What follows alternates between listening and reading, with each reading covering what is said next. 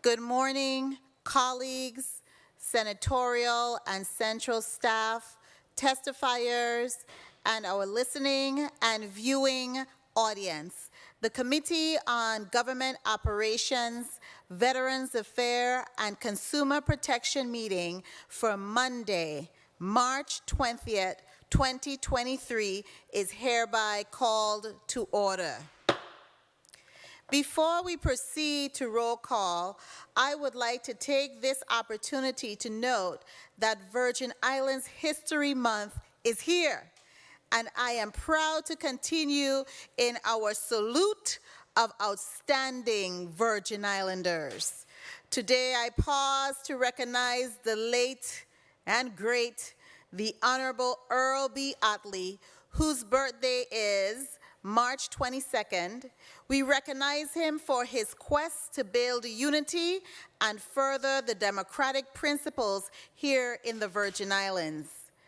Senator Otley, the founder of the Unity Party, an early political party here in the Virgin Islands, later joined the Democratic Party, wherein he was committed to building the democratic system of the Virgin Islands.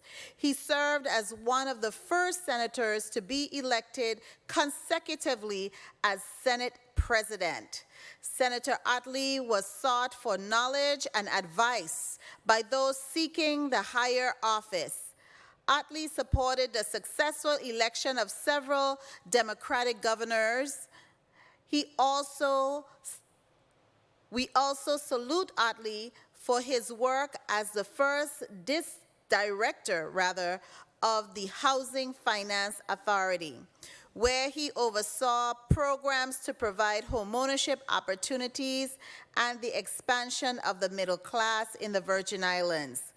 Kudos to our legislative predecessors who, in their wisdom, named the legislative chambers located in the Capitol building on St. Thomas in his honor. Today, we also recognize former Senator, the Honorable Cleone Creaky, for her outstanding contribution as an at-large senator, specifically for the residents of St. John. Senator Creaky was really one of the primary advocates for the St. John Capital Improvement Plan and the Myra Keating Health Center to ensure quality health care for residents of St. John.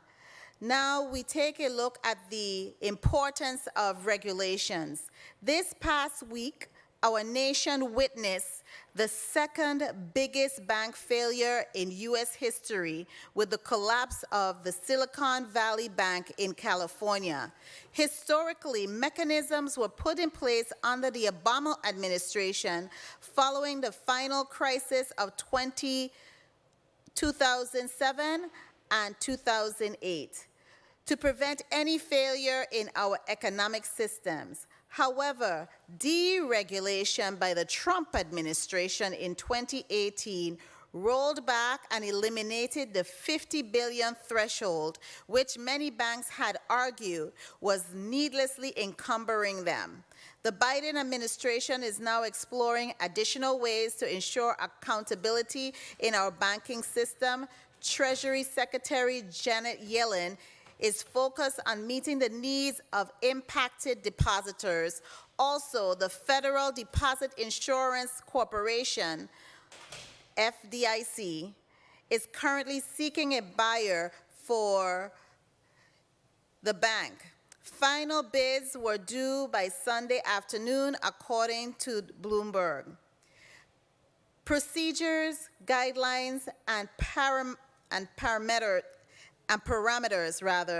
for operations are essential for all institutions to be effective and accountable. So today we will carry out our duties within this committee to review agencies' operations within our executive branch, as we are all accountable to the people of this territory.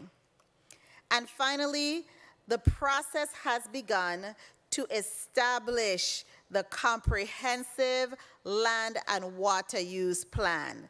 Kudos to the Department of Planning and Natural Resources for moving forward to make this happen. I really want to encourage all of our residents to, and really salute all of our residents, in fact, who attended these hearings on the 3 islands.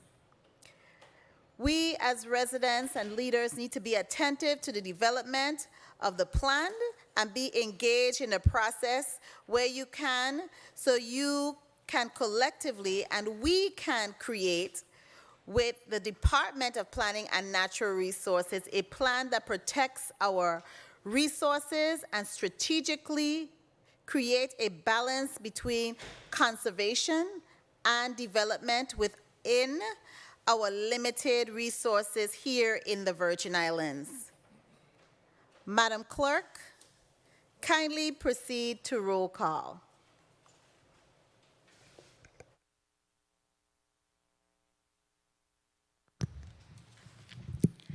Senator Samuel Carrion. Senator Carrion, absent. Senator Ray Fonseca. Senator Fonseca, present. Senator Alma Francis Heiliger. Senator Francis Heiliger, present. Senator Javon E. James Sr. Senator James Sr., absent. Senator Kenneth L. Gittins. Here. Senator Gittins, present. Senator Carla J. Joseph. Present. Senator Joseph, present. Senator Milton E. Potter. Here. Senator Potter, present. Madam Chair, you have 5 present, 2 absent. Thank you so much, Madam Clerk. We do have a quorum. And colleagues, I thank you for being here this morning timely. Madam Clerk, do we have any correspondences? No, we don't. Okay, thank you so much, Madam Clerk. Kindly proceed with reading today's agenda into the record. The Committee on Government Operations, Veterans Affairs, and Consumer Protection has scheduled a meeting for 9:30 a.m. on Monday, March 20th, 2023, in the Fritz E. Lewitz Legislative Conference Room, St. Croix. The purpose of the meeting is to receive and consider the following legislative measures. Bill number 35-0010, an act honoring and commending Mr. Malloy Wenty Nielsen for his years of service to the Virgin Islands community and naming the Christiansted Bypass in his honor, making a $10,000 appropriation from the general fund for signage at Anoy Nielsen Bypass and for other related purposes. This bill is sponsored by Senators Novell E. Francis Jr., Kenneth L. Gittins, and Angel L. Boquez. Then the committee will receive testimony on the operations of the Office of the Virgin Islands Veterans Affairs, the Department of Licensing and Consumer Affairs, and the Virgin Islands Taxicab Commission. Block 1, 9:30 a.m. to 11 a.m. The committee will receive testimony concerning Bill number 35-0010, an act honoring and commending Mr. Aloy Wenty Nielsen for his years of service to the Virgin Islands community, as well as naming the Christiansted Bypass in his honor, making a $10,000 appropriation from the general fund for signage at Aloy Nielsen Bypass and for other related purposes. This bill is sponsored by Senators Novell E. Francis Jr., Kenneth L. Gittins, and Angel L. Boquez. The invited testifiers are Mr. Robert Moorhead, Mr. Wysten Benjamin, Mr. Darrell Smalls, Mr. Rick Nielsen, and Mr. John Paul David. Madam Chair, this ends the reading of Block 1 of today's agenda. Thank you so much, Madam Clerk. The Committee on Government Operations, Veterans Affairs, and Consumer Protection will take a 5-minute recess.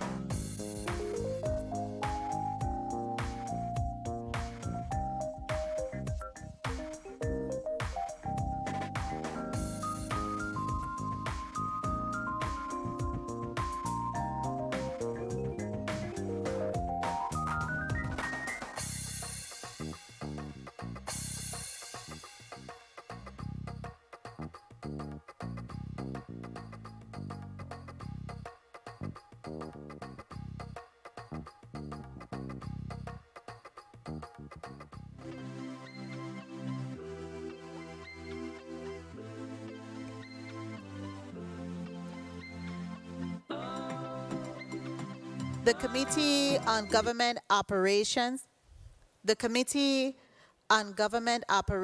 Veterans Affairs, and Consumer Protection is back on the record.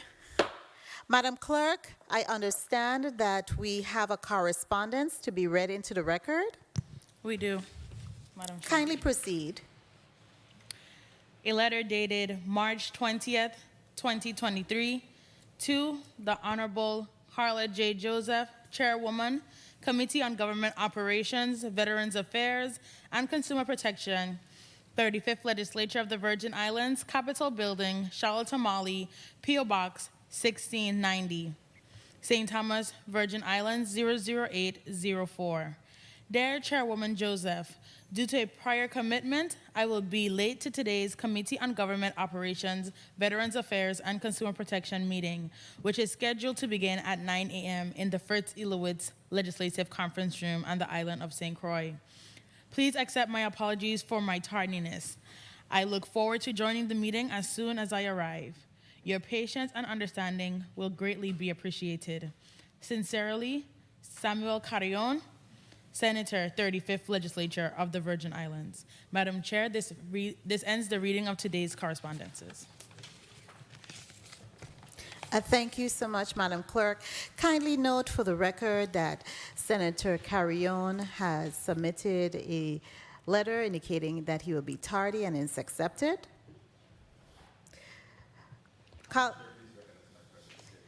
And also, we would like to recognize the presence of our esteemed President, Senate President Novell E. Francis Jr. Mr. President, welcome. Thank you, and good morning to you as well. Who speaks on the bill? I do, Madam Chair, myself and Senator. Kindly recognize Senator Novell E. Francis's mic. Thank you very much, Madam Chair, and good morning to everyone. Good morning to the people of the Virgin Islands. I'm truly honored this morning to speak on Bill number 35-0010 And thank you very much for the opportunity. As I'm not a member of this committee, believe it or not, after serving as a member during the last term, I'm disappointed that you didn't ask for me to be a part of this committee moving forward. But I won't take it personal, Madam Chair. But thank you for the opportunity, again, which bill number 35-0010, which honors and commends Mr. Aloy Winty Nielsen for his years of service to the Virgin Islands community and names the Christiansted Bypass in his honor. This bill came about from a campaign by Mr. Nielsen's friends and family who believe that credit should be given where credit is due. And I also have a slide presentation. I'll ask media to run the slide as we go along. Many Virgin Islanders may not immediately recognize the name of Aloy Winty Nielsen, but every day, Virgin Islands residents and visitors alike benefit from his skills, his management, and planning expertise. His projects speak for itself. We drive on the Melvin Evans Highway, travel through Christiansted, Sunday Market Square, participate in cultural events in the Bodo Park, or visit Point Udall to see the sunrise at the easternmost point of the United States. And this is only St. Croix. Mr. Nielsen's contribution to the territory's transportation infrastructure includes his work to assist local and federal partners in securing the Garvey bonds, that is, for the construction of the Inai Pond Marine Cargo Facility on St. John and the Red Hook Ferry Passenger Terminal Facility on St. Thomas. Like all of you, I heard about the plans for the bypass for years, since the 70s. Mr. Nielsen has remained a steadfast champion of the Christiansted Bypass project, despite decades of delay, and ultimately spearheaded the start of the construction of the long-awaited bypass that so many of us enjoy today. At the time of its opening, the bypass was described as the largest completed public works project in the Virgin Islands, a distinction it may still hold today. In moving these projects forward, Mr. Nielsen was a quiet superhero that every team needs, working hard behind the scenes to make things happen. Unfortunately, a very sad event thrust Mr. Nielsen into a more public-facing role as a father and advocate, encouraging his fellow Virgin Islanders to become bone marrow donors and raising awareness of the need for Black and Hispanics who are underrepresented as donors and to become bone marrow donors. For this significant contributions to the development of the territory's transportation infrastructure, his steadfast commitment to making the bypass a reality, and his leadership, it is most fitting that the Christiansted Bypass be named in Mr. Nielsen's honor. My thanks to Senator Gittins, Mr. Nielsen's friends and family, and all involved in bringing this measure to the floor. I also want to thank those individuals that agreed to be able to testify on his behalf. Again, I'm not a member of this committee, but I'm asking for everyone's support in being able to move this bill forward, and again, giving credit where credit is due. At this time, I'd like to ask my colleague, Senator Gittins, to weigh in on this matter as I'm joined by Senator Gittins as well as Senator Angel Bolquez Jr. in moving this legislation forward. Thank you very much in advance to my colleagues for their support on this measure. Thank you so much, Mr. President. Know that you are an honorary member of this committee, having served as my vice president and provided the requisite vice chair, providing the requisite training to have me continue as the chairperson of this committee. Our majority leader, Kenneth L. Gittins, you are recognized to speak on the measure. Thank you, Madam Chair, and good morning to all. You will probably think that the Senate President and I cheated off of each other's paper, because with the introduction, I mean, he really took some points there. But great minds think alike. I want to say again a special good morning to our colleagues, staff, and those in the listening and viewing audience. Welcome to your house. Special welcome to you, Mr. Aloy Winty Nielsen. Again, on behalf of The other primary sponsors, as you've heard, the Senate President, Nova Lee Francis Jr., and our at-large Senator Angel L. Bolquez Jr. Bill number 35-0010 seeks to honor and commend Mr. Aloy Wenty Nelson for his years of service to the Virgin Islands community by naming the Christiansted Bypass in his honor and making a $10,000 appropriation from the general fund for appropriate signage on both ends of that highway. Mr. Nelson, born and raised on St. Croix, is an expert in urban design and construction that devoted his considerable talents to the Department of Public Works for some 3 decades. Mr. Nelson served from 1977 to 2007 as he worked with the Department of Public Works, 10 of those years serving as the Territorial Director of Highway Engineering, and 11 years as the Territorial Director of Federal Highway Program. You will learn that Mr. Nelson truly helped shape our island's infrastructure as we know it today. And I say our island's infrastructure, meaning St. Croix, St. Thomas, and St. John, as he was instrumental in spearheading the construction of the widening of the Moravian Highway on St. Thomas to 4 lanes from the Niski Shopping Center area to the access road to the Sara Lee King Airport. And, you know, I could remember this as a little boy growing up in between both islands as well, having a mother from St. Thomas and a father from St. Croix. And also even the Long Bay project on St. Thomas. Also phase 4 of the extension of the Melvin Evans Highway from West Airport Road to Hannah's Rest. Thank you.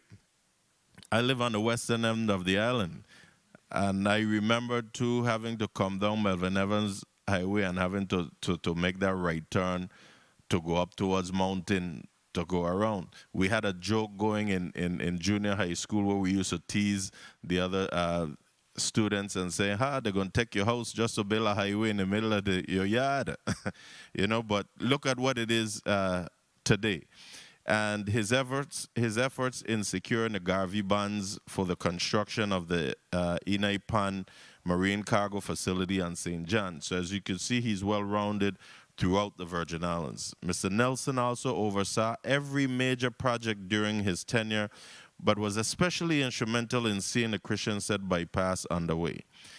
We know that the bypass was planned since the 1970s, as the Senate President already told you, and it was, no pun intended, quite a bumpy road to its construction and completion. However, Mr. Nelson remained a consistent advocate for the project and spearheaded the start of the construction. When the bypass was opened for public use in January 2013, it was described as the largest project completed, the largest completed public works project in the Virgin Islands. Mr. Nelson had the vision, the determination, and the skills to move this and many other projects forward. I am proud to have the opportunity to honor his hard work and commitment. His contributions are outstanding, and we ought to give him his flowers while he is alive and well with us. My only regret today is that the late Honorable Governor Charles Wesley Turnbull is not here with us today, as he would have surely been one of the testifiers here on his behalf. I look forward to this morning's discussion, colleagues, and look forward to your support of this resolution. Thank you for your indulgence. Thank you, Mr. Nelson, and thank you to your family who have graciously shared you with us. And again, we are reaping the fruits of your labor from way back in the 70s. Thank you. Thank you, Madam Chair. Thank you, colleagues, for the indulgence. Thank you so much, Senator Gittins.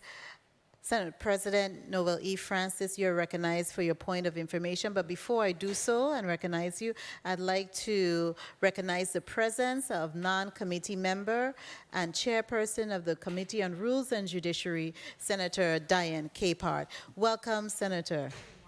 Good morning. Senator Francis, you're recognized for your point of information.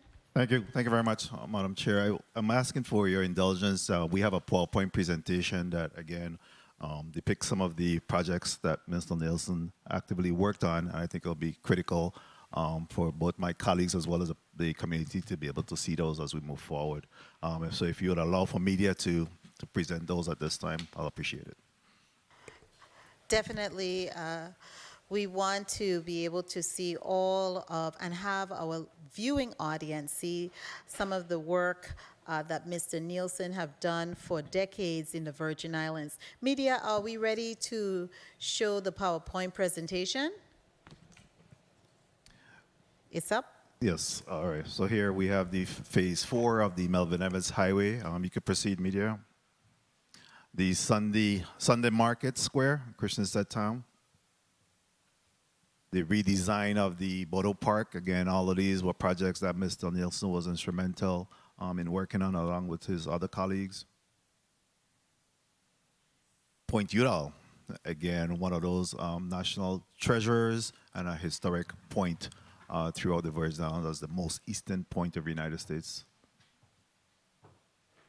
The Red Hook Ferry Terminal, where we have hundreds of thousands of individuals that traverse this terminal facility on an annual basis.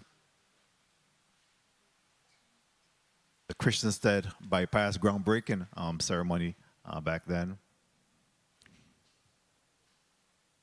Christiansted bypass. Thank you. Thank you, Madam Chair. Again, these are some of the projects that Mr. Nielsen have actively worked on during his tenure with the Department of Public Works. Thank you so much, Senator Francis. Now, we have a number of persons who were invited to testify, and we also have the gentleman of the hour, Mr. Aloy Wenty Nielsen, here present with us. I believe we are also going to be joined with some individuals on Zoom. So we'll begin with here.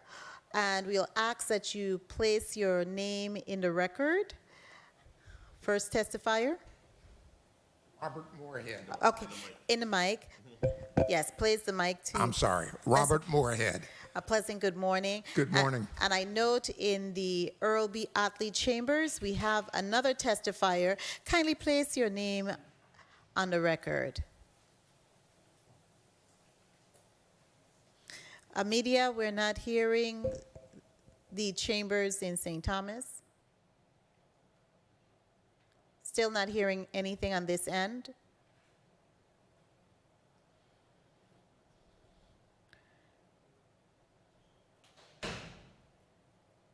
Please try again. Good morning, Senator. Something came in faintly. One more time. Good morning, Senator. Oh, beautiful. Now we can hear you. And Okay, good morning, Senator. This is Darrell A. Smalls, former Commissioner of the Department of Public Works. Thank you for being here, Mr. Smalls and Mr. Moorhead, and welcome. Mr. Moorhead, we will start. Is there any other person on Zoom or Teams? I don't see anyone else. But we do have additional testimonies to be read into the record once the live testimonies are read into the record. Mr. Moorhead, you are recognized to present your testimony. Thank you. Good morning, Senator Carla Joseph and other distinguished members of the Committee on Government Operations, Veterans Affairs, and Consumer Protection. And good morning as well to the viewing and listening audience. I am Robert L. Moorhead, former Adjutant General of VI National Guard from 1987 through 1990. In 1995, I was asked by former Governor Alexander Farrelly to leave the Bureau of Corrections to join the Public Works team as Assistant Commissioner of Public Works with duty assignment principally on the island of St. Croix. I was pleased to be able to work with then Commissioner Leo Francis on the Public Works team in the USVI. It was while serving in this capacity as Assistant Commissioner of DPW that I first encountered Aloy Winty Nilsson.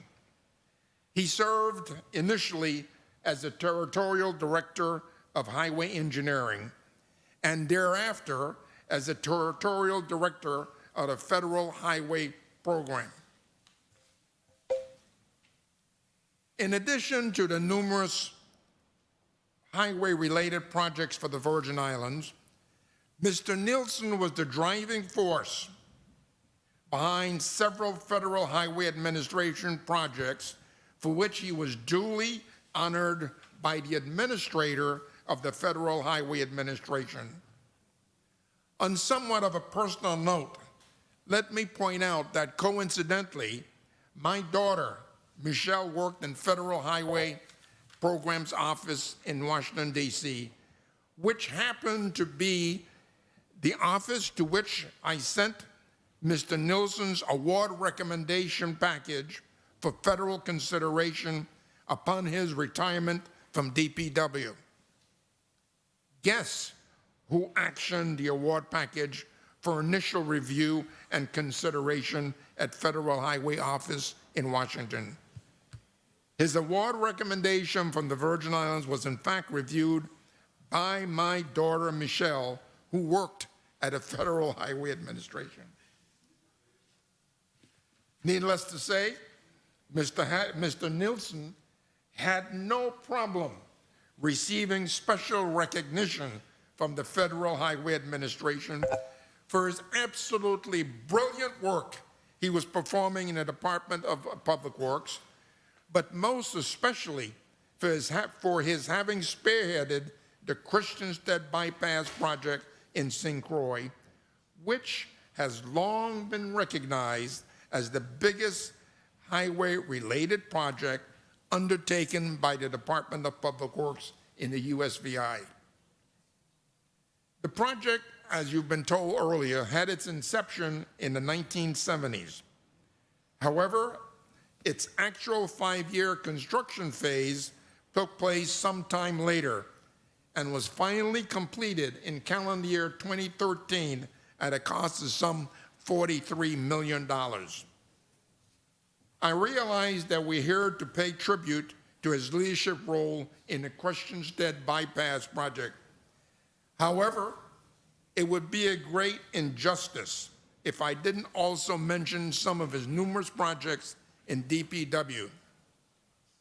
Naming but a few, as mentioned earlier, there was a widening to 4 lanes, the Moravian Highway in St. Thomas from the Niski Shopping Center to the Cyril King Airport. Then, too, there was the construction of the Melvin Evans Highway from West Airport Road to Hannah's Rest Road in St. Croix. And he, too, was responsible for spearheading the timely construction of the $3 million Bordeaux Park project in Frederiksted, St. Croix, in time for the 150th anniversary of the emancipation of slavery in the territory. We also know that Mr. Nilsson had a leadership role in the construction of the downtown Christiansted Bypass, the boardwalk on St. Croix, where locals and tourists alike enjoy their daily strolls along the promenade. Of special note is the fact that Mr. Nilsson conducted a design competition among locally registered architects in the VI for the Millennium Monument at Point Udall, the easternmost point of the United States. This project was so noteworthy that it resulted in an article being published in the Architectural Record at Federal Highway and also being recognized and featured in the Federal Highway Quarterly newsletter. I can go on and on about our esteemed brother, Winty Nilson, but my mother always told me that a mouthful is indeed enough. So I think I had better stop here now that you have a little favoring for what a giant of a man we have in Aloy Winty Nilson. It was not just his technical skills that impressed me, however. Aloy was a joy to work with because of his amazing positive attitude. His can-do attitude and team-building skills were valued not just by me, but also by his peers who often relied on him to get the job done. Accordingly, it is only fitting that we recognize Mr. Nilson as the moving force behind this awesome project and have his name tied in perpetuity to the awesome Christiansted Bypass by having it renamed the Aloy Winty Nilson Bypass as recommended in Bill 35010. Thank you. Thank you. Thank you so much. No clapping. Thank you. Thank you so much, Mr. Moorhead, for your riveting testimony. And it speaks volumes when someone's supervisor could come forward and gloriously present the work that their directives have done over the years. So definitely this testimony weighs very much in our consideration of this bill. And St. Thomas, we have in the chambers Mr. Darrell Smalls. Mr. Smalls, you're recognized to present your testimony into the record. Thank you. Good morning, Honorable Senator Carla J. Joseph, Chairperson of the Committee on Government Operations, Veteran Affairs, and Consumer Protection, Honorable Senators of the Committee, other Honorable Senators of the 35th Legislature, Senate staff, fellow testifiers, and the listening and viewing audience. My name is Darrell Smalls, the former Commissioner of the Department of Public Works, which I served during the administration of the Honorable John P. DeYoung Jr. Thank you for this opportunity to testify today on Bill number 35-0010, a bill which honors and commends Mr. Aloy Winty Nilson for his significant contributions to the Department of Public Works and the infrastructural development of the Virgin Islands by naming the Christiansted Bypass the Aloy Winty Nilson Bypass. It is truly an honor and a privilege that I come before you this morning for this truly significant bill. During my introduction to Mr. Nilson, when I was named as the Commissioner Designee in 2007, there was an immediate sense of calm that overcame me once I began to learn about the work that was before me. Mr. Nilson, the Territorial Director of Highway Engineering, having oversight responsibilities for the Federal Highway Program within DPW, it was instantly clear the territory had been in great hands, for the foundation of what was and what was to be had already been formulated. While many projects were conceived since as early as 1977, it became clear that many projects could not be implemented until the requisite funding could be realized. Nonetheless, through the efforts and the vision of Winty and a team of engineers at the time, the department implemented the Territory-Wide Transportation and Improvement Plan, or TIP, which is the precursor to the funding for all federal aid projects. The significance of this effort is that as a new commissioner entering the department, the foundation had been laid and remains evident to this day as we continue to stand on the shoulders of Winty. While many of the projects that have been discussed today that were conceived during his tenure have been completed, such as the Enide Pond and the roundabout project on the island of St. John, many continue to this day, such as the expansion of Veterans Drive here on St. Thomas and the Clifton Hill project on St. Croix. There is so much more that can be said about the contributions that Wente has been responsible for across this territory that I do not have the time to describe today. For me to be asked to provide testimony here today, I am humbled and would not have passed on this opportunity to share a few brief remarks. Without hesitation, I wholeheartedly offer my support for Bill number 35-0010, which recognizes Mr. Aloy Wente Nielsen for his unwavering, unselfish, and tireless efforts to ensure that the entire territory was the beneficiary of an improved and modernized infrastructure and transportation system. Thank you. Thank you so much, Mr. Smalls. The Committee on Government Operations and Consumer Protection the Committee on Government Operations, Veterans Affairs, and Consumer Protection will take a brief recess.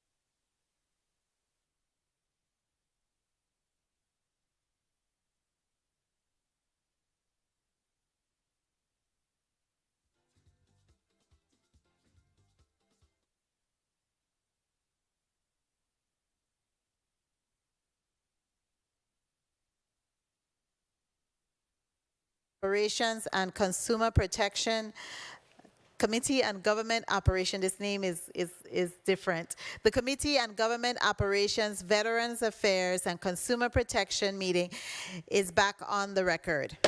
Madam Clerk, I understand we have about 3 letters that were sent in to really testify on this measure.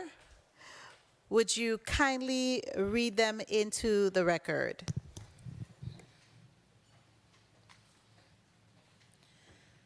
A letter dated March 14th, 2023, to the Honorable Carla J. Joseph, Senator, 35th Legislature of the Virgin Islands. RE, Committee on Government Operations, Veterans Affairs, and Consumer Protection, testimony in honor of Aloy Wentley Nielsen. I am John Paul David, PE, professional engineer, who has been engaged as a consultant engineer for federal aid projects funded by Federal Highway Administration, FHWA, on St. Croix for over 27 years. Today, I offer testimony in support of Bill number 35-0010,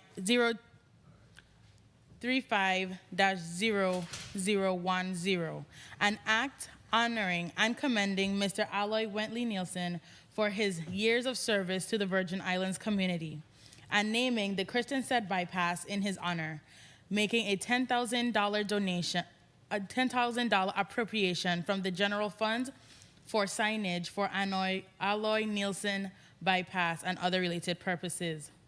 This bill is sponsored by Senator Novelle E. Francis and Kenneth L. Gittins. Aloy Wentley Nielsen was employed at the Department of Public Works during the years of 1977 and 2007, first in the capacity of Territorial Director of Highway Engineering, and later as the Territorial Director of Federal Highway Program. During those years, the perseverance and leadership of Aloy Nielsen was an integral part of moving this project from its conceptual stage to the completion of the construction process. The need for construction of the Christensen Bypass arose from the Manesco McQueen Highway needs and classification studies, which was done in 1972. Arising from this study, a design contract was awarded to Barrett and Hale Engineering Consultants in 1975. Throughout the years and through successive administrations, the priority of this project embedded and flowed. This undoubtedly had its impact on the completion of the design and the ability to move the project to its construction phase.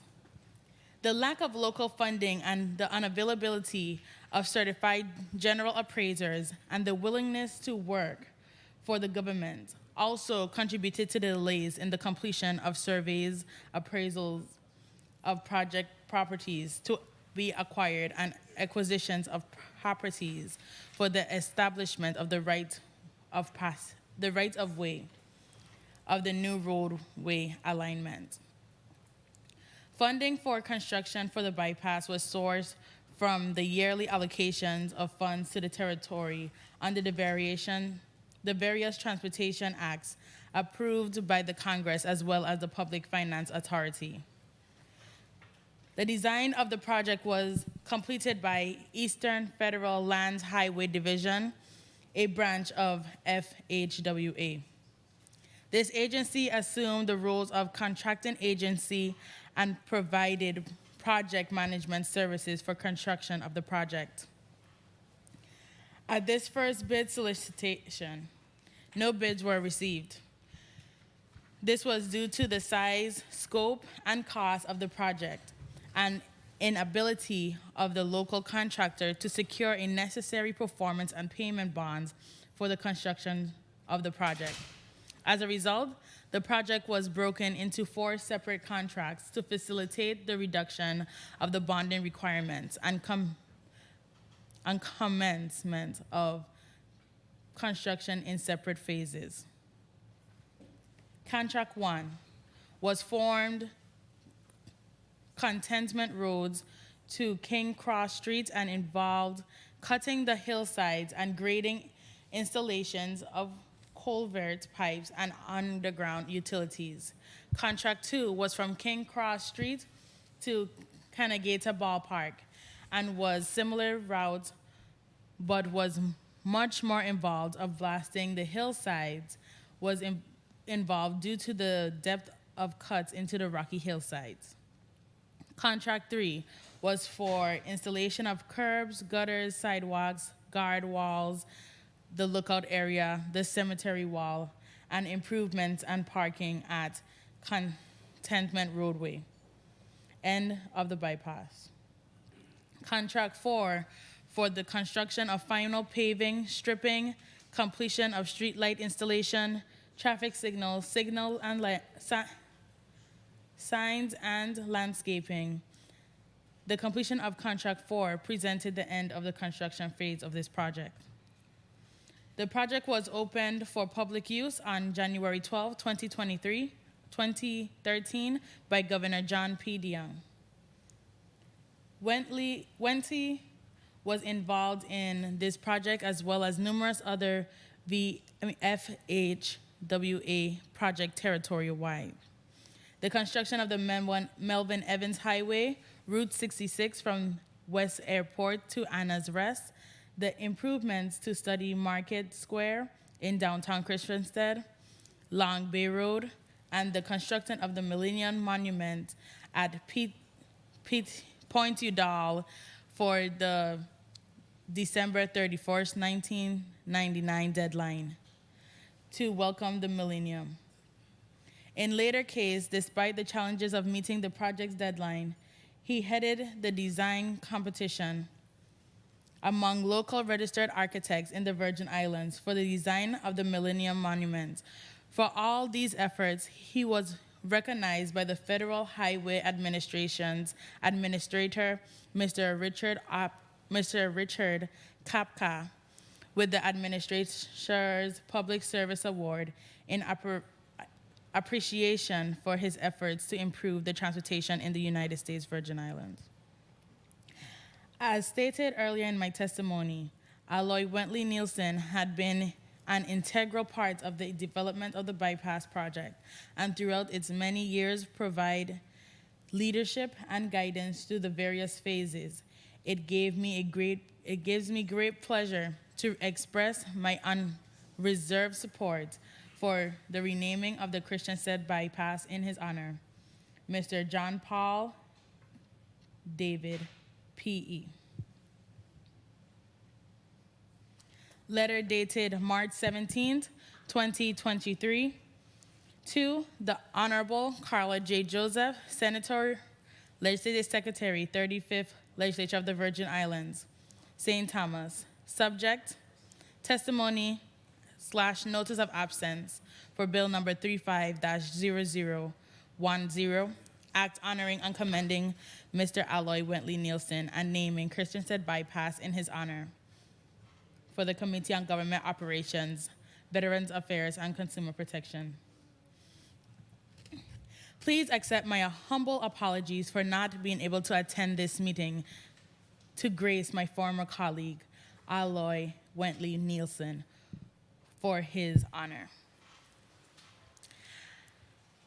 As the area director for grant engineering, within the past few days, we were giving notice to proceed on new assignments to assist government agencies of the Virgin Islands with disaster recovery efforts in the territory, and I will be traveling to St. John with staff to begin doing so. Oftentimes, the people most recognized historically are those who have not spent even a fraction of time or energy necessary to bring a project of this magnitude, the Christiansted Bypass, to fruition. Most times, those have toiled and spent the time are not even invited to the opening or ribbon cutting ceremonies. This is not the case here. I must commend this body for digging a little deeper in this instance. If there is one person that is worthy of this honor, it would be Aloy Nielsen. It is my honor to put my testimony on record in favor of this commemoration and extend congratulations to Wentley and his family while he is still with us. A job well done. Best regards in the future to you and your family, Wentley. Mr. Whiston Benjamin, P.E. Letter dated March 12, 2023. Bill number 35-0010. Testimonial, Ricky S. Nielsen. Dear Committee on Government Operations, Veterans Affairs, and Consumers Protection, and the Honorable 35th Legislature of the Virgin Islands. It is with great pride and appreciation of the 35th Legislature for honoring and commending my uncle, Mr. Aloy Wentley Nielsen, for his years of service to the Virgin Islands community, and naming the Christensen Bypass in his honor with Bill number 35-0010. Mr. Aloy Wentley Nielsen and my father, Norman Nelson, have been my mentors in life. I know very, very few men that I can call a true gentleman, and Wentley is the top of the list. He is a noble Virgin Islander that projects respect for himself, for his family, and for everyone he meets, and to the Virgin Islands community. I have also had the pleasure of seeing firsthand his extremely hard work ethics and professionalism while Mr. Aloy Wentley Nielsen held the position as Senior Vice President of Lifeline Pharmaceuticals Caribbean and Serenity Vacation Villas in St. Croix.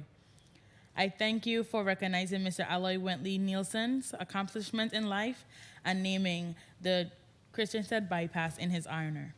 With warm regards, Ricky S. Nielsen.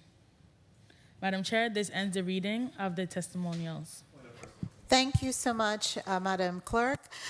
Senator Francis, you are recognized for your point of personal privilege. Before I recognize you, I would like to recognize the presence of committee member Samuel Carrion. Welcome. And Madam Clerk, kindly note for the record his presence as being here today with us. Senate President Francis, you are recognized for your point of personal privilege. Thank you very much, Madam Chair. Obviously, we have a lot of individuals that have come to the legislature to support Mr. Nielsen this morning, but I'm truly honored to recognize the presence of former Senator, whose shoulders we stand on today, Verdon Brown, for gracing us with his presence. Of course, he was the president of the 19th legislature. I just wanted to say a special good morning to him. Thank you very much, Madam Chair. Thank you so much, Senate President, for pointing him out. I do remember him when I started to work in the legislature, in the 19th legislature, with Arturo Watlington Jr. I didn't see over the heads, but welcome. It is indeed a pleasure and an honor to have you, the Honorable Verdon C. Brown, here with us today and in the chambers to witness this. Definitely. Mr. Majority Leader, you are recognized for your point of personal privilege. Thank you, Madam Chair, and I too join you and the Senate President in welcoming the former Senate President. I'll be remiss if I didn't also recognize one of our former police captains in the House, Captain Lang. Welcome, and all the other distinguished people out there, because I even see my junior high school teacher back there, but I'm not going to call you out. Madam Chair and colleagues, I wanted to just ask to have Ms. Cheney Lang come forward, who would like to put some sentiments on the record before we open the floor to any Are dialogue. you requesting that Madam Chair's indulgence? Yes, that's what Okay, that's what I'm thank you. asking. I am requesting that Ms. Cheney Lang come into the well to put some remarks on the record, if you may. Okay, thank you so much, You have to wait for the Mr. clearance. Wait for the clearance. Wait for the clearance. Mr. Majority Leader, for that request. Ms. Lang, you may join us here, and we'll have our protocol officer escort you up.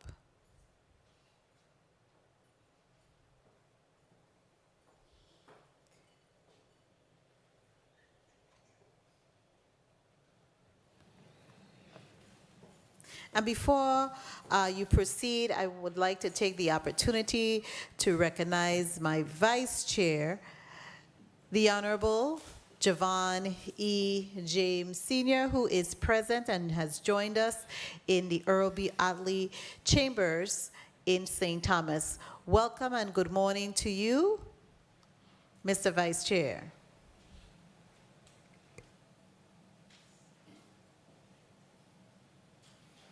Kindly proceed, Ms. Lang, with presenting your testimony into the record. And be sure to state your full name first. Okay. Good morning. My name is Shani Ravine Lang.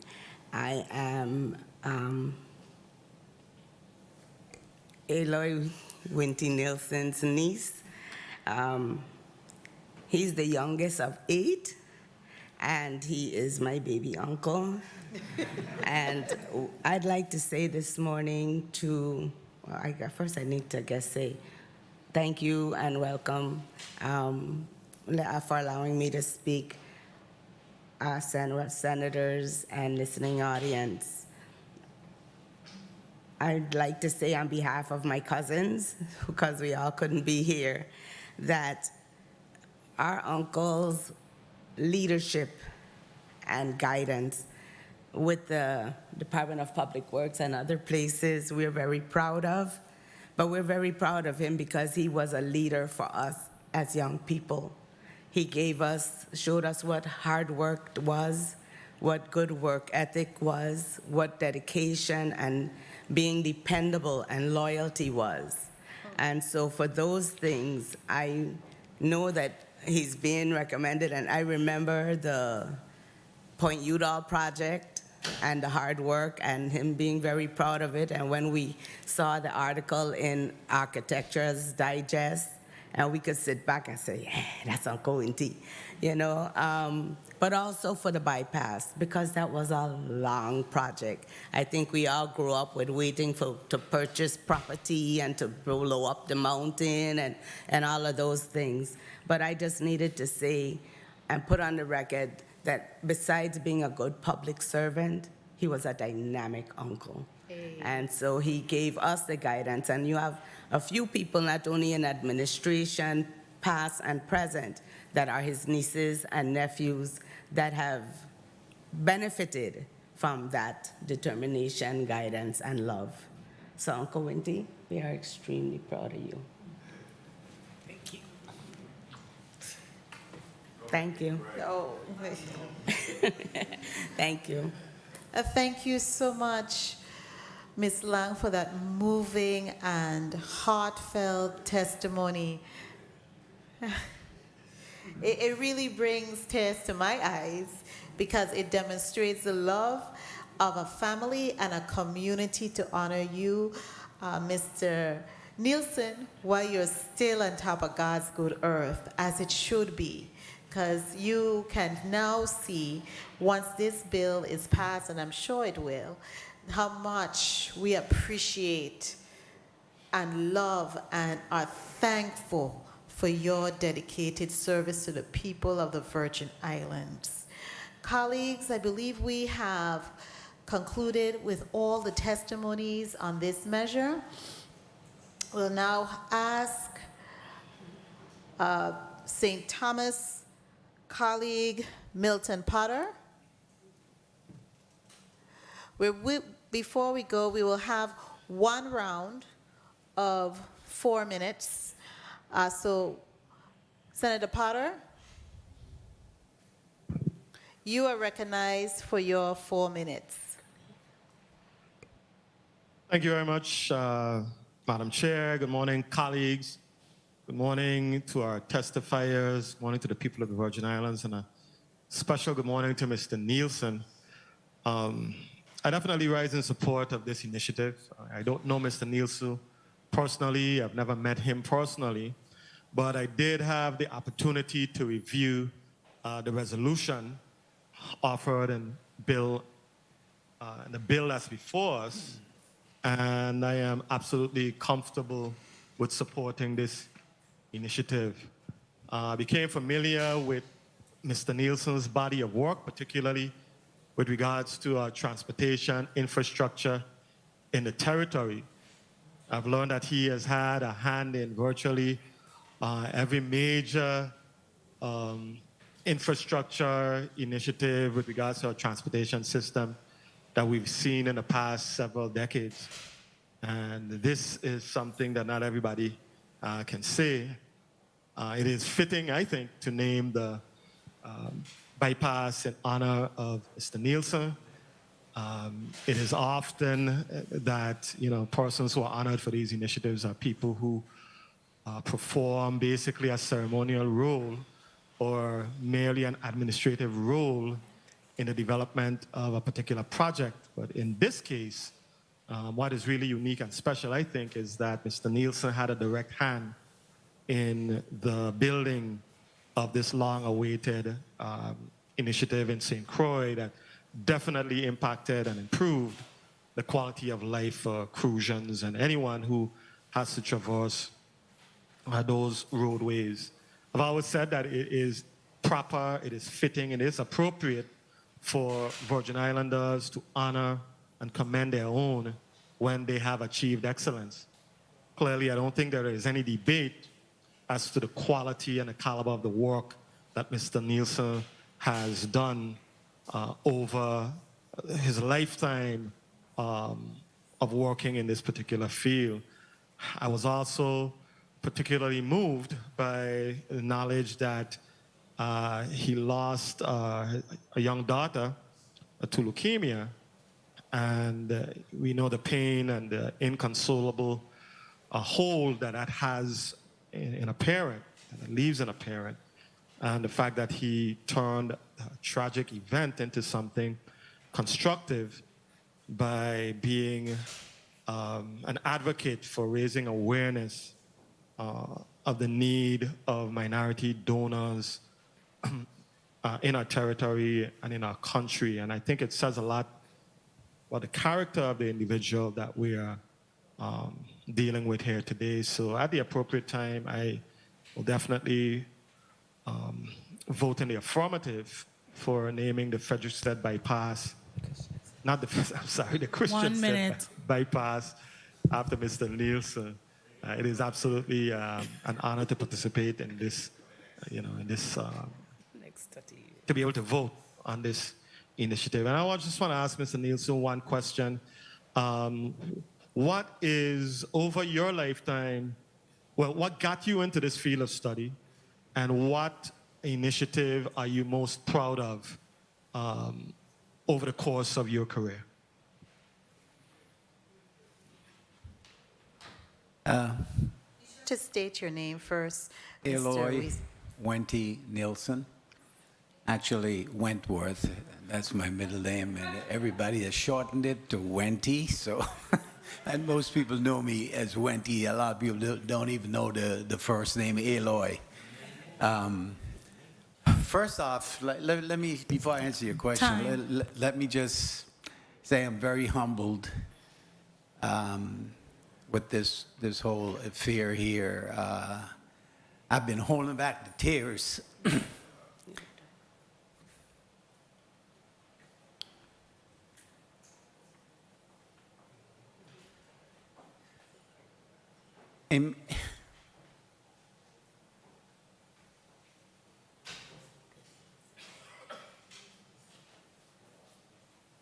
You're entitled, this is a big deal. It means a lot. You're entitled to the tears. It means a lot to me. In terms, I think, I hope I could still remember your question. You wanted to know what's the most significant thing? How did you get into the field? What kind of led to you getting into this field of study? And what is the initiative that you are most proud of during your long and illustrious career? Well, getting into this field of study, what steered me in this direction is I felt that this type of profession could really shape an environment to a large extent and make it a better living environment for everyone to enjoy, urban design, transportation planning, all is the structure of everything that happens around it. And once you're instrumental in dealing with that, because those things act as a catalyst for other things to happen around it, I felt that would be a major, contribution to the Virgin Islands community. In terms of the most significant thing that I've done, I'll be honest with you, I think it's the Christiansted bypass, because it's a project that's been around, as most of you know, for quite a long time. And it was a political football from one administration to the next. At the meantime, I'm right in the middle, and I got to move with the tide. Whatever administration comes in, I can't object to it. I just have to deal with it. But it experienced a lot of difficulties in getting it off the ground, particularly getting survey work done, getting appraisal work done, and shameless to say, the reason being, at least from the professionals that we approached to get the work done, was that they don't want to do it because of the lack of payment from the local government. So you can't move to the point of construction until you cross those bridges. So I was able to cross those bridges and expedite the project to the point and bring it to the point of construction. So I always felt that I overcome a lot of hurdles there and brought a very needed project to reality. Thank you very much, sir. Well-deserved honor. Thank you very much for the time, Madam Chair. Thank you. And thank you so much, Mr. Nielsen, for sharing. I know this is very emotional, and we appreciate it, but we have to do these things, especially in our community, so that they can see human beings who are walking this earth, who are overcomers. That's what it is. And so that they can too be able to overcome challenges and to move forward, to support and help our community for the future generations. Senator Diane T. Capehart, you're recognized for your 4 minutes. Good morning, Madam Chair. Thank you. I'd like to say good morning to the testifiers. Good morning to Mr. Aloy Winty Nielsen, and to all who are here in the chambers today in support of this resolution. I think it's most fitting to name this Christiansted bypass after you. For those who know me, I've worked at DPNR for a total of, I think, 15 years. And I had the opportunity of being one of those persons to do the inspection for the earth change for the bypass. And when I heard what was going on, I was like, are they crazy to blow up this mountain, this hill, to take a big chunk of this hill and put a bypass through here? And then everything started coming into play. And I want to say thank you for the one thing that was most concerning to me was the safety. So ensuring that the safety was a high priority with your ingenious best management practices to hold in those rocks, thumbs up to you. I want to say, being an engineer, you brought understanding of surveys, permits, appraisals. You brought a unique technical skill to our department to bring big projects like the Point Udall, the most historical, one of the most easterly point of the United States, for the people of St. Croix to enjoy and others.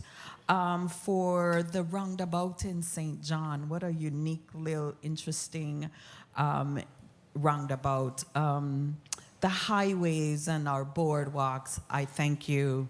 Veterans Drive, which is so beautiful today, that expansion.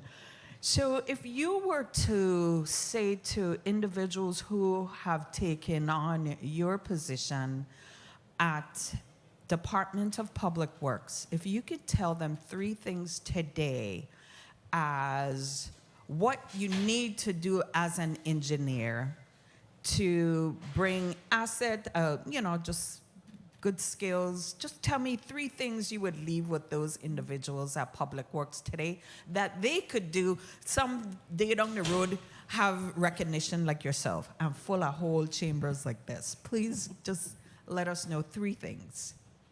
Well, you have to believe in the project. You have to stay focused on it. And you have to do whatever it takes. Go beyond the limits.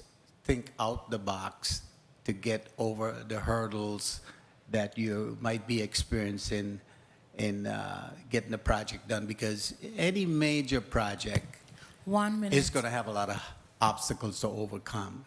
And you really got to think out the box to do that at times, to just move it ahead, or else you'll just be spinning your wheels. Good, thank you. So I'm not in this committee, but I'm sure that it would be moved out of this committee favorably. But the things that I heard about you today that I didn't know, I just knew that when you left with a great technical skill at DPW. But today I am in support and want to be able to sign on as a sponsor of this legislation. The things that I hear today, that you're a giant of a man, you're unselfish, you're professional, your work ethics. And even to hear Cheney, your niece, who I didn't even know is your niece, when she talks about leadership, even for your family and at work, I rise in support of this legislation when I know it reaches rules. Thank you, Madam Chair. Congratulations. Thank you so much, Senator Capehart. That's why, I really appreciate serving as the chair of this committee. We have some great human beings here in the Virgin Islands as public servants who have done some, in my opinion, my humble opinion, miraculous work, and tireless and committed. And so it is so worthy to really give them their accolades and their kudos while they are on top of God's word.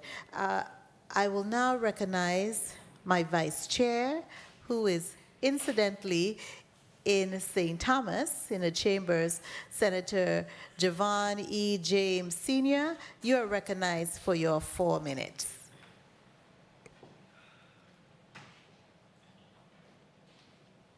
Greetings to the people of the U.S. Virgin Islands. Thank you, Madam Chair. And I will be over to St. Croix shortly at a connecting flight. But to the people's business, I do support Bill number 35-0010, an act honoring and commending Mr. Aloy Wenty Nielsen. I have learned a lot ever since working for the legislature of the Virgin Islands. And I always heard the stories about the bypass. And now I'm getting to understand more of what delayed the bypass and who was the brains behind of the bypass. My question to Mr. Nielsen, as much as you have been credited for spearheading the bypass project, can you name any other key individuals who were there with you and supported you to make sure that it really came through? Yes. Well, one of the testifiers, John Paul David in particular, who was my project manager on it,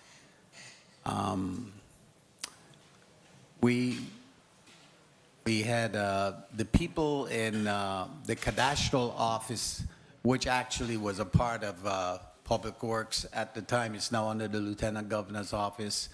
We had a lot of issues with resolving surveys, the old Danish survey maps, in being able to acquire property. So they played a very instrumental role in helping get this project, off the ground. And help me out a bit because I just came into the Senate hearing. I was in the air and I just landed not too long ago. As far as back in the 1970s, as far as the original planning, who came up with that whole vision? Was it something within the Department of Public Works, the governor at the time? Can you just explain that to me? Yes. In 1972, the Department of Public Works had a study done, a highway needs and classification study done by a company called Manesco McGuinn out of Massachusetts. And at the time, the container port was in Gallows Bay area, and it was rather difficult for tractor trailers to negotiate movement through Christiansted, particularly right by the Steeple Building. I think you're familiar with that location. So that was the impetus behind looking at an alternative way of moving semi-trailers from the Gallows Bay area to the west side of St. Croix. Of course, there was no container port at the time. Luckily, that happened afterwards. But that came about primarily because of that need to provide a means of transporting large trailers and even tractors moving from one end of the island to the next around Christiansted safely. Okay, thank you for that history behind the bypass. I am a voting member of this committee. I will vote in affirmative. I hope and pray that we will be able to cross paths one of these days, and I get to see you and God spare life when we do have the perma-plaque ceremony and the naming of the bypass, that you will still be strong and alive. And may God continue to bless you with many years on this earth. Thank you, Madam Chair, for the time. Thank you very much, Senator James. Thank you so much, Senator James.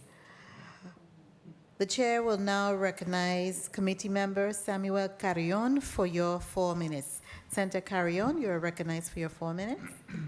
Thank you. Good morning. Thank you, Madam Chair. Good morning to you, to my colleagues. Good morning to testifiers and everyone who is honoring us with your presence here this morning. Clearly, it's a testament of the character and the person of Mr. Nielsen. It really says a lot when you see a village coming out in your support, so that speaks volumes in itself. I rise today in support of Bill 35-0010, and I must commend the sponsors of the bill, Senator Francis, Senator Giddens, and Senator Bolkes. I met Mr. Winty in a different light. So hearing his history today, because he's a very humble man, is a really surprise to me. And I can tell now a lot based on our conversations that we had in the past. But I didn't know that he was part of the mastermind behind all these great projects that we are speaking today. Really speaks about his character, humble person. And that's a blessing.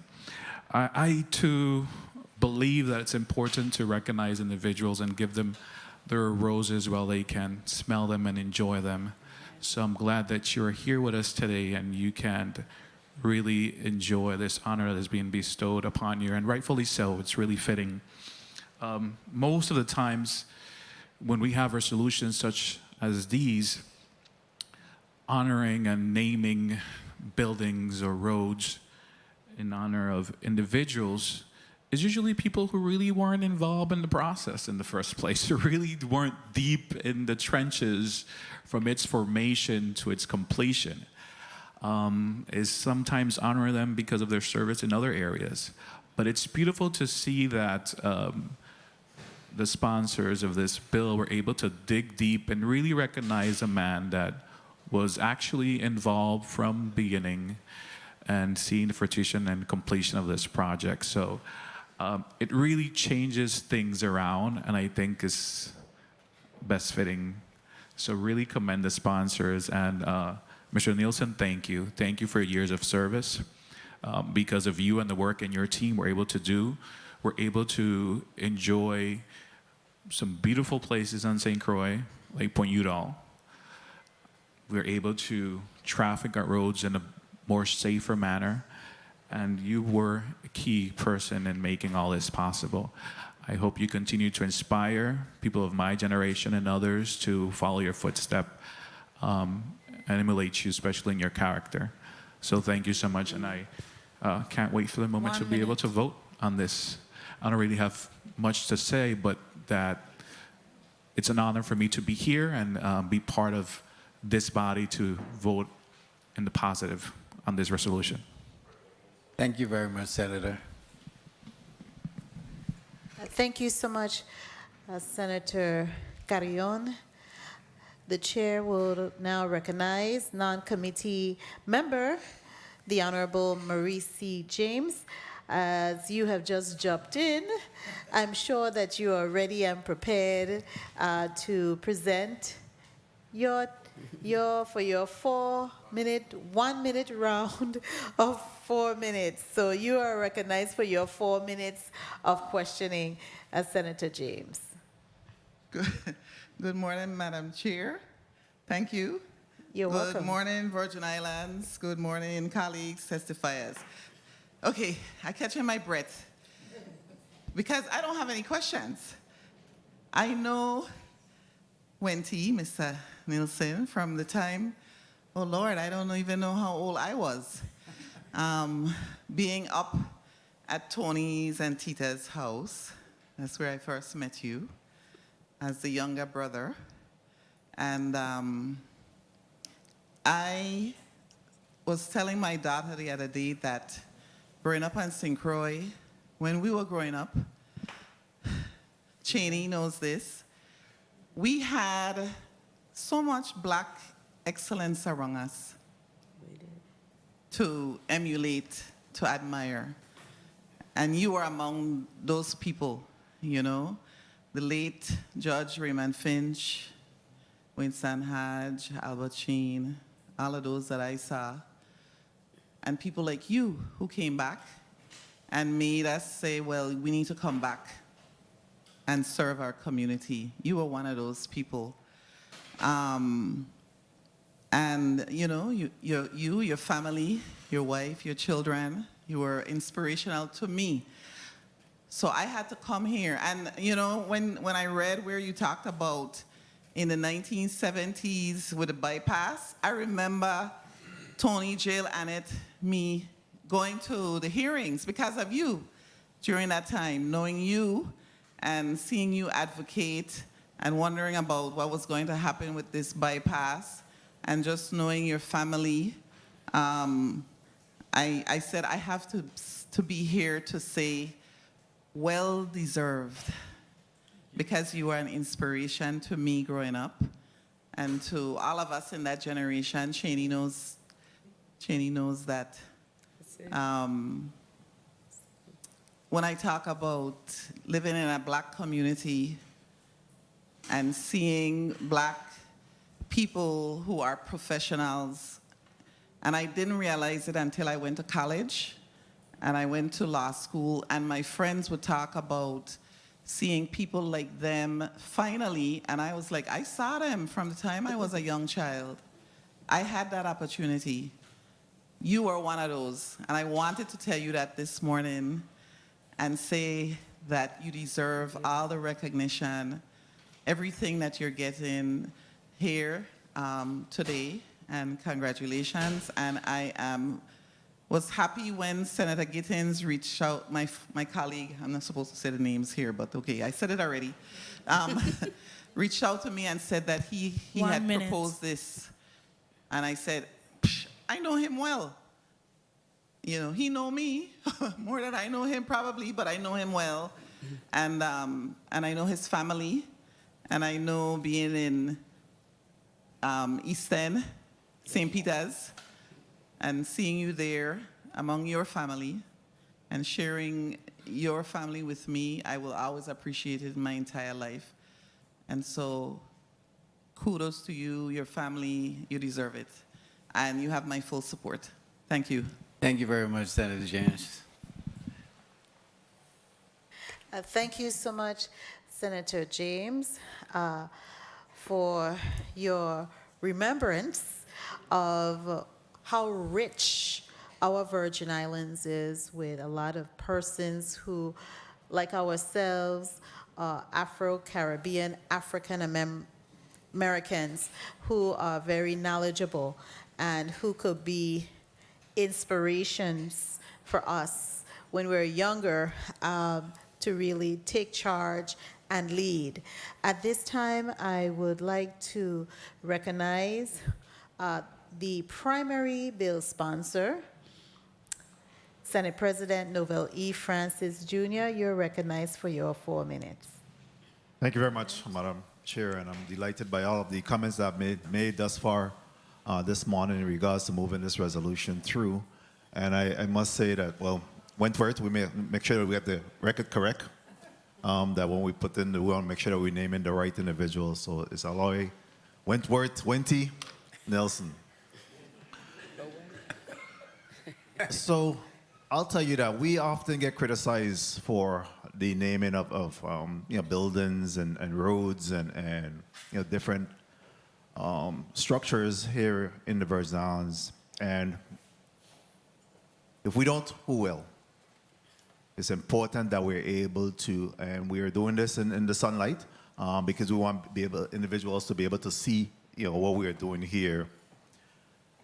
I had authorship of this naming of the bypass for quite some time, and certainly as we contemplated, myself and Senator Gittins joined forces in being able to move this legislation forward.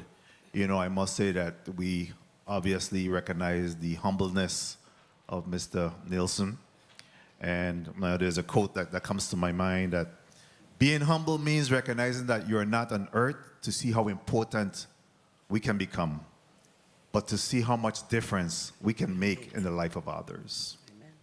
Gordon Hinckley. And I say that because nothing comes easy around here. Imagine, it took us 30 plus years to actually get this bypass completed. Numerous town hall meetings. We love the place, so we don't want it to change for nobody. Even not understanding the importance of moving some of these issues and moving things around. The reason why the bypass was created was to alleviate the traffic going in the downtown area. And again, you heard Mr. Nielsen talk about the heavy trailers and those others that was unable to navigate the roadways. A lot of opposition. It didn't come easy. So I sit here very delighted to be a part of this process, because here it is that we're recognizing a son of the soil. Somebody that put their blood, sweat, and tears into this project. He didn't walk around here beating his chest, saying that I want my name on this road. I want my name on this bypass because of the work that I did. These are the unsung heroes. A lot of times that and public servants that do work, leave government service, and just fade away. Nobody knows, nobody remembers their contribution. We're about to change that. We're about to make sure that that person, that toiled the soil, that plan, and of course we know his role as an urban designer, planner. It's not a sexy profession.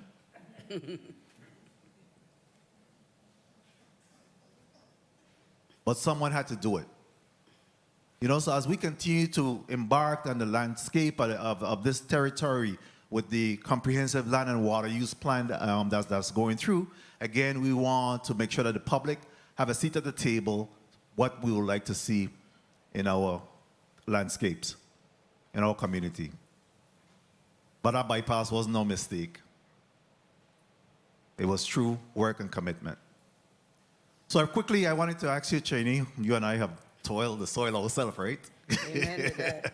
We did a lot of work over the years. But I wanted to ask you, in terms of Mr. Nielsen is always humble. He's always just well-mannered and disciplined. I like that about him. Kind of remind me of myself sometimes. But I wanted to ask you, what is it, Madam Chair, if I could just conclude real quickly with this? You may. This is part of your bill, and I will be very lenient with all of you today. Thank you. I remember that during session day. What is it? Have you ever seen Mr. Nielsen, Aloy, Winty? Have you ever seen Uncle Winty upset? Have you seen the other side of him? Have you seen what is it that takes to really bring out the emotions and stuff like that on him? Norm, let me, Shani Lang, but no. I've seen my uncle get upset for injustice. If you see where someone is being treated unfairly or being just injustice, he believes family is always very important. So leave family alone. And just injustice around him, you know, whether it's friends, family, community. He always believed very strong. I think my grandmother imparted in all my aunts and uncles, and them through them to us, is that our community is important. The village that raises you is important. And just treat everybody with dignity and respect. So once you do that, I've never really seen Uncle Winty upset unless somebody was doing something wrong to someone else. It didn't even have to be him, just somebody else. He just didn't do well with people being treated unkindly.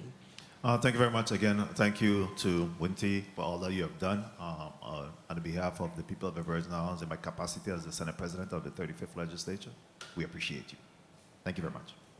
Thank you very much. I'd like to say at this time, I want to thank you and Senator Gistens for spearheading this bill. I really do appreciate it. Thank you. And thank you so much. Senator Alma Francis Heiliger, I note that you are in the chambers in St. Thomas. You are recognized for your 4 minutes. Thank you, Madam Chair. I don't think I'll occupy 4 minutes because as I have listened to many of the testifiers and individuals here supporting this piece of legislation, I'm definitely honored to say that I will be supporting this piece of legislation. But one of the things I wanted to ask, like I keep hearing about how great this individual was, how nice he was, how humble he was. What I would like to know is,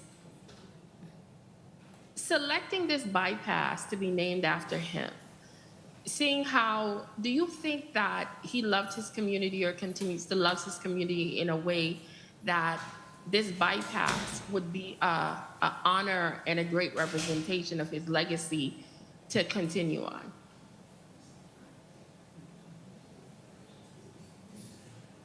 Senator, who is that question directed to?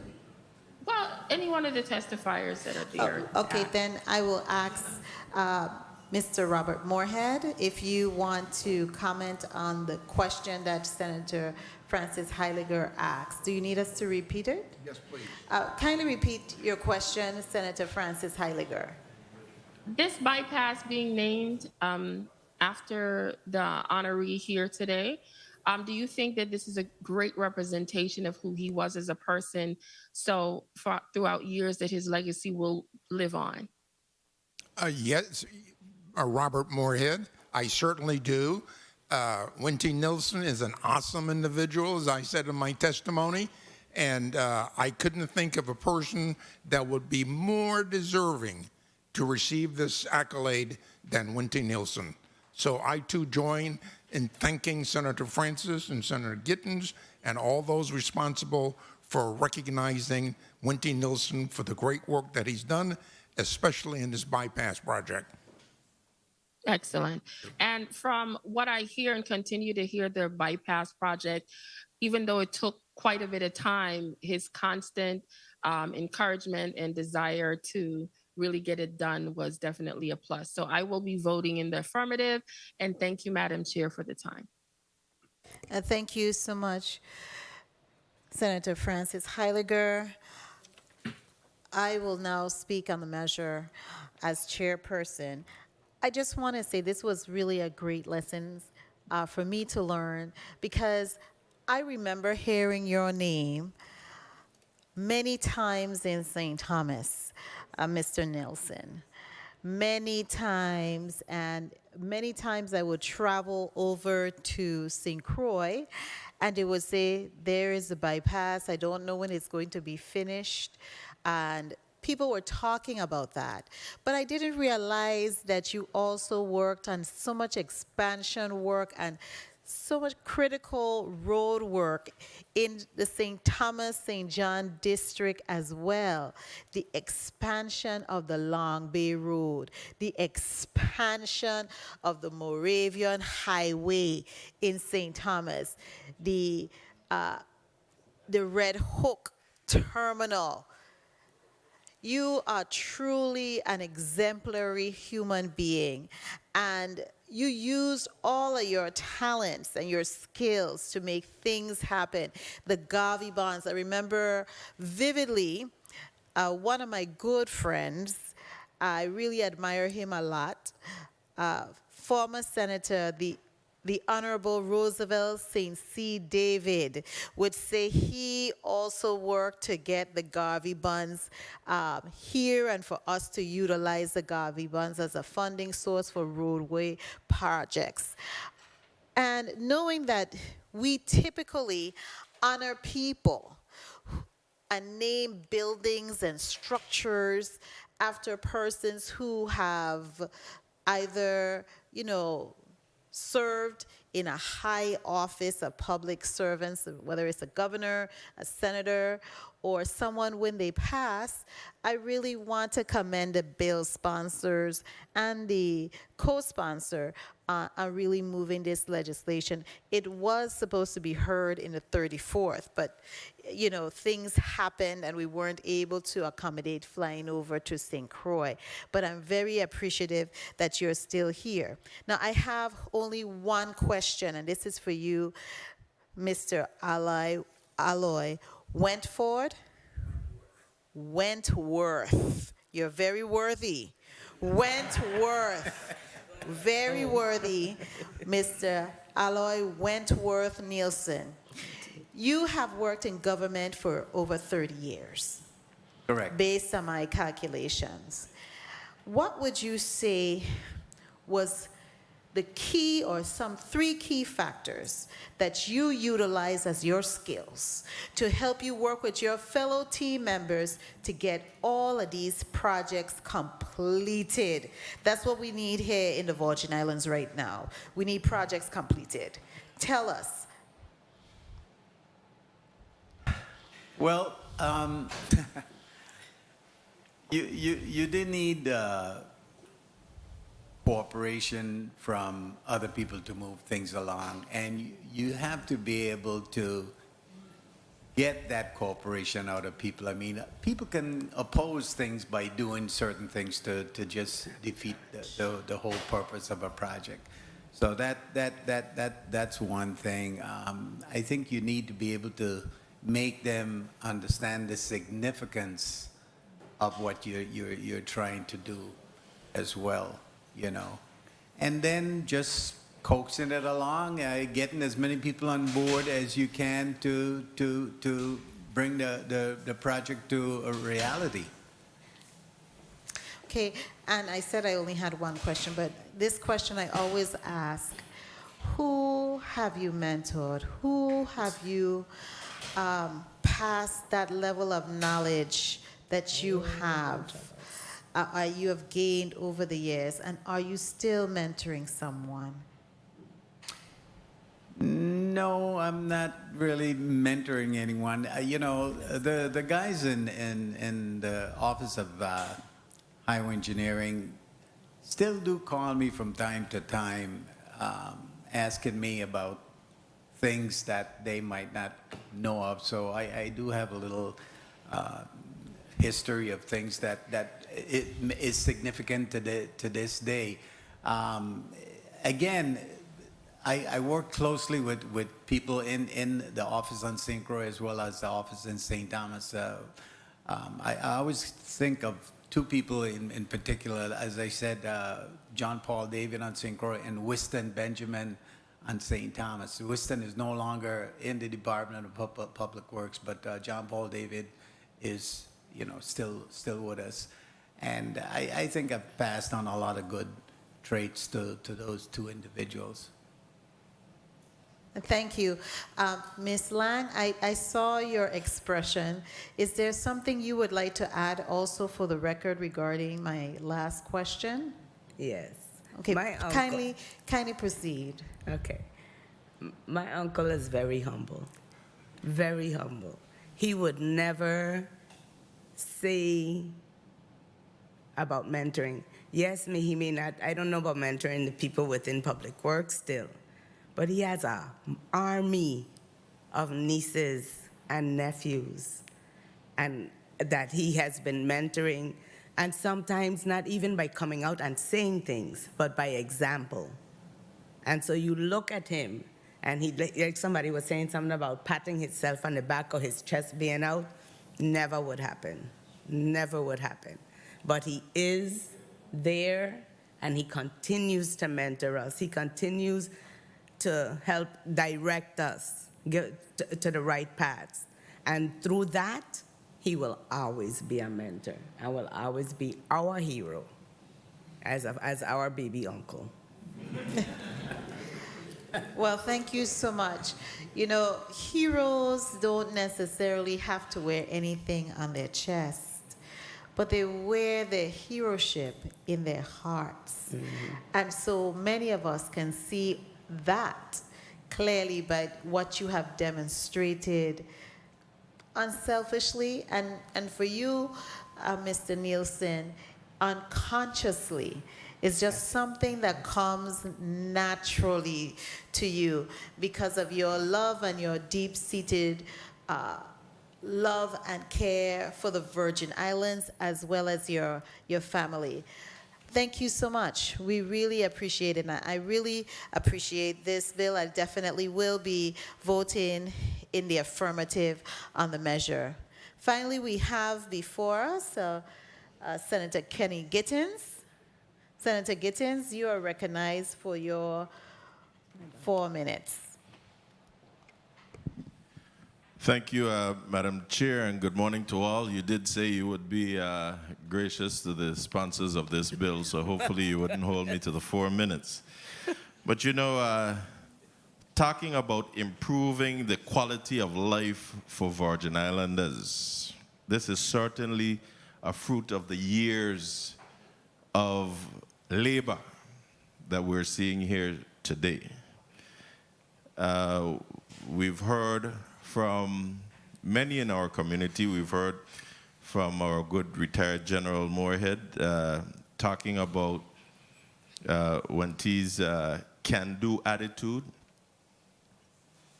We've heard from his niece, Cheney, talking about his hard work and good work ethics.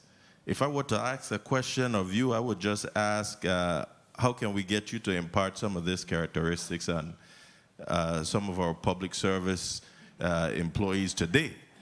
No, it's never too late. But do we really realize what Wenty went through? He sat there and he told us about the many governors and administrations that he's worked through with many of these projects. Y'all know the headaches, right? Especially when politics get in the middle of everything. Every time an administration comes in, something else changes. So we have to ask ourselves, how in the world did Wenty do this? And yes, with God, all things are possible. There was a quote that I was looking at as well where this gentleman, Thomas Paine, said, "The real man smiles in trouble, gathers strength from distress, and grows brave by reflection." And we're going to continue to reflect on all that you have done from 1977 going forward. Thanks to you, we have seen, many of us have seen the transformation.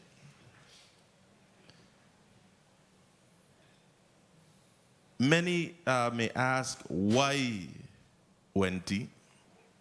And they're going to ask, you know. Don't worry about it. You're going to hear it. They're going to ask why.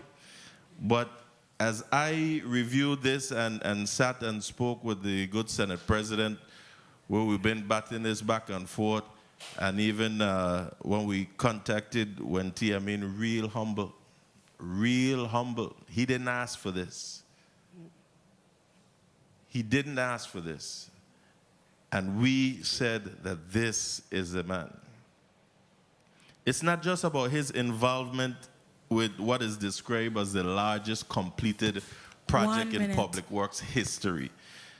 You know, it's also about his other contributions to the Virgin Islands road infrastructure that we see here today.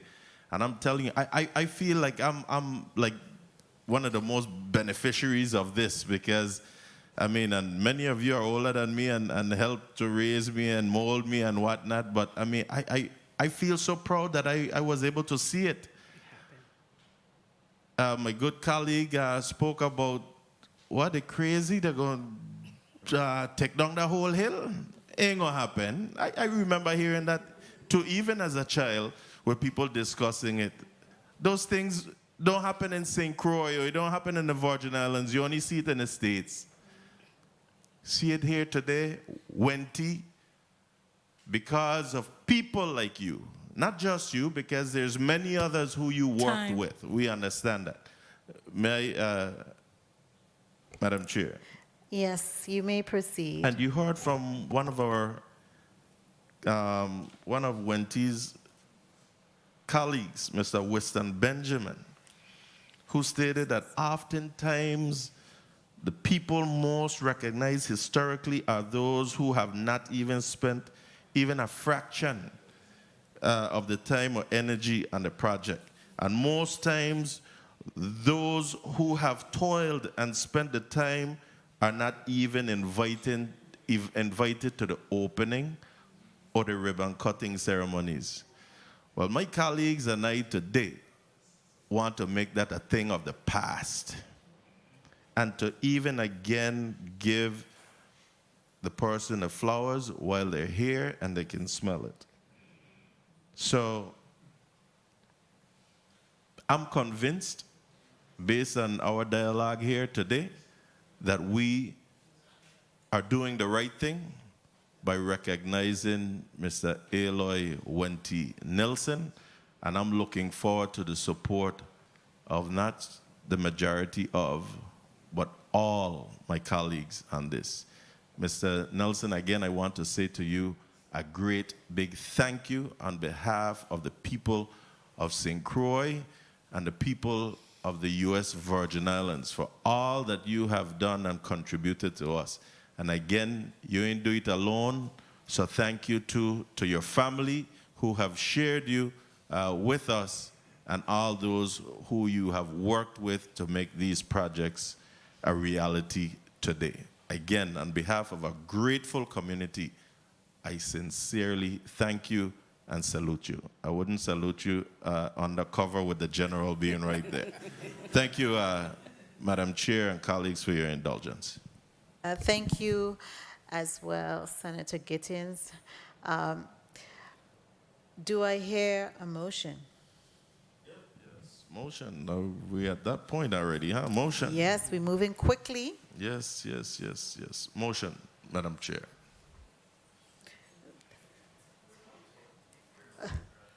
Senator Yes. Oh, we had another member there. Senator Fonseca? I withdraw the motion.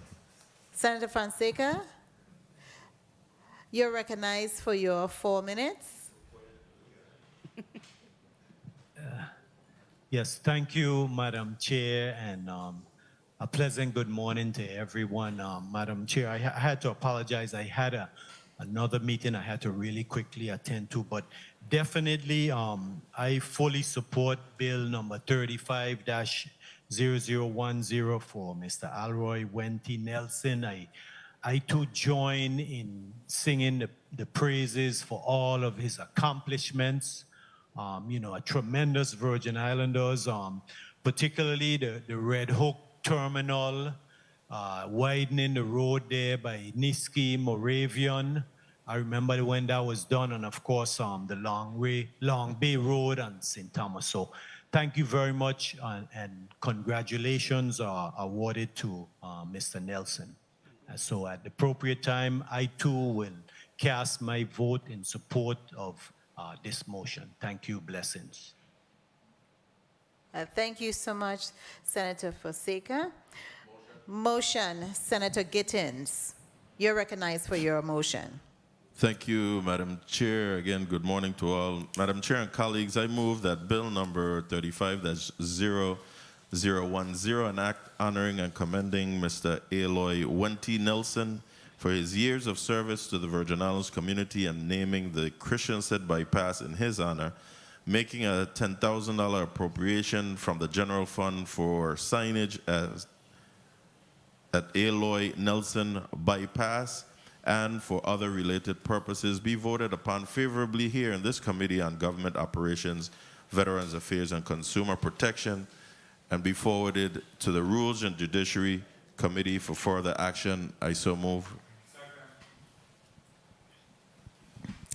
Bill number 35,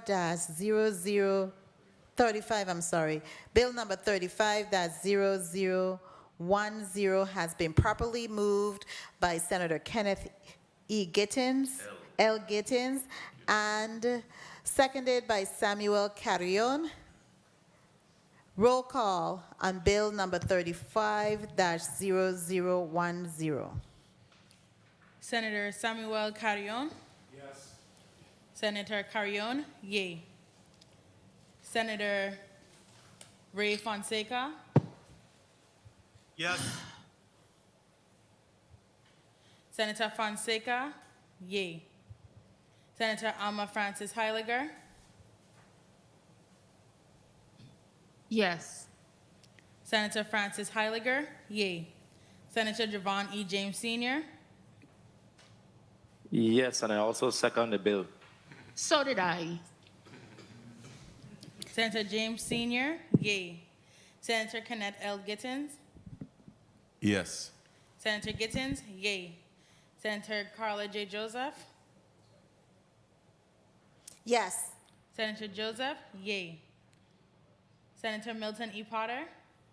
Yes. Senator Potter? Yay. Madam Chair, you have 7 yeas. Thank you, Madam Clerk. Bill number 35-0010, an act honoring and commending Mr. Aloy Wente Nielsen for his years of service to the Virgin Islands community and naming the Christiansted Bypass in his honor, making a $10,000 appropriation from the general fund for signage at Aloy Nielsen Bypass and for other related purposes have been favorably voted upon in the Committee on Government Operations, Veterans Affairs, and Consumer Protection and will be forwarded to the Committee on Rules and Judiciary for further action and consideration. I also want to note for the record that both Senators Alma Francis Heiliger as well as Senator Javon E. James Sr. Seconded that motion that was made. We will now allow the testifiers, and we leave you, Mr. Nielsen, for last, of course, to present to us a 30-second closing remarks. We'll start with you, General Moorhead. Yes. Hello. Yes. Robert Moorhead, it's been a pleasure. I am so pleased to see how the process works. I don't know what to say. Wendy Nelson is so deserving of all the accolades that we're pouring on him, and I am very, very pleased that Senator Gittens and the Senate President have been so instrumental in moving this legislation. Thank you. Thank you so kindly. Ms. Cheney Lang, you're recognized for your 30 seconds closing remarks. Thank you. I would just like to say I too am very humbled and happy to have been through this process because I've never seen how it works. And I was just mentioning to Senator Francis about 4 days ago that I was admiring the building and I had never been inside. Well, nice to say, look at what you asked for, because now I'm inside the building all the way into the chambers. So I'm trusting the process. But I thank you all for having the insight, for recognizing Aloy Winty Nielsen for his hard work. And for making this bill and measuring. So I thank you again, Senator Novell Francis, Senator Kenneth Gittens, for recognizing him. And like you said, we need to do more of that, of people while they're alive, and they can see that what they did wasn't in vain, but that it was done well and it was appreciated. Because like I says, Mr. Nielsen would never. He does it because, like he said, this is his community and he wanted to see an ease for it. And so I just thank you all for recognizing him and the hard work that he's done. Thank you. And thank you so much, Ms. Lang. Senator Kenneth Gittens, you're recognized for your point of personal privilege. Thank you, Madam Chair. What a small world. So before you give your closing remarks, I wanted to say I just received a message from, and I say a small world because I heard it first from my good colleague, Senator Maurice James, earlier, that the Commissioner of Health, Hussein Khanas-Young, is your niece also. Didn't know that.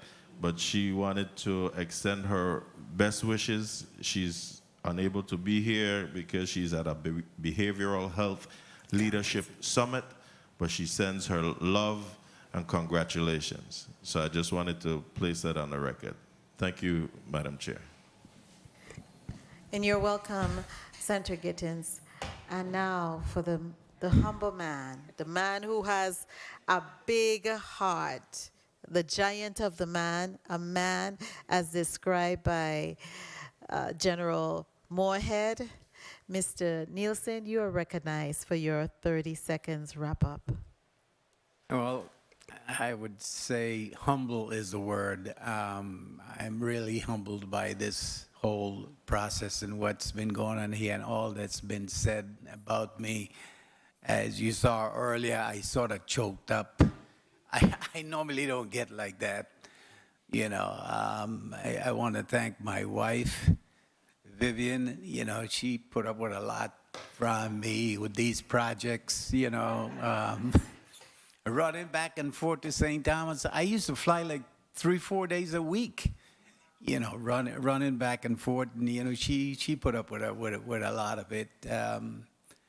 I want to thank, again, Senator Francis, who's the main sponsor of this bill, and Senator Gittens, and all the members of this committee that voted in the affirmative for this bill. I really do appreciate it. And the point that I think it was Senator Francis made about people being recognized while they're still on Earth is a big thing, you know. It's usually when you're dead. You know, so I kind of feel unique in that respect. You know, so yeah, wow. It's a lot. It's a lot, and I really do appreciate it very much. Oh, all my friends, yeah. And let me take that back. All my good friends and family. Media, if we that- could take a wide view so we can see who all are in the legislative conference room here, and so that everyone who is viewing these proceedings can see the wide array and various persons who have taken time out of their day to day to come and support this humble but gentle giant of the soil from St. Croix, because you mean so much to their lives and to the people of the Virgin Islands. So we really want to commend all of you. I also want to say I really am thankful to see and to have met the architect behind the bypass and all of those. Like I said, I heard about your name. It preceded you, but I didn't have the opportunity to meet you. So I really want to commend the bill sponsors as well. Oh, sorry. Conclude. I didn't know if you had concluded. No, that's pretty much. I was overlooking all my family and friends in the back, and I just wanted to make mention of them. I sort of twisted their arm at the last minute to come out here and give me some support today, and I want to say thanks to them for doing that. You know, they had other plans, but they gave that up and felt it was necessary to come and support me. So I really do appreciate it. Okay, thank you so much. And at this time, we will release all of the testifiers from their testimony before the Committee on Government Operations, Veterans Affairs, and Consumer Protection for today. And we'll stand in recess for 2 minutes. Committee's Thank in you. recess. You're very kind.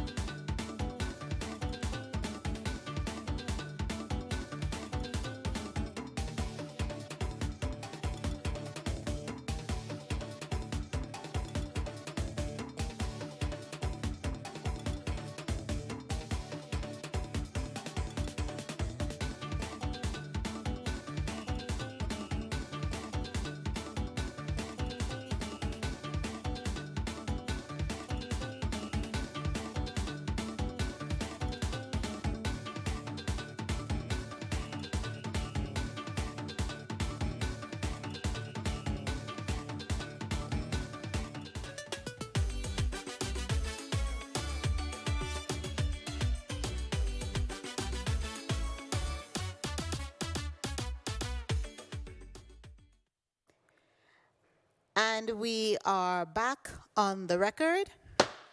Madam Clerk, kindly read into the record the next item on our agenda today. Block 2, 11 a.m. to 12:30 p.m. The committee will receive testimony on the operations of the Office of the Virgin Islands Veterans Affairs, to include but not limited to enabling law and jurisdiction, current agency challenges, and plan of action to resolve challenges. The invited testifiers are Mr. Patrick Farrell, Director of the Virgin Islands Veterans Affairs, and Mr. Joel Giff, Veteran, United States Army. Madam Chair, this ends the reading of Block 2 of today's agenda. Thank you so much, Madam Clerk. We have before us two testifiers. We'll start with you, Director Patrick Farrell. Kindly place your name and your position on the record. Patrick Farrell, Director of the Virgin Islands Office of Veterans Affairs. And then you, Mr. Joel Gift, the other testifier. Kindly place your name on the record. Good morning. My name is Joel Giff. I'm a disabled veteran suffering from Agent Orange. I'm here to testify today. Okay, thank you. Director Farrell, kindly proceed with reading your testimony into the record. Honorable Carla J. Joseph, Chairperson of the Committee on Government Operations and Consumer Protection, other senators of the 35th Legislature of the Virgin Islands of the United States, all that are present, listening via radio, or viewing via the legislature's Legit TV, good afternoon to you. Additional greetings to my comrades in and out of uniform, known to you as the veterans of this beloved territory. Thank you once again for your service to country.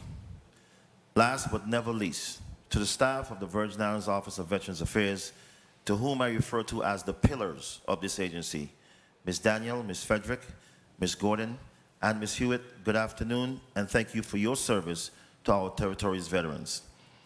Special recognition to our 2023 Employee of the Year, Mistress Juliet Frederick, who is sitting to my immediate right.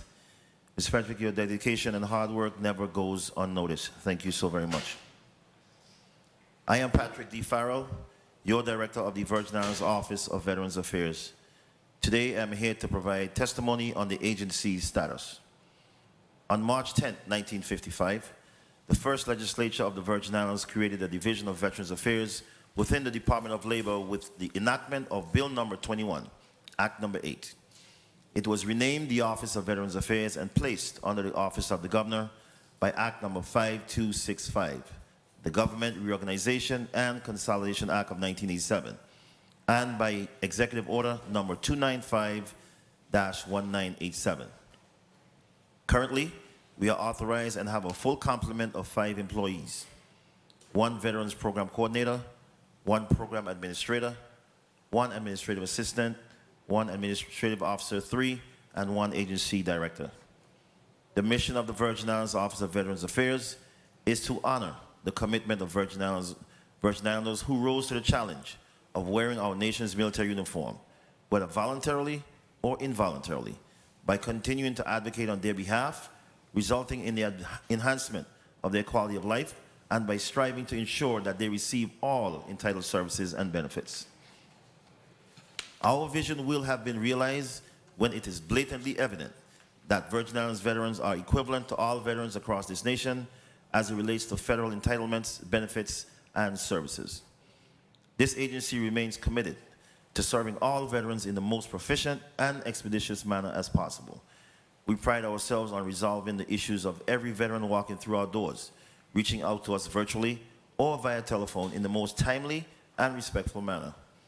Our mission statement, vision, and strategic goals all reflect the changes in our ever-evolving society and different generations of veterans.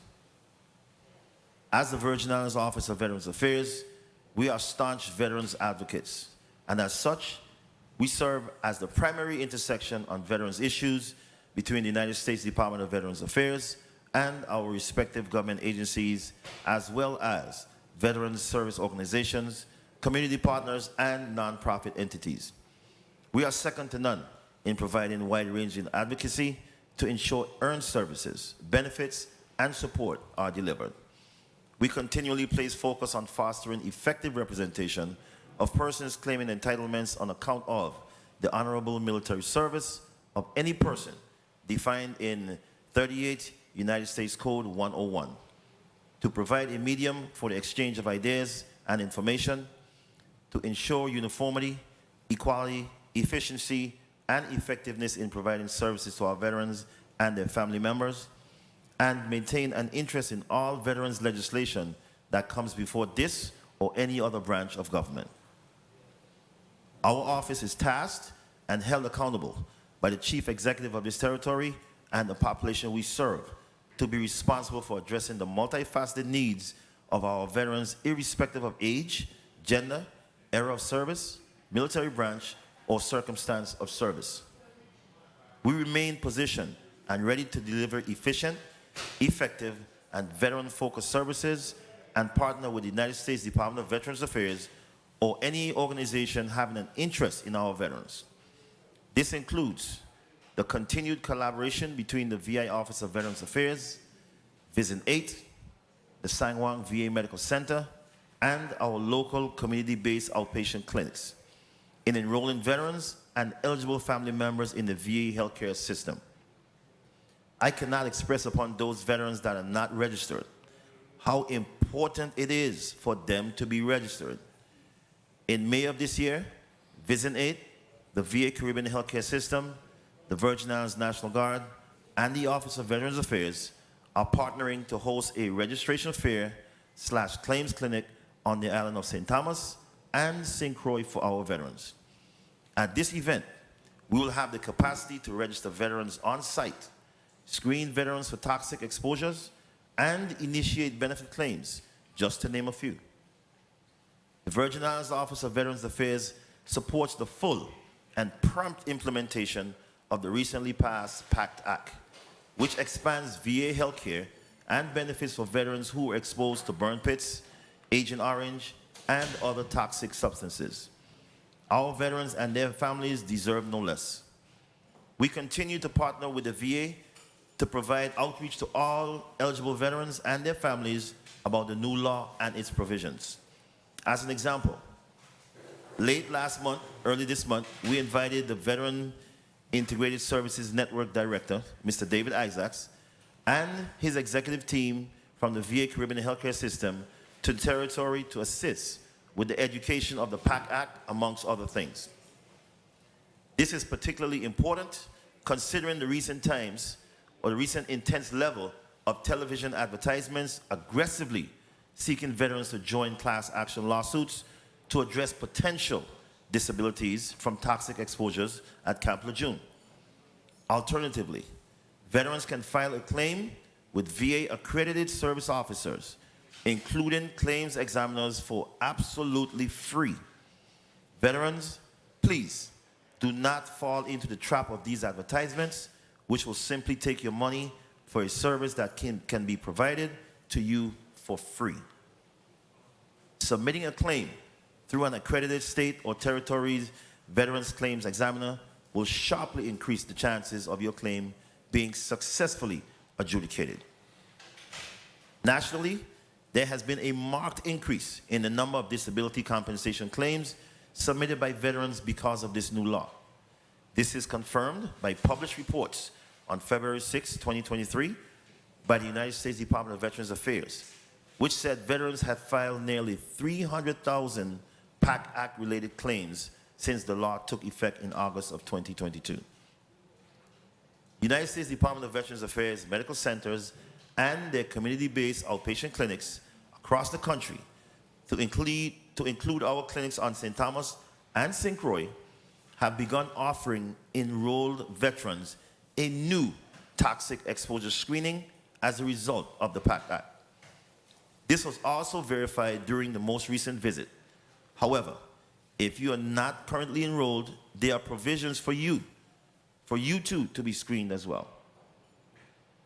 The Office of Veterans Affairs priorities for the care of our estimated 8,000 veterans is consistent with that of the United States Department of Veterans Affairs. As has been made evident during the last 8 years, we fully support efforts to increase veterans' access to VA healthcare. Currently, the Code of Federal Regulation authorizes the VA to pay for the travel of service-connected veterans to the closest VA medical facility for VA medical appointments. To augment that federal guideline, the Office of Veterans Affairs reimburses 100% of any non-service-connected veterans' flight arrangements to the closest VA medical facility. This allows for parity, in this case, for our service-connected and non-service-connected veterans. They both get to the closest VA medical facility without experiencing a cost to themselves in the end. To further augment the Code of Federal Regulations, the Office of Veterans Affairs inaugurated a policy to subsidize the travel of veterans who elect to travel to a VA medical facility of their choice versus the one that they're encouraged to utilize via published laws. Veterans electing to take advantage of that policy are encouraged to visit the Office of Veterans Affairs before traveling to ensure that they meet the requirements of this policy. To be clear, veterans can seek care at any VA medical facility in any jurisdiction under the United States flag.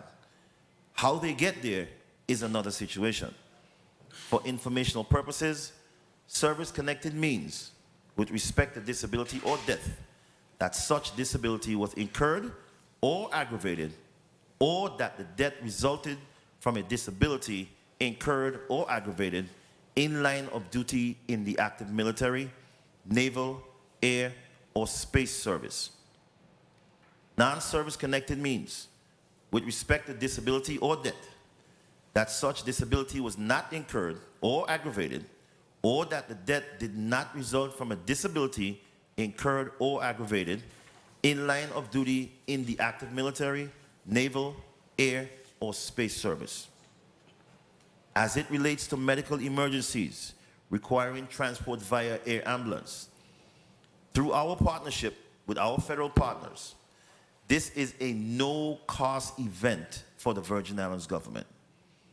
The Office of Veterans Affairs applauds the most recent VA initiative involving mental health and veteran suicide prevention. Veterans in an acute suicidal crisis may now go to any VA or non-VA healthcare facility for emergency healthcare at no cost, including inpatient or crisis residential care for up to 30 days and outpatient care for up to 90 days, barring availability of the necessary facility. There is no requirement for veterans to be enrolled in the VA to use this benefit. This expansion of care will help prevent veteran suicide by guaranteeing no-cost care to veterans in times of crisis. It will also increase access to acute suicide care for all veterans not currently enrolled in VA care. This was made abundantly clear to the CEOs of the Schneider Regional Medical Center and the Governor Wang F. Louis Hospital and Medical Center during our most recent in-person meeting during the month of January.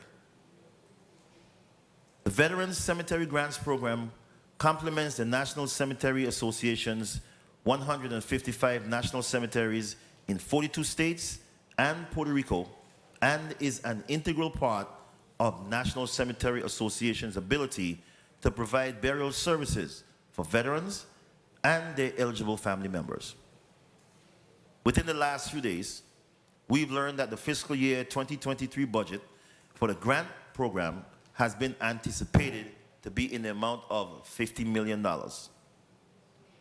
While this seems to be an enormous amount, it cannot satisfy the number of requests across the nation for cemetery projects. Specifically, this will not allow the National Cemetery Administration to establish any new state cemeteries, which unfortunately affects the plan for the Virgin Islands to initiate the construction of our first federally grant-funded VA state cemetery within the next fiscal year. As an agency, with the help of this body, we are ready and prepared to take the next step in reaching our goal of establishing the first federally grant-funded VA state cemetery. In the absence of that project, we are continuing to erect multi-vault crypts and columbariums. The second multi-vault crypt for veterans is on the way up in the Eastern Cemetery on St. Thomas with the new addition of a columbarium. This will be the first provision for the interment of veterans' urns in the territory. In the St. Thomas St. John district, due to space limitations, it may encourage this way of interment for the future. We look forward to the continued support of this body for the interment of our veterans when necessary. A formal partnership between the Virgin Islands Office of Veterans Affairs and the National Association of State Directors of Veterans Affairs continues to yield positive results for our veterans across the territory. It is through this organization we were able to learn via best practices how different states and territories tackle some of the same issues we face. And most importantly, we were able to meet with and create relationships with some very prominent veterans advocates.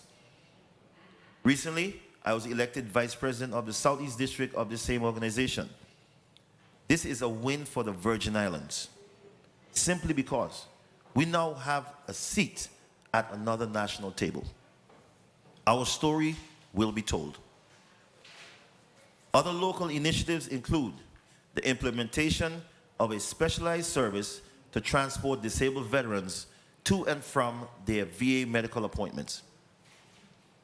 VA referred medical appointments as well. This service is scheduled to begin within the next week or two between St. Thomas and St. John, and then shortly after on the island of St. Croix. The service won't start simultaneously in the St. Croix district, simply because we haven't identified a contractor through the bid process as yet. Additionally, we just kicked off the driver's license project where the territory's veterans will now be identified on their driver's license. This will serve as a multi-purpose project. It will assist in getting a more accurate data as it relates to the amount of veterans physically within our shores. Secondly, we intend to initiate a territory-wide campaign to encourage business owners to take part in a veterans discount program. Veterans will then be able to take advantage of that benefit after showing their Virgin Islands driver's license.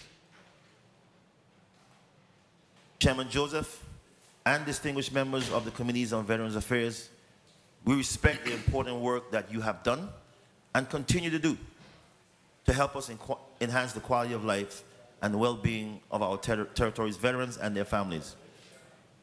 With your help and continued support, we can ensure our veterans and their needs are adequately resourced and remain a priority. The challenges we overcome today become the foundation of our promises to serve those who have borne the battle, their families, and their survivors. Our commitment to veterans of the Virgin Islands and those veterans who decide to make their home within our shores will remain steadfast. Subject to your question, this concludes my testimony. Thank you so much, Director Farrell, for your testimony. Mr. Joel Giff, you are recognized to read into the record your testimony. The 35th Legislature of the Virgin Islands, Committee of Government Operation, Veterans Affairs, and Consumers Protection. Honorable Senators in the House, testifiers, Mr. Farrell and Ms. Daniel. Speak into the record, into the mic, I'm sorry. Speak into the mic because your testimony is being transcribed in St. Thomas, so you have to be clear. Sorry to interrupt you, okay? Thank you. Good day, Senator Carlos Joseph, members of the Committee of Veterans for Veterans. Thank you for the opportunity to speak and air my concern as a member of the Veterans Committee. I first like to begin by thanking this committee for the great work they have done in providing resources and opportunities for veterans in the Virgin Islands government, including the Veterans Affairs Office. However, there is still a reimbursement of medical-based travel to Florida or the United States. As we all know, one of the limitations of living in these beautiful Virgin Islands is a lack of significant health care. In fact, for most of the medical care, I must seek treatment off island. I think it's only fair that as a veteran, we are able to seek the best level of care possible. Traveling to Florida provided access to care that is not limited by language barrier, prejudice, or often experienced in Puerto Rico. This is not to put down the Veteran Hospital in San Juan, Puerto Rico, and I hope that this will be an opportunity for all of us to see that our veterans receiving care in places that makes them feel safe, valuable, respected.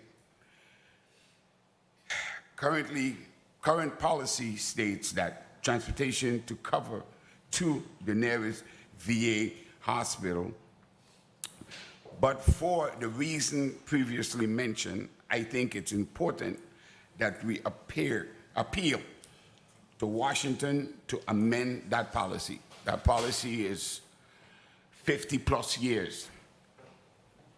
Years ago, there was a man by the name of Mr. Elroy George of the Department of Labor, noticed an area in need of veterans who were not hurt while serving, but needed assistance of Medicare, healthcare.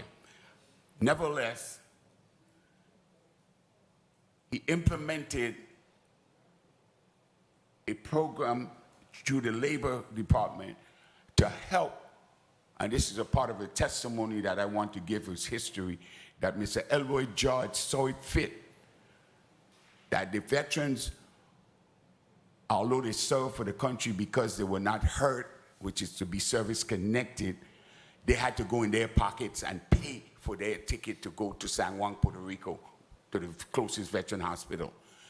Mr. George felt that that was unfair, and he implemented a program through the Labor Department that we are going to reimburse those veterans that had to pay for their ticket to go to Puerto Rico, that they would be made whole. It extended to where veterans wanted to go to the States, to America, for care. And they implemented the program also in the Veterans Affairs Office, which was turned over from Labor to the governor's office. I was a part of it for 12 years, going to the States. I go to Miami, come back with my appointments, my ticket, show a boarding pass that I was on the plane, and take it back to the Department of Veterans Affairs office, and they reimbursed me for my ticket. I don't want to get into no personal stuff, but it stopped. I'm going to leave it as that. And for the last couple of years, only last year, it was implemented back again by our director, Mr. Farrell, said that now we can go to the United States. Come into his office, as his testimony was, and he would give $250 to help with your ticket. I don't know if you all know how much a ticket costs today, but it's not cheap. I went up for my health care in January. It was $1,600 for the ticket. I'm leaving again the 5th of next month to do a follow-up.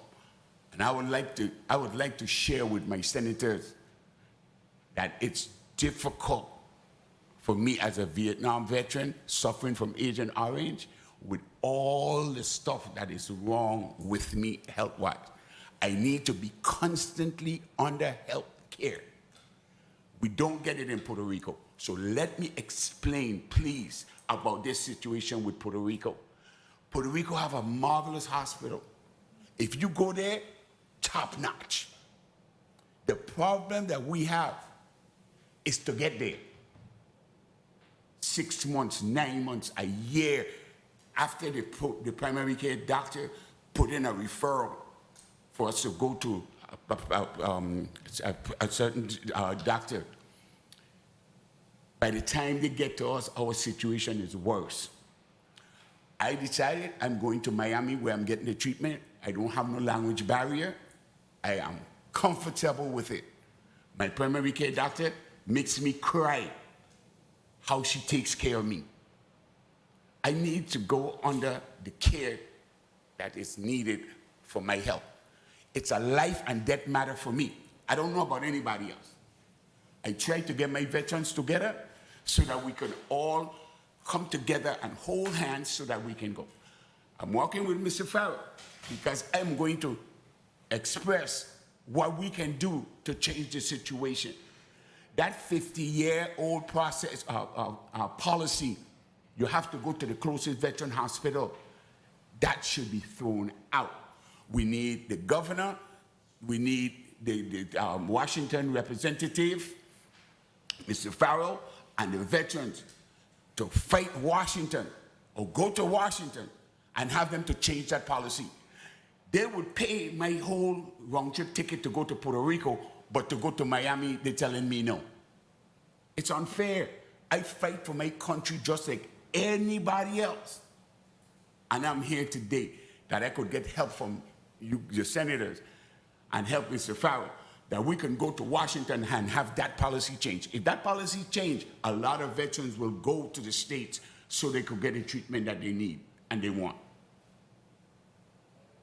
And I am going to conclude my testimony because I'm getting a little emotional, and I don't want, I would like to say something clear before I finish my testimony. The man is sitting on my right. I don't have nothing personally with him, but I'm in a disagreement with something that is going on. And of course it may sound because I'm passionate that I'm angry with him, but I'm not.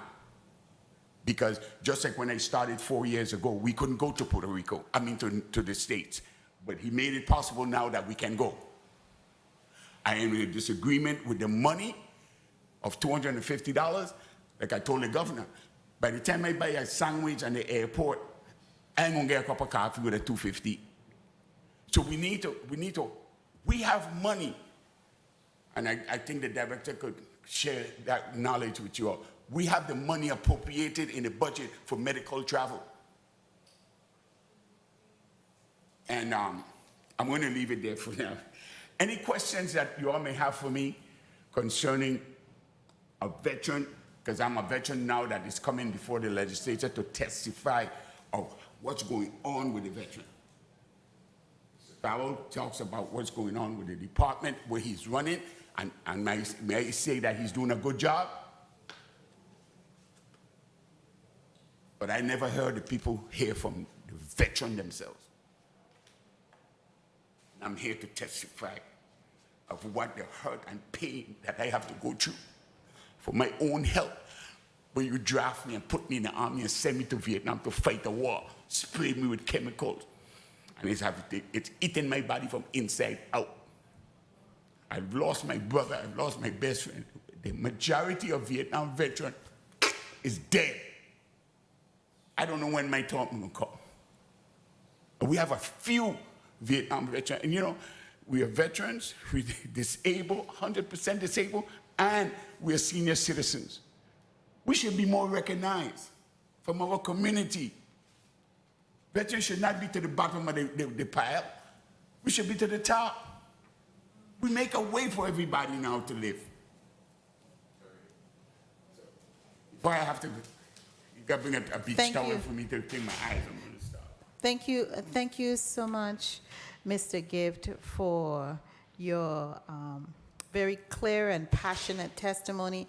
I really wanted to invite you, I know you are forming an organization, really to work hand in hand with our local office of Veterans Affairs because it is troubling. I had an opportunity to attend the town hall meeting, which was well put together and well represented by a number of high stakeholders in the federal government.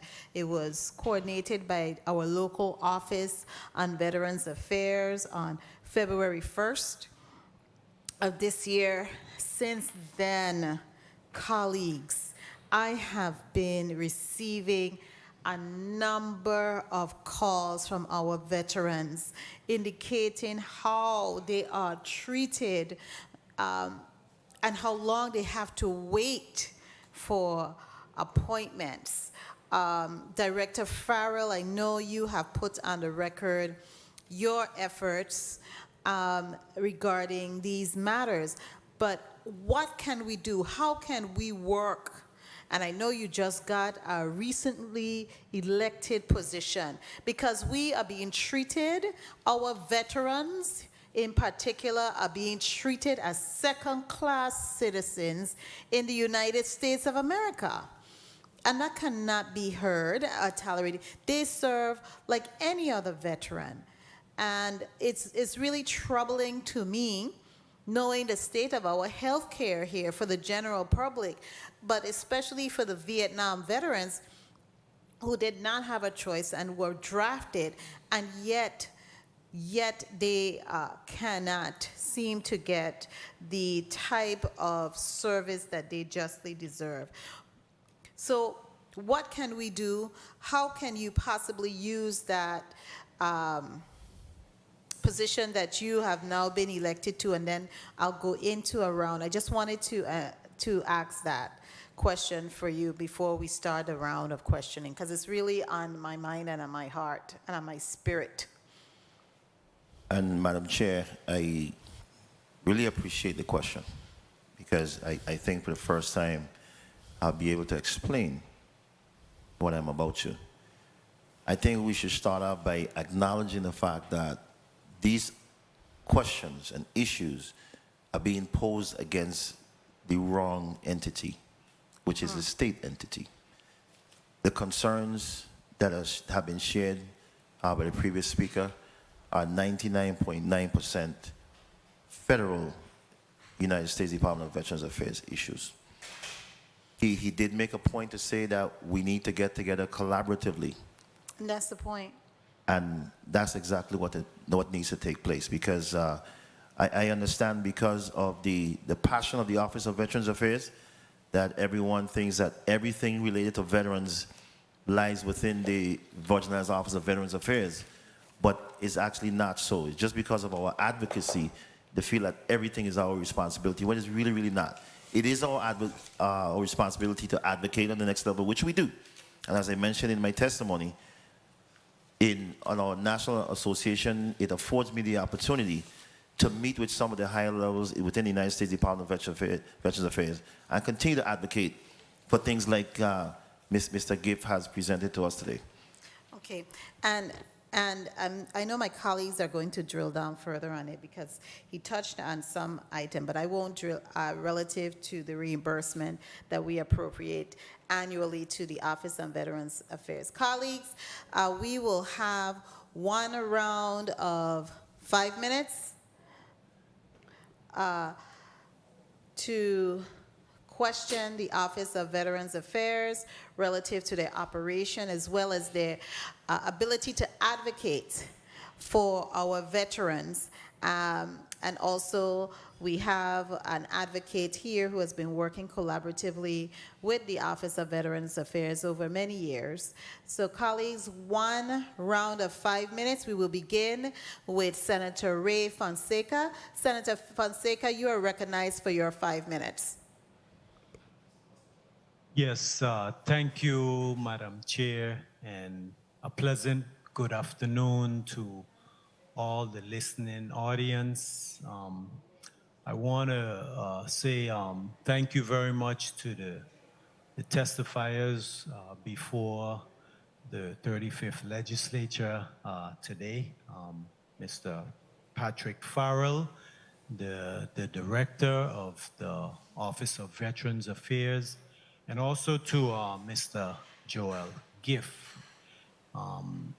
Director Farrell, congratulations on, the impetus and the energy you seem to be putting forward to implement the PACT Act of 2022. That's the PACT is the promise to address comprehensive substance toxic abuse for veterans that were exposed to these toxic substances. So that's a step in the right direction. I'm glad to see that the Congress has passed this act. Director Farrell, I want to direct your attention to page 3 of your testimony in the third paragraph. I think it's the bottom where you indicated the Office of Veteran Affairs inaugurated a policy to subsidize the travel of veterans who elect to travel to a VA medical facility of their choice, and I emphasize of their choice, versus the one that they were encouraged to utilize by published laws. And I note particularly the testimony of Mr. Joel Gift here, indicating that basically he had some concerns or objections to the amount that he was being reimbursed. Because the tickets them can be quite expensive. One quick question. I wanted to go to your budget. Is your budget $1,180,390? Is that your latest budget? The Yes, Office it is, of Senator. Veteran Affairs, Yes, or it is. number 290, is that your latest budget? Yes, it is. Okay, you have a personnel services amount of 343, a fringe benefits, other services and charges, utilities, veterans, medical, burial expensive. Where are you getting those funds to supplement the travel? Which line item in your budget?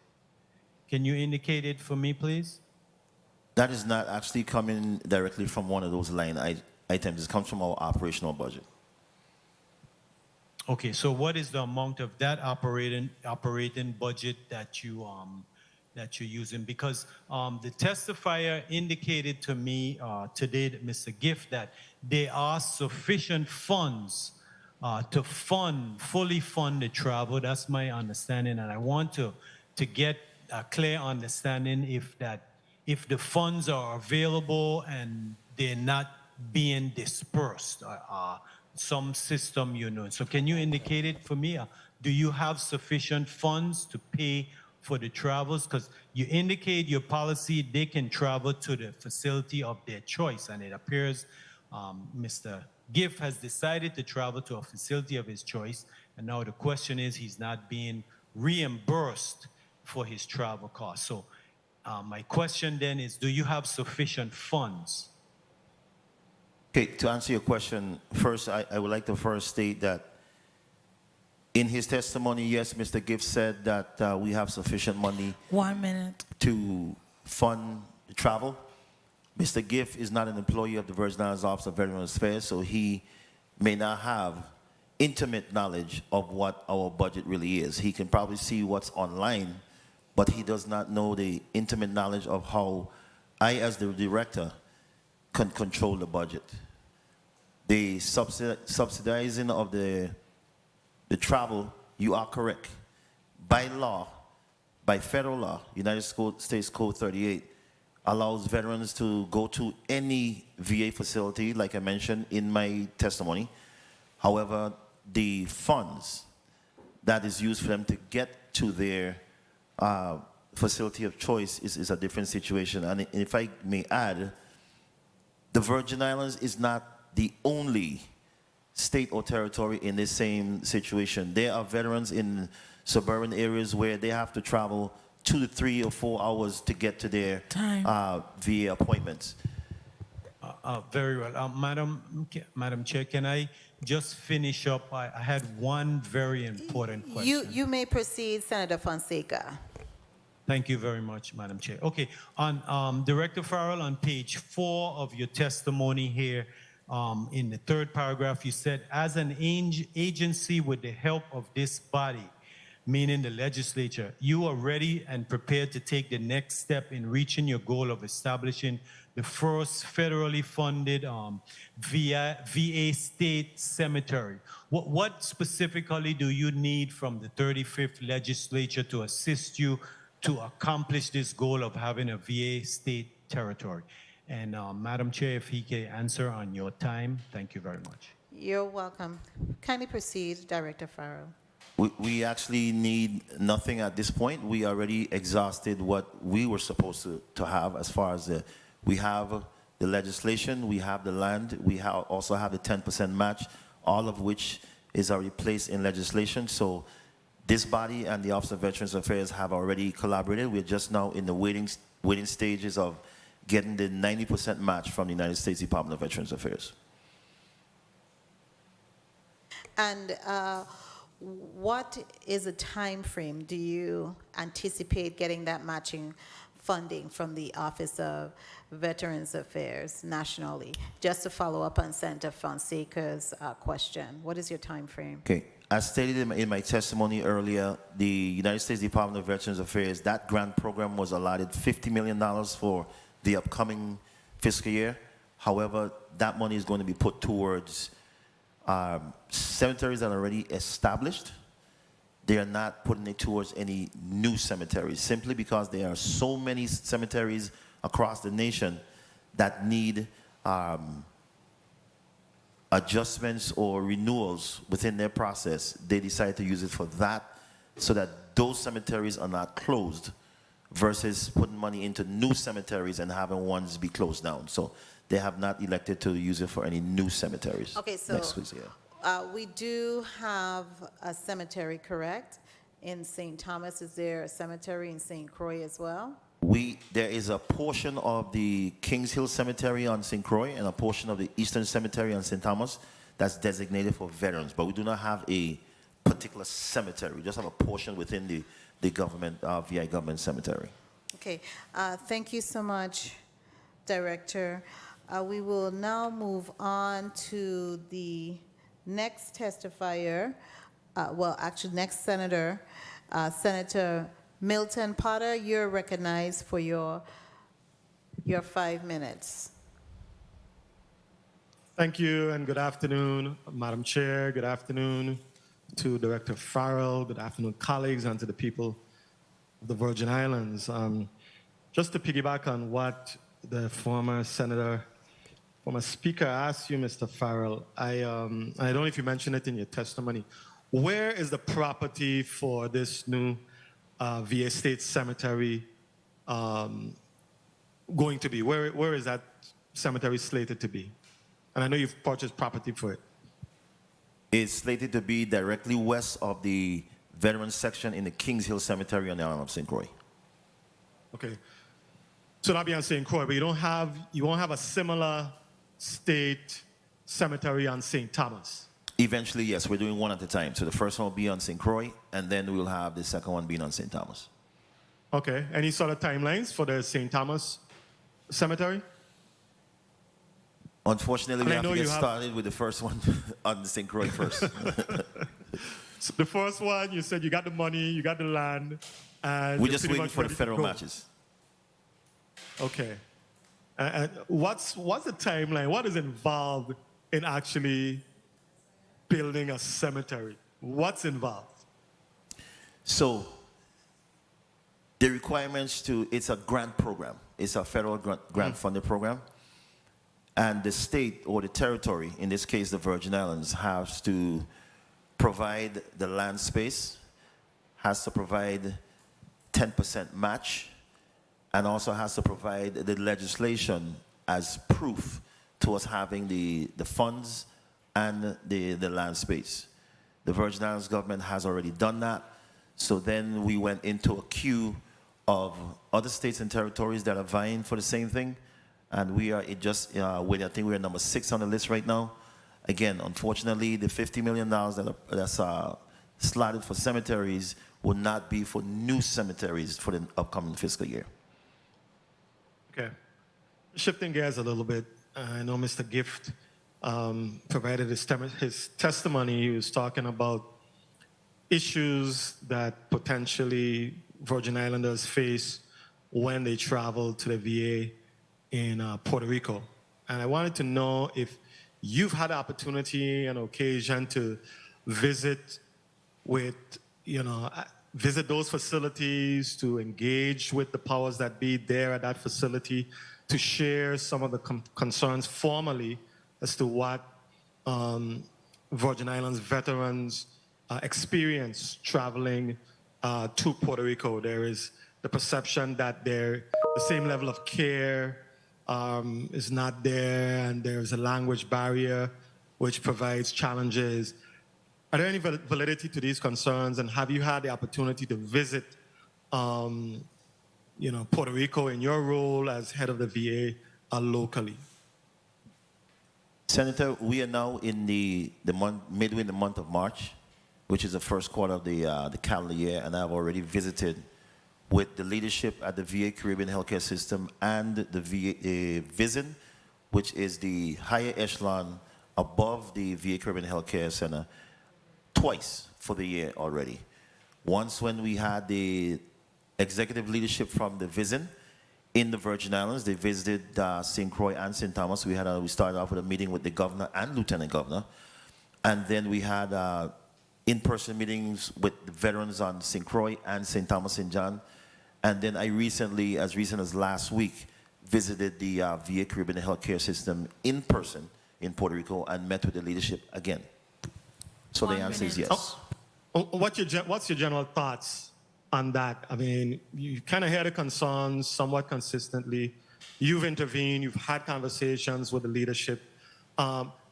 Is there validity to what these veterans are saying, and is there any sort of motivation to allay the concerns of, veterans from St. Thomas, St. Croix, who have to visit, the VA facilities in Puerto Rico? The concerns have merit. They very much have merit. And I would say to you that by the Office of Veterans Affairs inviting the leadership of the VISN and the VA Caribbean Healthcare System to the territory, I think that, in my estimation, shows that we are taking that step to make sure the leadership sees for themselves, not just hear from Director Farrell alone, but to hear from the veterans themselves in the territory, to see the facilities, to experience what our veterans go through on a day-to-day basis. We bring them here so they could see what is actually taking place. I think that also has some sort of merit to the situation. Thank you very much. So, Madam Chair, if I may, can just ask one. You may very brief proceed, question. Senator. Okay. Thank you very much for your generosity. I wanted to ask you, Director Farrell, you mentioned about the PACT Act, and I just wanted for myself and for the edification of veterans to understand what does the PACT Act provide that veterans were otherwise, not eligible to receive? The PACT Act is a new law, relatively new law, that identified toxic exposures from as far back as the Vietnam War, the Camp Lejeune issue, and also the global war on terrorism with the burn pit exposures, where many veterans who were not eligible for claims to be approved at that time, they are now presumptives. Where you have certain conditions, they are automatically approved if you have certain conditions. I think there's a list of maybe now 15 to 20 presumptives that allow veterans to claim benefits and be monetarily compensated monthly, and care. The eligibility of care also went up for those veterans as well. Thank you very much, Director Farrell, for your responses. Thank you very much, Madam Chair, for your flexibility. Thank you so much. I wanted to follow up on a question asked by the previous speaker regarding to the PACT Act. that was recently enacted by the Biden-Harris administration, especially when it comes to our veterans. Has the office looked into holding any town hall meetings? Sorry, getting that word out, or even having some type of at-a-glance document produced to educate our veterans and all of the now eligibility for funding that they can take advantage of as a result of the PACT Act? Senator, one of the things that we did at the Office of Veterans Affairs, as you may or may not know, there's a radio show every Tuesday, which I host personally by the name of The Veterans Voice. And one of the things I did is I hosted the same executive team that came down from Florida and Puerto Rico on the radio show for an entire hour, and we discussed in length what the PACT Act is about, where it originated, and the benefits of being eligible for the PACT Act. In addition to that, in our office, we also have hard copies explaining what the PACT Act is and stuff like that. In addition, in my testimony, I also mentioned that this coming May, we're doing a fair, a health fair and screening fair, which will not only educate our veterans on the PACT Act, but we're going to do in-person screenings for the PACT Act to make sure that those that went to the Vietnam, or those that were affected by the Camp Lejeune water situation, or those that were a part of the global war on terrorism with the burn pits, all those will be addressed during that fair. It will be the 25th of May on St. Croix and the 27th of May in the St. Thomas St. John district. I mentioned that in my testimony earlier. Also, what's the venue on both Island District? And are you having one also in St. John? The venue will be on St. Thomas. It will be, well, let's start with St. Croix. On St. Croix, it will be at the National Guard Armory in Bethlehem. And then on St. Thomas, it will be at the National Guard Armory on St. Thomas as well, which is in the Red Hook area on St. Thomas. So the veterans on St. John, we're going to afford them the opportunity to come down to Red Hook. We will even pay their travel if they wish to come on down so that they could take part in that fair Well, as well. that's good to hear, because I know I have a number of Vietnam veterans in St. John, Yes. and they actually traveled down from St. John for the town hall meeting that was held on Yes. February 1st. So that's great. Now, before I recognize Senator Samuel Carrion for his 5 minutes, I wanted to also ask you regarding the policy that was put in place, which only now provides reimbursement to our veterans should they choose to go off to outside of the nearest veteran hospital because of their acute needs, or because, you know, when you're not healthy and you're sick, you really need to have persons and family around you to support you. It's critical. The physicians would tell you that that really helps a person, you know, go through that very tumultuous time in their lives. What caused that policy to be put in place where you were limiting them, the veterans, to only $250 if they travel outside of Puerto Rico to receive health care? So the $250 is based on budget. And Senator, I will tell you that, as mentioned, because this is not the first time that I have been in front of this legislature on this very same issue. This is about the 4th time, the same issue. And I've said before, and I'm going to say it one more time. I applaud the legislature for what they do with helping us to enhance the lives of the veterans of this territory.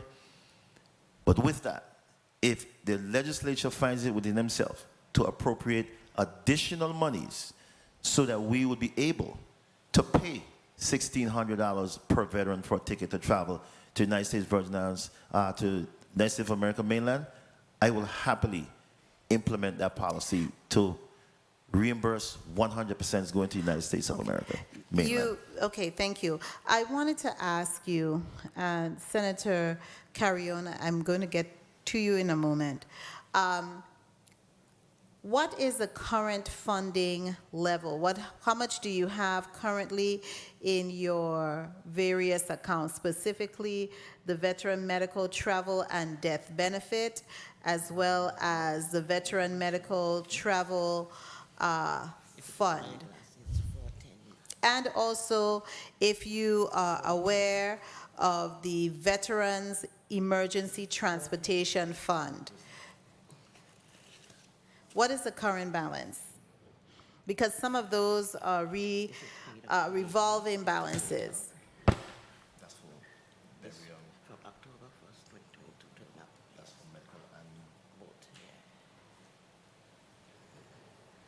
So for burial and travel together. No, just veterans medical, yeah, the travel But and the death benefit. It's one line, and that's Yeah, why I mentioned it that way, because it's one line on the budget. Yes. Right now available is $400,000, $164.94. And you received all of your, and that is for what? That's for the final quarter. This is for the second quarter of the fiscal year. That's overall. Overall. We get our allotments in portions. Okay, so have you received your allotment for the second quarter already? Yes, we have. In what amount? You said it's 40,000. How much? 40,000 currently in that line item? I'll address the emergency transition fund after. I'll allow Ms. Fredericks to answer this question for you. Good day, this is Ms. Frederick. We are allotted for fiscal year 2023 a total of $450,000. That's for medical travel and burial benefits. So we use that money for both funding. So for this fiscal year, we have expended $49,835, which is for both burial and medical travel, which leaves us with a balance right now of $400,164. 400,000. Yes, so last fiscal year, we have expended most of the $450,000 between both line items, but recently, OMB has made us be rollover to the next fiscal year until expended. Okay, so I do recall in fiscal year 2022, we, the legislature, did include in the budget that the funding will remain available until expended. Yes. So okay, so it has rolled over into fiscal year 2023. Yes. So we had a balance of about 83,000 from the 450, which we were able to use. And then this is our balance we used 449,000 for this fiscal year. And the balance for last year was about 84,000. Okay. You said 83,000 first, so it's about 84,000. 84,000.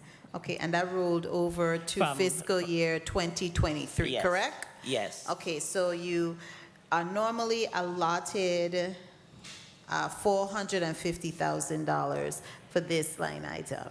Yes, so we basically try to split it $225,000 for medical travel and $225,000 for burial. However, our burial is like $5,000 for reimbursement, so the maximum the monies goes towards burial.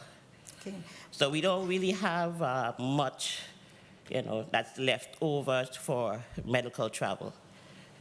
Majority of the monies goes to burial, reimbursement for deceased veterans. And the amount that you reimburse is capped at what amount? $5,000? $5,000 maximum. So you're seeing a lot of burials? Yes. Okay, so I will ask that. I'm going to allow my colleagues to follow up because I'm sure with all of this information, especially my colleague Senator Samuel Carrion. He's going to have some questions regarding that. But before he do, Director, you wanted to talk about the Veterans Emergency Transportation Fund? But I wanted to answer the question that you had, because you posed a question. in Yes, I reference to wanted that. to understand how much money is currently available in that fund. Are you aware of that fund too? The I am. Veterans Emergency Transportation Fund. I am aware of the fund, however, that fund has never been funded for my entire tenure, and even quite a number of years before my tenure. Okay, so to your knowledge and to Ms. Frederick's knowledge, there's zero monies in that fund. No, that not to our knowledge. That is a fact. There's no money in there. There's no money in that fund. Period. Okay, thank you so much. Senator Carrion, you're recognized for your 5 minutes. Good afternoon, right? Good afternoon to you and to the testifiers and everyone who is viewing and listening to us this afternoon.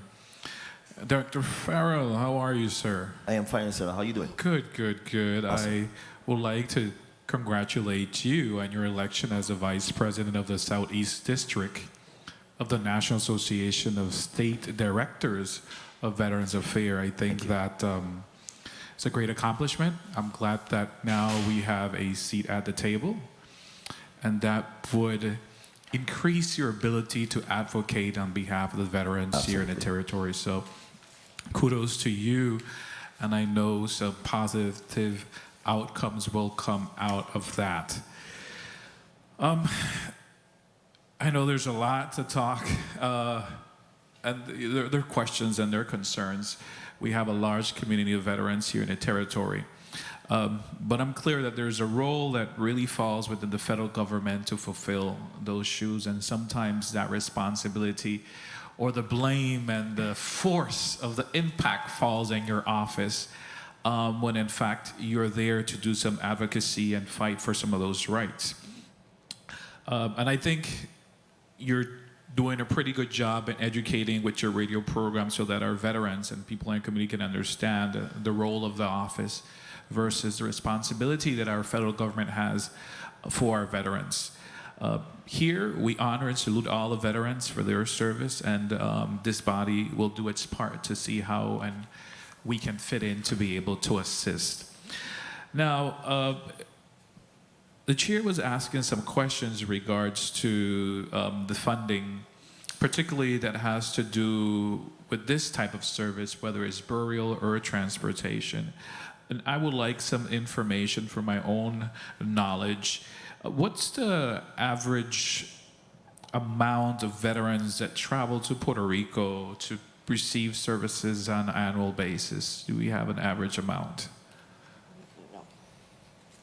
Senator, approximately, yeah. Approximately, we have upwards of 200 or even more. And I apologize I didn't walk with that information because I didn't realize we were going into a semi-budget hearing. But that information I do not have. But upwards of 200. Around easily. 200 individuals. Easily, or more. Easily. And some of those individuals, sometimes, of course, they go more than once. The same person goes once a year. In addition, some of them are authorized a companion to travel with them because of their medical condition. Okay. And those, I understand, based on your testimony, those are fully funded. 100%. 100% Yes. fully funded. And the companion also is also covered. Yes. Okay. Amount of burials, I know that can vary from time to time, but for, I guess, the last fiscal year, do we have a number of? We don't have, we could get that number to you. Okay. We can walk with If that. you can through the chair, because it also gives us a better insight to see where you are with those numbers and so forth. Now, I do understand that if the veterans don't receive the proper care, then we might have more burials, and that's something we need to try to prevent. So prevention and proper care, I know it's crucial and important. Now, in your testimony, you encourage veterans to visit your office before traveling to ensure that they meet the requirements of the policy. What are some of those requirements that you want to make sure they meet or they have to meet before traveling? The main thing is to make sure that the veterans understand that they must be traveling to a VA medical facility. That's the main policy. That's the main requirement. Main requirements. Yes. Okay. Are there others that they have to meet? So one, that they visit to ensure that they're visiting a VA facility, right? Correct. And any other required policy. They must be for this traveling. They must 30 be seconds. traveling within the time of their appointment. Must be traveling within the time of the appointment.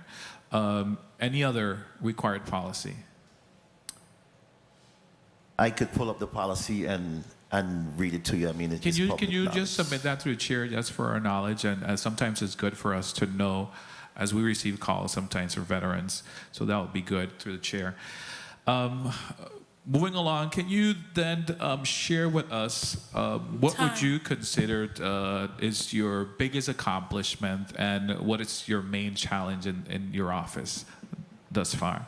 And thank you, Madam Chair, for leniency. You're welcome, and I don't know if that's your final question, Senator Carrion, but you are free to. Yeah, I'll leave it to there. And Okay, thank you. thank you. So I'll start with what keeps me up at night. What keeps me up at night as it relates to our veterans within the territory is our veterans not being able to get the care that they so rightfully deserve. While it may seem that the office is trying to put parameters on where a veteran can travel, that is absolutely not the case. We are working within our given budget. And I would say to this institution, the things that we do in our office are because we get the support of this institution. And what we do is we augment United States Code 38 as it relates to veterans. We augment. So I want veterans to know the things that we do. A lot of veterans, and I'm not trying to quantify it, but a lot of veterans across the nation do not have some of the services that we have here in the territory because of this institution and the Office of Veterans Affairs. As it relates to my biggest accomplishment, which I don't tout as much, the fact that we were able to initiate a collaboration between the United States Department of Veterans Affairs via the VA Caribbean Healthcare System and the VA Office of Veterans Affairs to where no veteran needing emergency medical transportation out of this territory because we don't have the facility or the services, none of them have to pay a dime. Before I started in this office, veterans were not even recognized when they had to be flown out of here. They had to either go to their pockets, Medicare, Medicaid, and things like this. That is the major accomplishment within the Office of Veterans Affairs during my tenure, saving the lives of 40+ veterans because of our collaboration with the United States Department of Veterans Affairs. Thank you so much. And I remember you mentioned flying, affording our veterans the opportunity to be flown, especially they need really emergency care. I recall that at a time you had worked on getting an airplane and you had announced it. What's the status of that? Are you talking about the concierge type service? Yes. Is it still functional? Yes, it is.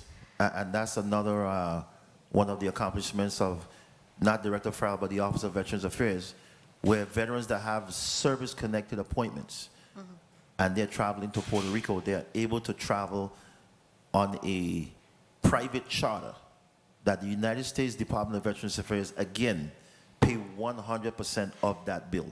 They fly veterans from St. Thomas and St. Croix to Puerto Rico and back. They don't have to go through the normal lines as a regular customer going through the airports. And they have, once the plane lands, there's a transportation right there to take them straight to the hospital and back. And so tell me, what are the eligibility to and criteria to get for a person to receive the concierge service from the Veterans Affairs? Do you have a policy in place? Actually, it's not our policy. We just advocated for it. It's another policy of the United States Department of Veterans Affairs. Okay, understood. Via the community-based outpatient clinics. The main requirement is for them to have a service-connected appointment and elect to go to the closest VA medical facility. Okay, thank you so much. Senator Novel E. Francis Jr., you're recognized for your 5 minutes. Thank you very much, Madam Chair, and good afternoon to everyone. Certainly, Ms. Director Farrell, Mr. Giff, as well as to Ms. Fredericks, and congratulations on being Employee of the Year. Ms. Frederick speaks to your hard work and commitment, and we as a government appreciate you. Keep it up. So your task is to do it again next year. Okay? Don't let anybody else beat you out of this. I want you to have a repeat next year. All right? Work double as hard. So Mr. Farrell, thank you for your testimony, and thank you as well, Mr. Giff. You spoke about the Veterans Discount Program. How far have you gotten, or how are you speaking to in respect to getting that put in place? Because everywhere else you go in the United States, veterans are recognized. There's a sense of a discount that's provided to them, for their work and the sacrifices that they have made. Can you speak to some of the entities that you have in discussion with? And Senator, thank you for that. The initial step is for our veterans to come to the office and get that document saying that they're eligible to get the word veterans placed on their driver's license. We just started that less than a month ago, so we haven't initiated the actual campaign to the vendors as yet. We wanted to get a pool of veterans first, and then we're going to go out in the next month or two and start the solicitation of the vendors to be able to, show our veterans some type of thank you, instead of just saying the words thank you. So in your testimony today, you spoke about veterans. You just talked about veterans there again. And it seems to me that when Mr. Giff spoke, there seems to be some categories of veterans. Is there one veteran, or can you break down how veterans are recognized in terms of whether or not there's categories, or if you're a veteran, you're a veteran? And I think you're speaking towards the service-connected and non-service-connected veterans. That's just on the medical side of the house. Service-connected means you, and I'm putting it in layman's terms, if you are service-connected, that means you received an injury or an illness while on active duty. If you're non-service connected, that means you received that injury or illness while not being on active duty. However, the United States Department of Veterans Affairs will still see you and treat you for what that injury or illness is. So how does the Vietnam veteran fall into the realm of that whole discussion about categories of veterans? What needs to be done is to be recognized as a service-connected veteran. You first must file a claim. Many of our veterans have not used the system, so we have been encouraging them to register and file claims. You must file a claim in order to be identified as service-connected, or you will be a non-service connected veteran. Okay, so you're saying that the mere fact of serving in Vietnam and being injured in Vietnam does not qualify you then to fall within that. You have to actually register and ask to be considered that? It does not come automatic. As a matter of fact, if I may, I know it's your time, but if I may, there's a particular veteran in the district of St. Thomas St. John that was shot in Vietnam. He received all the treatment while he was on active duty, received a Purple Heart Award, but when he came out, he never filed a claim. 3 years ago, I called him in my office and helped him to file a claim, and now he's receiving more medical benefits, and now he's receiving compensation monthly because of his claim. So, Mr. Giff, is that your understanding that that's what needs to be done in order to determine the Vietnam veterans to then to be able to qualify for whatever additional benefits that you have spoken about? Speaking to the mic, please. Trying to act and understand the question that you're asking me. Yeah, you seem to have made a distinction between Vietnam veteran and veteran. I wanted for you to clarify, where do you see that line of separation? Okay. Vietnam veterans was drafted to go into a war. I spent 8 months in the States, and they shipped me to Vietnam. They sprayed me with Agent Orange. I have the same pit pack, what they're calling it now. I'm qualified for it. They spray you with Agent Orange, or they spray the They environment? sprayed the entire area where I was sprayed. It came on me. The insecticide came on me. That's why I have all these injuries and stuff that's going on with my health now. I feel that we are not recognized as a Vietnam veteran for what we did to fight for our country. We're not trying to be separated, but respected. If we are respected, they should pay my ticket to go to the States. But the federal government claim that we have to go to San Juan, Puerto Rico, which is the closest hospital, which I explain the language barrier and all of that stuff. So I am going to this, but the local government have a Veterans Affairs office. That was when Mr. George, Mr. Blabber George, the Elroy George, saw it fit to make sure that the veterans get to the health care and cover their tickets. Okay, my time is about to run out. Have any of this, and I'll go back to Mr. Farrell real quick, have any of this concern that was raised by Mr. Giff been communicated to the delegate or to the Department of Interior or any of the other federal authorities in respect to this? Yes, Senator. We've had multiple conversations and collaborations with the delegate's office. So where are we with that collaboration? I mean, is it resulting in any net benefit? Madam Chair, I'll wrap up. We have not seen the fruits of the labor just yet. You may proceed, Senator. We have not received the fruits of the labor just yet, but conversations have been had with my office. Even Mr. Giff has had conversations with the delegate's office. Because this is not the first time I've heard him with it, and I think that we need to bring some resolution to it in one way, shape, or form, so that we don't have a repeat of that. Madam Chair, if I could just wrap up, and in terms of, I had a couple of other questions. Have you received any additional funding from ARPA, Department of Interior, or anything else to support and assist you with the veterans? No, affair? we have not. Nothing yet. And if you could just give us an update in terms of the Veterans Cemetery.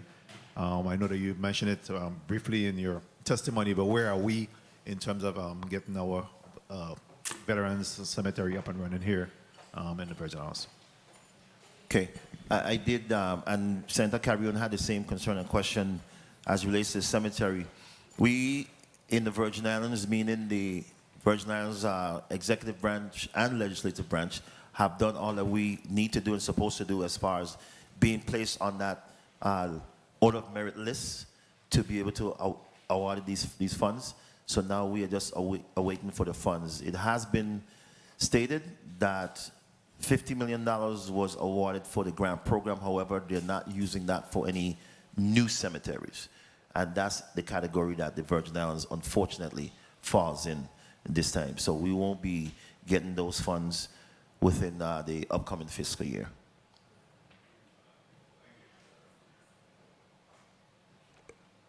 Thank you, Mr. President. Next, I recognize Senator Alma Francis Heiliger for your 5 minutes. Thank you. Good afternoon to the testifiers, people of the territory. Good afternoon to my staff and my colleagues.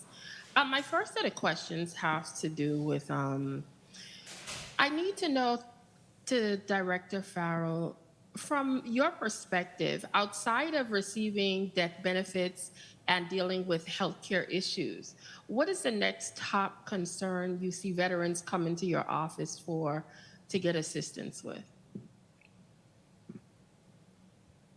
Honestly, Senator, that one, the healthcare concern, is the one that takes...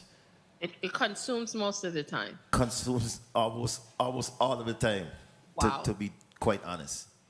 That is the major concern. Everything else seems to be running Almost secondary. nicely. Okay, I understand. Within your office, in order to better help serve our veterans, is there a specific area you would like to get see or potentially get additional funding for the beef up. But based on what you're saying, that might be maybe helping out with healthcare concerns. Correct. Because if everything is focused around that, it might sound you might need a little bit more help in that area to process those concerns. Yes. That will be that topic. Okay.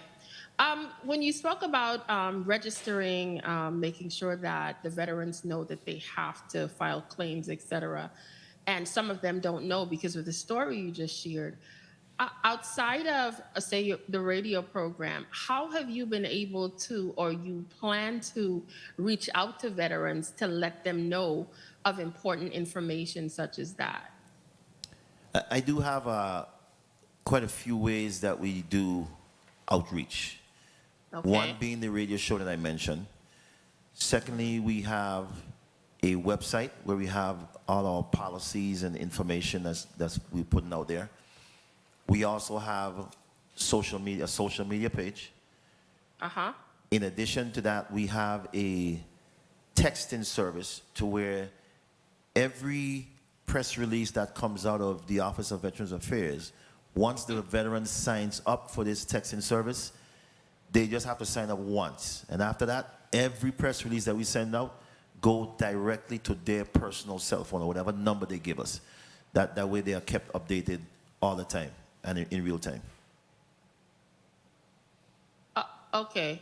Well, the reason why I'm asking is several things that you just spoke about. I'm also looking at the age demographic of some of the veterans. The radio show would be limited to more than likely just listeners to that particular station. A website, unless a veteran has a computer or access to one, and they know the location of the site to have to go look for it to potentially get information. Social media, it's the same thing with just having a standalone page. Do you do more things more active, such as, say, running ads or printing in the newspaper, doing more interactive things as community outreach?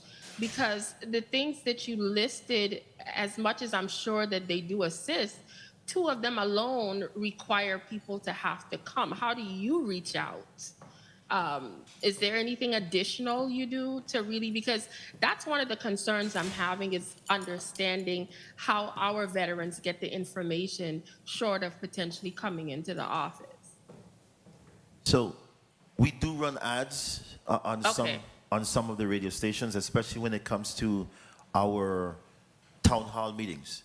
And if you come to a town hall meeting, you see that the communication is quite effective because there's standing room only within those town hall meetings.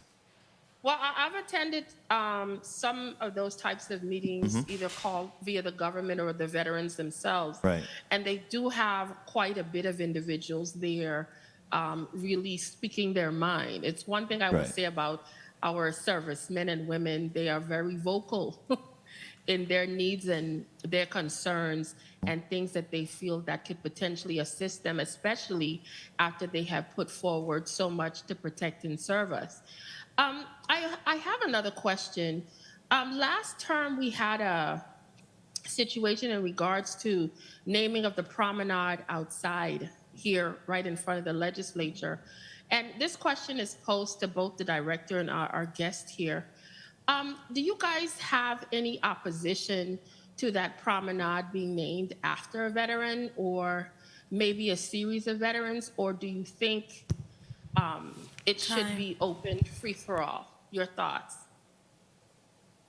My thoughts on that, Senator, is it would be great to see the promenade named after either or, a particular veteran or a series of veterans. I would probably prefer a series of veterans because the promenade is so long and wide. I think it would be appropriate to do it that way. So that is my take on that. And then, okay, Mr. Giff, your thoughts? It should be named after a veteran. Okay. Especially for my case, a Vietnam veteran, because we have been in a war and fight and we have come out with a lot of disease and health issues and stuff. It should be given to a Vietnam veteran. Okay, thank you for putting your opinion on the record. Thank you, Madam Chair, for the additional time. Mr. Chair, at this time. Thank you. Oh, Mr. Chair. Thank you, Senator Francis Ailagat. Senator Capehart, you're recognized for your 5 minutes. Thank you, Mr. Chair, and good afternoon to my colleagues, and good afternoon to the testifiers, Director Patrick Farrell. Congratulations, Mrs. Juliet Frederick, on your hard work for your office, Veterans Affairs. And Mr. Giff, I was telling Miss Picard here she may have to bring me another napkin because this is the second time for the day that I had to hold back my emotions, because when you have individuals like yourself go to serve your country and you feel like you haven't had your fair share, just hold on, because with the legislature, Director Farrell, who I plan to be working closely with the Veterans Affairs to improve the quality of service for the veterans here in the territory. But first I wanted to ask Director Farrell, you mentioned in your testimony that we are authorized and have a full complement of 5 employees. Do you think that's enough employees to work for the Veterans Affairs offices? Well, Senator, I have identified an additional position that we are working on to get implemented in the agency, which is going to be somebody more on the PIO side, Public Information Officer or Public Affairs Officer, anything within those realms, so that that person could help us with getting information out to our veterans throughout the territory. Okay. So we are working on that position particularly. Okay. So you don't think you need any more administrative staff to help with what happens on a daily basis in your office? Administratively, no, but when we get the cemetery online, we also plan to ask for initially two people in the St. Croix district and 2 in the St. Thomas district to help with the upkeep of the cemetery. Okay, great. On January 30th of this year, I had the pleasure of attending one of your town hall meetings, and I just have to commend you for bringing all those federal partners to talk about all the challenges locally our veterans face. And some of the issues that I heard on that day was pharmacy issues, portal challenges. They were concerned about having an assisted living care, homes for the homeless veterans due to behavioral problems, unable to perform procedures locally, confidential concerns at the VA clinic window, and they requested better treatment. So my question to you, with all of those, and that's not all the concerns, that was just some of them that I wrote. Correct. Just based on that day when those federal partners they heard everybody in there, was there anything after that meeting that has been addressed, like a low-hanging fruit that Veterans Affairs locally has been working with the federal partners? Can you even just tell me some of those good news, please? Right. The one thing that has been addressed is the lab situation on the island of St. Thomas. That was a very, very big concern, because there were veterans going to the lab and their labs not being received at the clinic 1 minute. in excess of 30 days. So they have changed the vendor for where the labs are being done on the island of St. Thomas, and that has drastically increased the turnaround rate to like 24 to 48 hours, so that they could continue their care. Okay. What about the confidential concerns at the VA clinic? Do you know? Because it seemed like not only one person talked about it, there were others. So I have recommended in my relationship with the VA Caribbean healthcare system that there is a room, an additional room in St. Thomas and St. Croix that's close to the front desk, to where maybe after they call the next veteran, they can take them into a type of like a triage area that is enclosed, where all information stays within that particular room. So that is something they're also considering at this point. Okay, can you tell me how many veterans we have in the territory? We have an estimated 8,000 veterans in the territory. I'm sorry, how many? Estimated 8,000. Estimated. 8,000 in the territory. 8,000. Mr. Chair, just one point of... You may. So, as you know, as we've talked before, when I was in the 38th legislature, I had a bill that was for the veterans to assist them for going and getting home loans.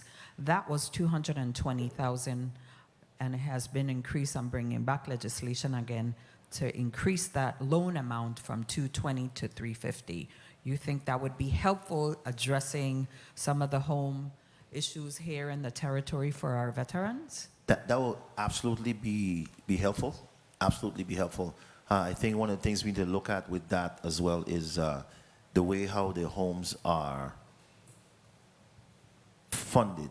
Meaning, yes, you may have $350,000, but a lot of the homes are, the banks are not doing construction loans for the most part right now, which is an issue. So that $350, with the costs going up, is a step in the right direction. Okay, thank you, Director Farrell. Thank you, Mr. Chair.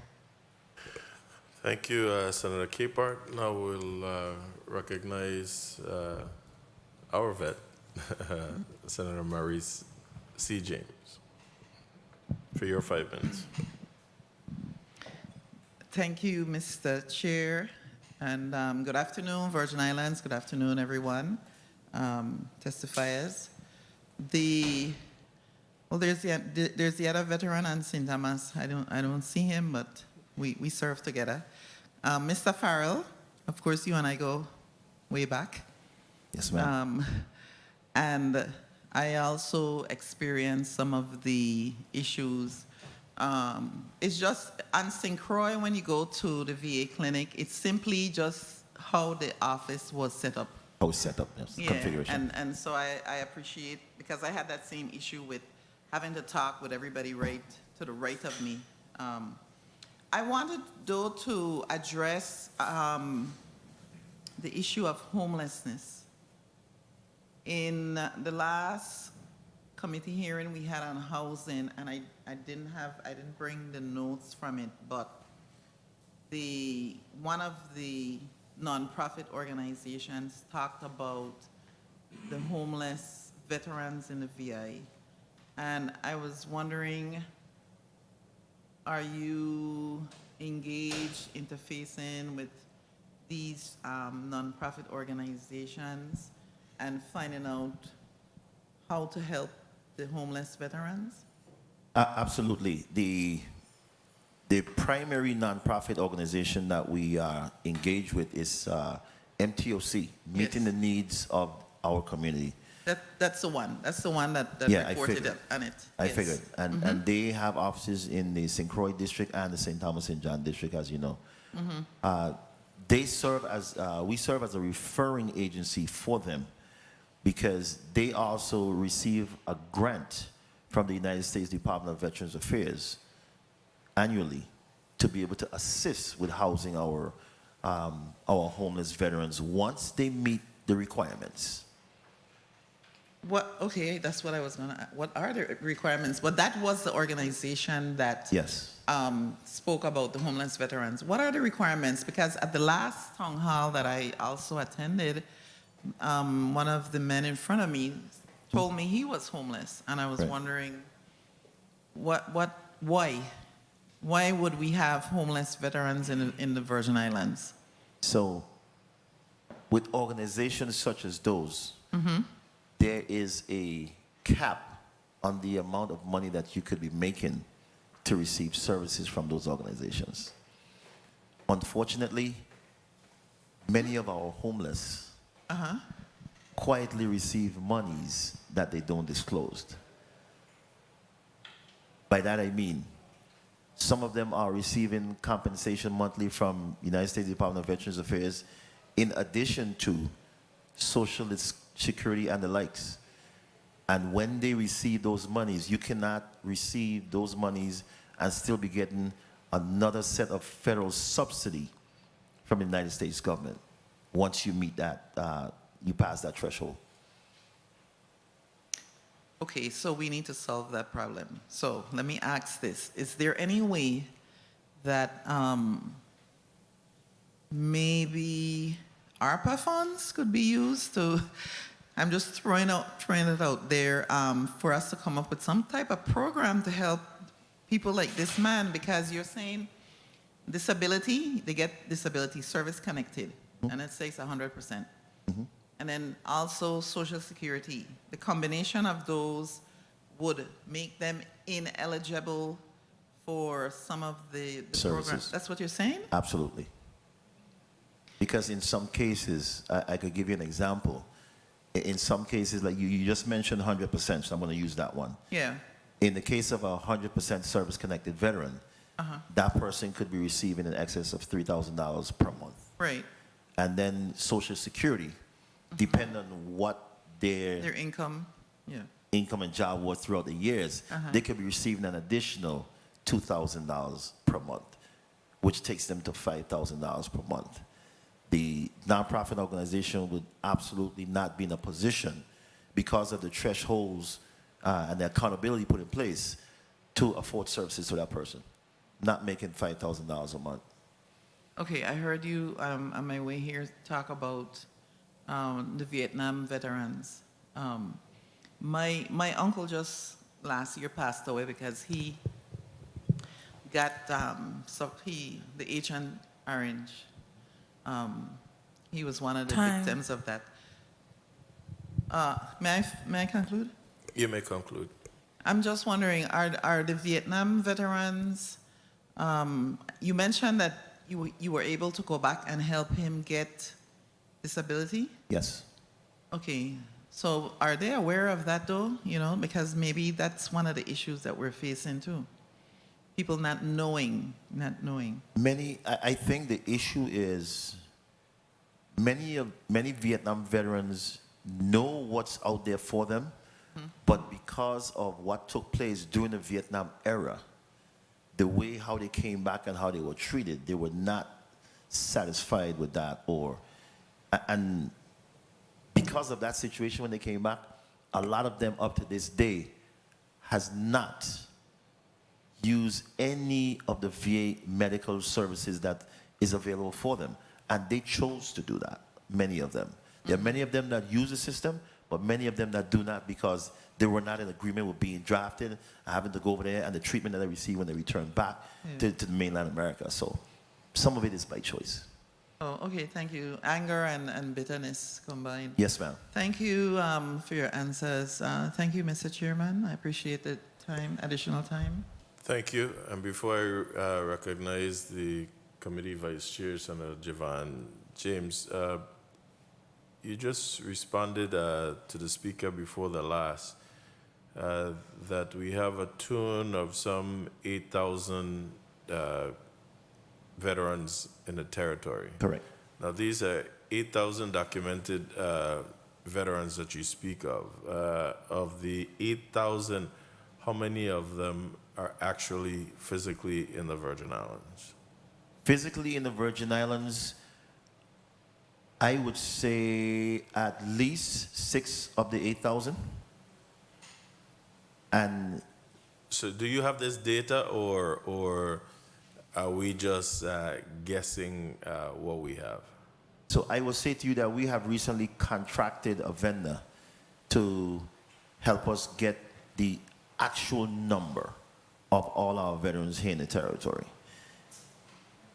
Because that's what we would need to to have a true number of the veterans that we will serve here. However, I guess my question will also be, so I'm a documented veteran in the U.S., from the U.S. Virgin Islands, and I have now since relocated to Ohio. Where do I go now? Do I still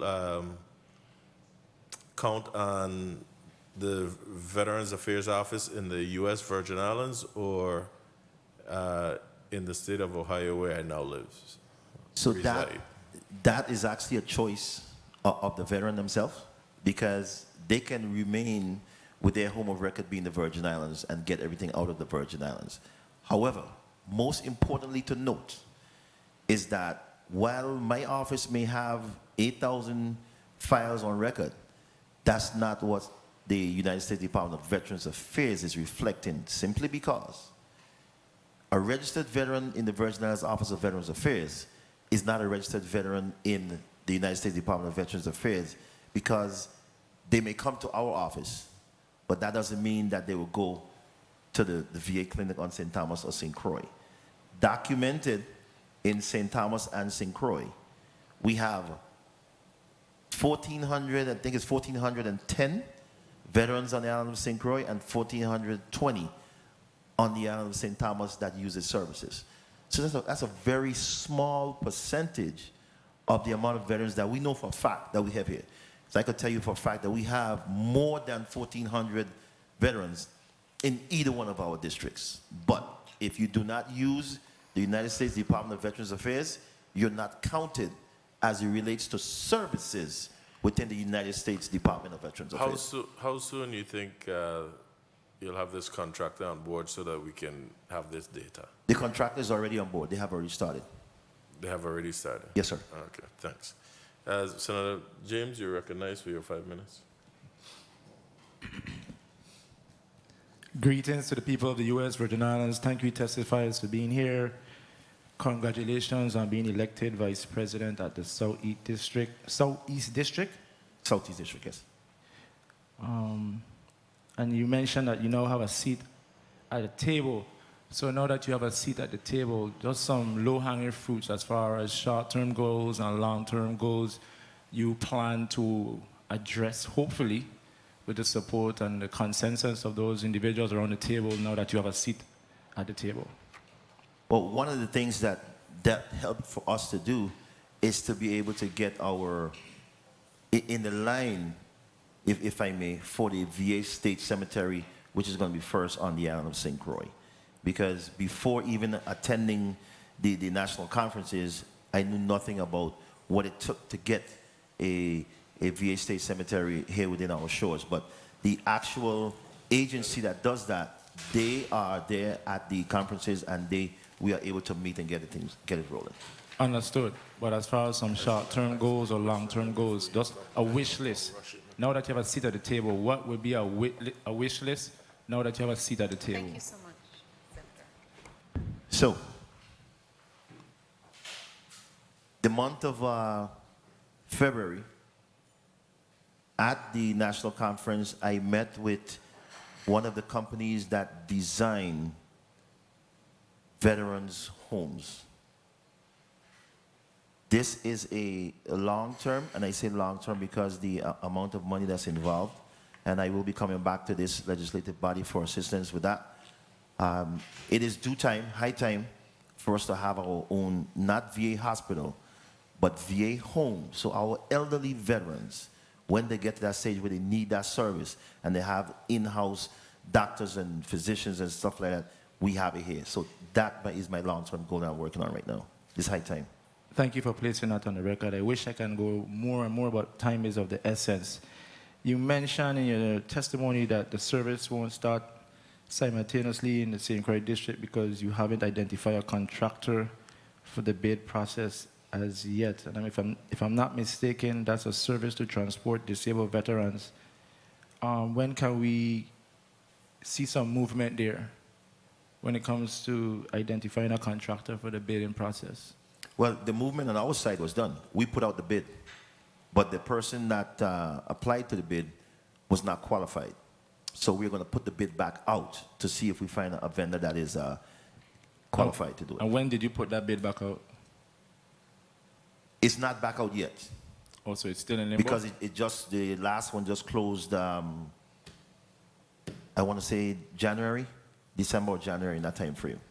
But we are working with Property and Procurement to get it back out right now. And ever since the change with Commissioner Anthony Thomas, we're now the acting commissioner, you have been in conversation with the acting commissioner? Absolutely. Okay, thank you for that. And as far as the burial grounds on St. Croix, if I'm not mistaken, I think during the 33rd legislature, there were conversations surrounding the burial ground? That's the same VA State Cemetery, yes. Okay, and everything is in motion for that as far as funding and what have you?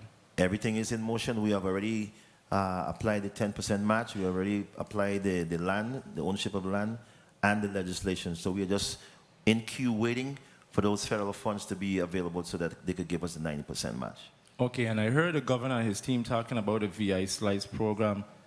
Is there any way that we can include something in there for veterans? Is that part of it? I am not well versed on the VI Slice program at this time, but it is something that I'm willing to look into. Because veterans do deserve a slice as well of the pie. Absolutely. When it comes to home ownership. Because the reason why I'm asking you that, at a later time I will be reaching out to you. I have a bill, it's not pro forma yet, but it's BR 23-0302. And it's surrounding or regarding veterans and home ownership in the Virgin Islands. And hopefully I will be able to get that passed with the support of my colleagues once we fine-tune the bill to provide home ownership for veterans in the Virgin Islands. And as far as your relationship with Delegate Stacey Plaskett, around the topic of veterans in the Virgin Islands, have you been able to collaborate with her recently or any time in the past to bring things or benefits to our veterans? We have been in collaboration. As a matter of fact, we are always in collaboration. We have the talks because, you know, the VA is a federal entity, and quote unquote, the delegate is our federal representative. So we have been meeting off and on. We had the conversations about some of the same issues that were presented here today. So we are working on those together to see if we could get to a place of common ground. Thank you. And lastly, we have the gentleman right next to you on the right. Time. Mr. Giff, welcome to the Big Island. Thank you. If I can, Madam Chair, can I just ask him a quick question? You certainly may, Senator. It will be quick. So, Mr. Giff, I know the last time you came before us, it was regarding some issues or some misinterpretation of the VI code. So fast forward from that hearing till now, are you satisfied with what's going on at the Office of Veteran Affairs?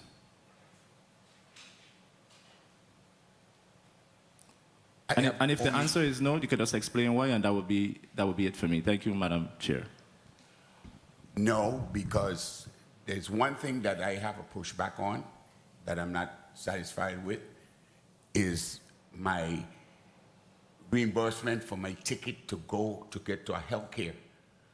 And I might sit here today in this setting. Everything was about everything else except what I was talking about. My thing is about the monies to reimburse me back for my ticket, because I serve to deserve better than what's going on with me. I serve for my country. And I have some documents here because I was accused of not being an employee of the government. So I don't know, they don't know where I get my information from. Do you have a post added by the name of Jose George? I have documents here that's showing something that is different from what the director is saying. Burial and medical travel is two different things altogether. I don't know who put them together. The documents here, $200,000 for Veterans Affairs, for medical travel, $200 for burial. That's the post edit says that this year, $148,000 was unspent out of the 200. These are the things that I am looking at, because if the money is appropriated there for me for my reimbursement, it should be reimbursed. I can't go no farther with it because I asked to speak to the governor. For 4 years, I have not gotten no results from the governor.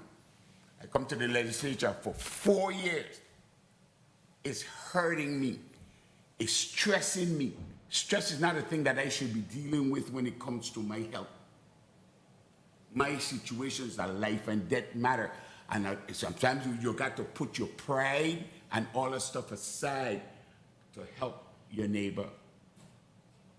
And all I'm asking for is my reimbursement for my ticket going to the States. End of story. I don't want to hear all that other stuff. Yes, you could put interest into burial. So when I die, then I will get the benefits from me being in the service? $5,000. But what about me going to keep to stay alive? You should be concerned about that for me. And we are going to be going back and forth with this thing. I have made it clear today as I sit here, it's my last time going to testify to the Senate concerning this issue about medical travel. Okay? Because it's in the book. There was acts about the medical, what you call it, the emergency fund. You know why it never had no money? Because it was an emergency fund. In case the money that ran out from what the government, the local government has appropriated for medical travel, if they run out, then the director will call our finance commissioner, and they will put $50,000 in there to keep it going. Then it says, maybe not able to pay the whole ticket, but some. I have documents that showing that we never ran out of no money. For 12 years, 12 years, I've been getting reimbursed for medical travel. This is my life, man. And because I'm passionate about it, I think that I and this man and to my right have a war going on. I don't have no war with him. That's my boy. I follow him with his music career. I don't have nothing personal against him. I have something personal about me not getting my benefits to go to the States. So, okay, good. So I come now, let's go to Washington. I hear the director talking about I'm discussing stuff with Washington. Well, how come you don't put out a press release out so I could know? Why you don't call me? I got 50 plus years. This is what bothers me. I got 50 plus years of going back and forth with this medical situation. I know when we had to go to Puerto Rico. That thing has changed now, man. Come on. If we need more money, let's appropriate some more money to put in the fund then. You put in 200,000, put 100, and you don't have the money, let's go to Washington. My greatest concern is when you're going to tell me you're going to give me $250 for my ticket, a reimbursement, and Washington, now we go to Washington to ask for more money. They don't need no more money. They're settling for $250. That's my concern. Okay, Senator, your time has been called. I just want to piggyback on something and just for the record, and this is for all of the senators' edification regarding the Veterans Emergency Transportation Fund. It is Title 33, subsection 3038, and I'm going to read from an excerpt from B, and it says, provided, however, that disbursement from this fund shall be authorized only when Veterans Administration funds are not available in paying said transportation costs, or when funds made available by the Veterans Administration are inadequate to cover all or a portion of said costs as determined by the Director of the Division of Veterans Affairs, provided further that monies may also be disbursed from the fund to provide transportation costs for at least one member of the veteran's family or other persons to accompany the veteran to and from the Veterans Hospital. item D in this subsection, and this is worth us, we have members who are also on this committee, but also members of the Committee on Finance. And this is a critical part. It says there is authorized to be appropriated to the Veterans Emergency Transportation Funds the sum of $50,000 each year, which shall remain available until expended. So we have to really look into that and see if those monies are there, because based on how the language of this fund is crafted, this money is supposed to be appropriated every year. Now, I don't know if it has or has been, but definitely based on the representation from the Office of Veteran Affairs, it has not, because they don't have any money in the fund. And let me ask you, Director, do you get your fund balances and this fund balance? When did you last request any of the fund balances for this, this account? In particular, this fund? I have never asked for funding for this account because the funding balance from the Department of Finance, who has the fiduciary responsibility of managing this fund. Have you asked them for the funding balance? Yes, and the funding balance has been and is zero balance. Okay. And I put it on record, if I may.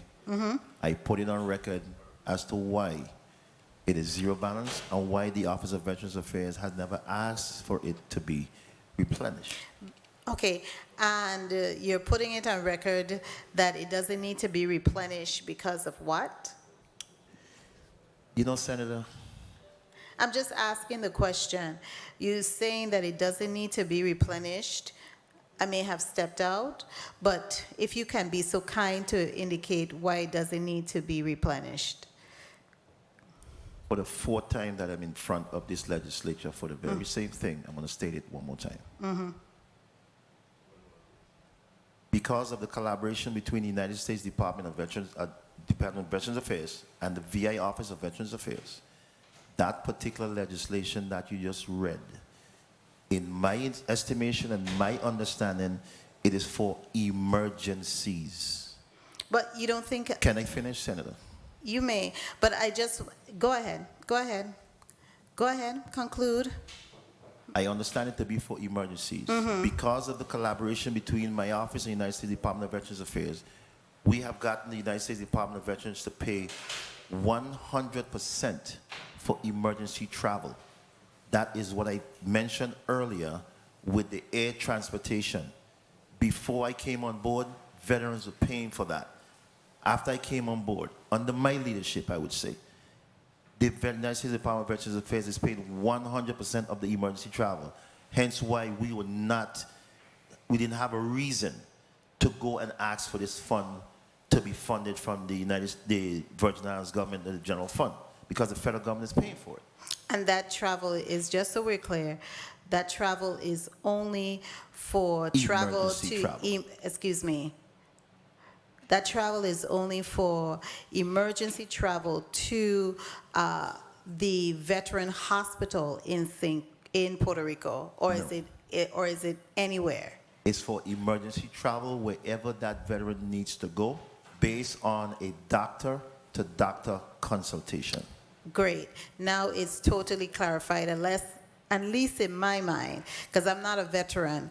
And so the doctors would determine whether it's an emergency, and that would be covered 100% by the Federal Veterans Administration. Yes. Okay, thank you. I do have another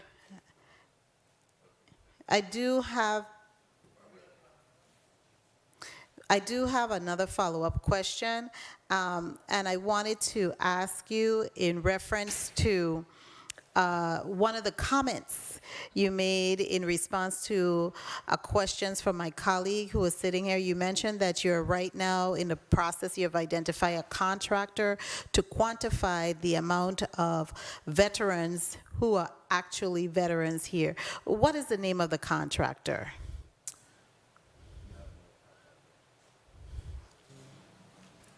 Is Save on Islands? I will get that information to you after the hearing. And also, I would like to get the amount contracted and for the performance period.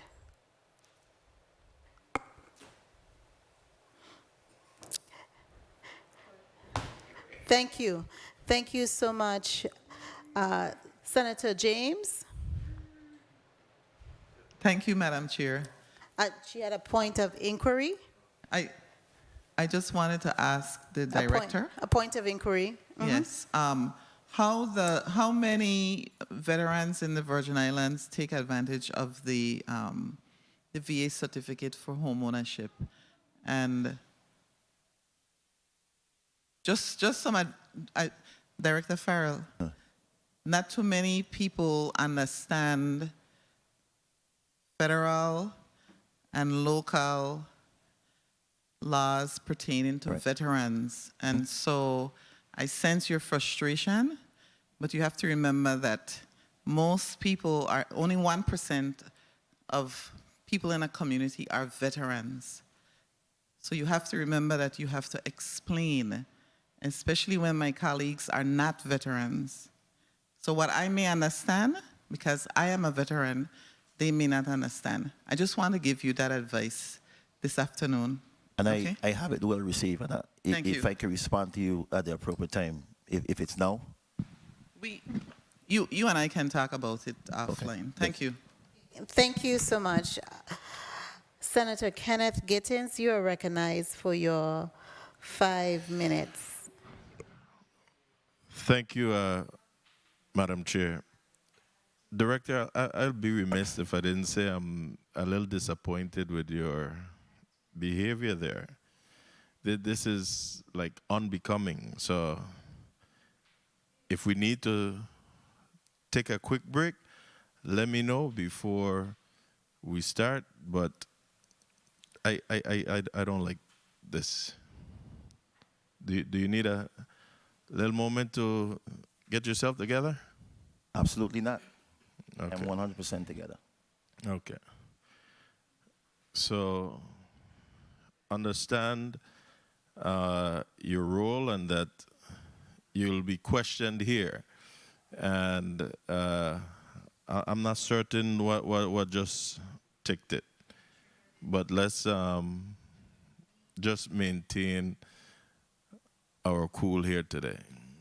Now, what I want to say is, whether you have volunteered or you were drafted, they have all served. And I salute every man and woman. I look at them as soldiers, not even a differentiation between man and woman. And I thank them for their service to the community. There was a lot of questions asked before, so I wouldn't go back to those. But what I wanted to ask was something that I saw here in your testimony on page 5 with regards to local initiatives, and you spoke about the one for the medical appointments at transportation services, and you stated that the service is scheduled to begin within the next week or two between St. Thomas and St. John, and then shortly thereafter on the island of St. Croix. And you stated that the one on St. Croix is delayed because you haven't identified a contractor through the bid process. What's the delay on that? Why haven't we been able to identify a contractor? As I responded to one of the previous senators, we sent out the bid. The contractor that applied to the bid was not qualified. So we are about to send the bid back out. So just one person responded to In the this? St. Croix district, yes. How are you advertising this? That's actually not my process. That's the bid process through the Department of Property and Procurement. So you have no input or knowledge as to how this is being publicized to know why we only have one person bidding on this? Oh, I thought you was asking me how we particularly, but I could tell you that it goes out into the media through the newspaper. It's newspaper, and it may be just through paper media. I am not 100% sure, because Property and Procurement is the one that oversees that particular process. All right, can you review that and see and make sure that this information is getting out there? Because I can't understand how just one person responded to this bid. Next up, I heard my good friend Mr. Giff.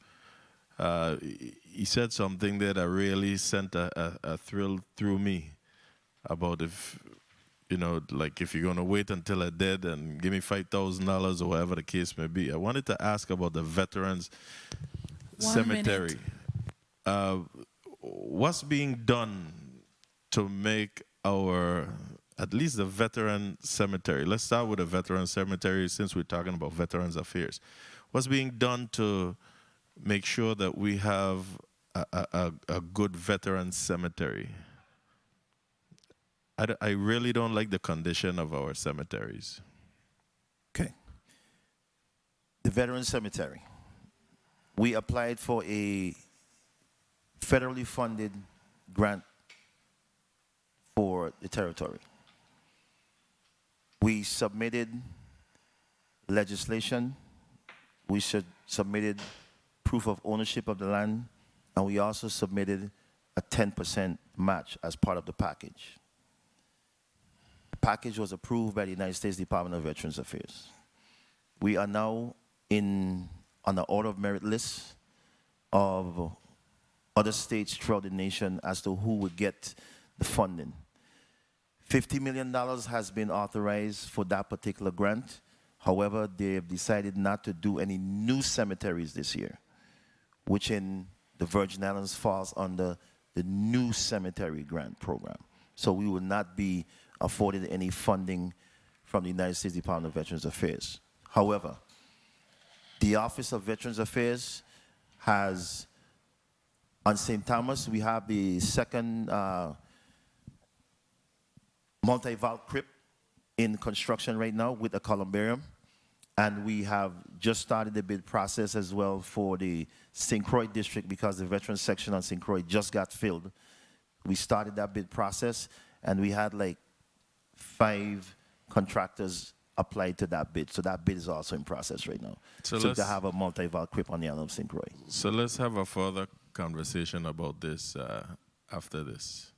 And lastly, I don't have the information before me, but something that I want you to research. There was supposed to be I think a veterans monument that was supposed to go up somewhere near. May I conclude here, Madam Chair? You may proceed, Thank Senator. you. That was supposed to be erected in the area of near Lucinda Millen Home. This was an initiative under Mr. Harry Daniel, the last Veterans Affairs Director. And I think they said the children from Eudora Ken High School had won that contest. Design contest. So can you also look into that and let us know the status of the Veterans Monument that's supposed to go up there, please? I will look into that as well. Thank you. Thank you, Madam Chair. And thank you so much, Senator Gittins. Madam Clerk, 5 minutes on the clock for me. Thank you. Now, I wanted to first, similar, and he is much more diplomatic. When we invite individuals to come from the executive branch before us, it is because the people who elected us has asked. We don't just pull out of the air. The people have reached out to our offices and they have inquired about certain issues that they need clarity on. It should be constant, and I know you are a former educator, having been JRTC, you understand the importance of educating and being repetitive in your education so that everyone is on the same sheet of paper and singing as you do from the same sheet of music, so that the choir sounds brilliant and in fact glorious. So that's why we're asking some of these questions, so we could have a clear understanding. Now, I wanted to ask you regarding and congratulations on being elected as the Vice President of the Southeast District of the National Association of State Directors of Veterans Affairs. Kindly indicate to us what are some of the top agenda items you plan to advocate for the Virgin Islands in your role as the Vice President of this organization.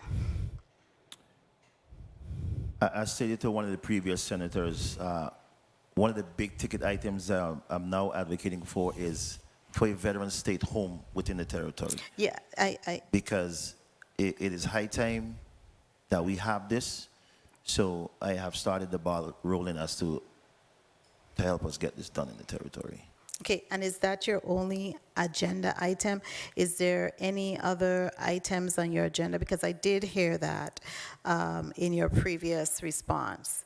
But is that the only item? I'm sure that there are a number of other items based on your communication with the veterans that you want to really look at. So that is not only my agenda item. Mm-hmm. I will say that I personally met with the Secretary of the United States Department of Veterans Affairs less than a month ago, addressing the same issue with the travel that our veterans have. Okay. All right. Also, I wanted to ask you, relative to your relationship, that's the next thing, with the Legion and the Post. How is that going? I know they're not here. I have a meeting slated with them regarding some issues that they're having. But how has the Veterans Office work with the Legions? We consistently support the American Legion. How? As a matter of fact, I am a life member of the American Legion. One of the things we actually do on the island of St. Thomas is every Tuesday there's a luncheon for veterans that my office fund for veterans that come there that are able to fellowship and eat with each other. That's one of the things that we do. Okay, what about the Gold Star mothers? I have another. So is those organizations as well as veterans who should be getting some support and advocacy? Thank you, Madam Clerk.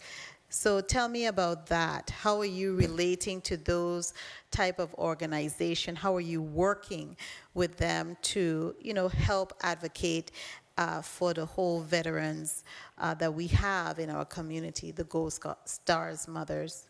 As it relates to the Gold Star mothers, one of the initiatives that we did was the Office of Veterans Affairs had a license plate. Before you proceed, so because this is being transmitted and some people may not know that they are eligible to be a Gold Star mother, kindly indicate what is a Gold Star mother? Well, the term has actually evolved into Gold Star family, as a matter of fact, which is a family that has lost someone not as a result of active duty, but while on active duty. They then become a Gold Star family member. One of the initiatives that we have done is we had a license plate designed so that Gold Star family members could be identified. And to date, we have, I think, maybe just 2 or 3 that carry that plate on their vehicles. So we do have some more in the office. There was an organization, SOS, Survivor Outreach Services, that used to deal directly with them through our office, but that has not been backfilled since the last person left that position. So maybe that's another initiative you could look at revisiting, because we have reached out and they have reached out to our office. Senator Gittins, you're recognized for your point of inquiry. Thank you, and I'm going to make this swift because a good friend been sitting here all morning with us since 9:30, and I'm not sure if he's eaten, so we need to make sure that we could wrap this up. I wanted to ask, you spoke about veteran-sponsored lunch from your office. What district is this? In both districts? It's in the St. Thomas St. John district. There was one already going on St. Croix, so there was no need to do another one again. I don't understand that. There was one already happening on the island of St. Croix, not sponsored by us, but sponsored by someone else. So there was no need to duplicate the effort on St. Croix. So it is happening. There's one happening. To my knowledge, yes. I did not know of it ending, so I think it's still going, to my knowledge. The veteran service organizations, Madam Chair, I noticed that we don't have and you mentioned the name, the American Legion and the American Legion Auxiliary. I didn't see them on our agenda today, but in the future, I'm asking if we could keep them in mind whenever we're discussing the veterans, to have them be a part of this discussion. So please. noted. Thank you so much. Thank you. We have, colleagues, we've exhausted all questions for the Office of Veterans Affairs. We will allow the testifiers to present a 30-second wrap-up, beginning with Mr. Joel Gift. Mr. Gift, would you be so kind to present a 30-second wrap-up? You're recognized for your 30 seconds. Funny. Thank you for inviting me. And like I said earlier, my thing was about medical travel. I don't think that it was heard or anything was said to help the situation. Whether money be appropriated for it, going to Washington, I hear you talk about dealing with the secretary, but I ain't seen no press release on it to satisfy me to know that it's coming. Mr. Gift, don't worry, we're working on it. We'll see what we can do to increase that benefit. I ain't hear nothing like that here today. Okay, and I'm bothered. I'm really bothered by it because I'm a veteran that is crying out for help. And to have another veteran in charge and playing like he ain't hearing me hurts even more. You asked me not to attack him, and I did not.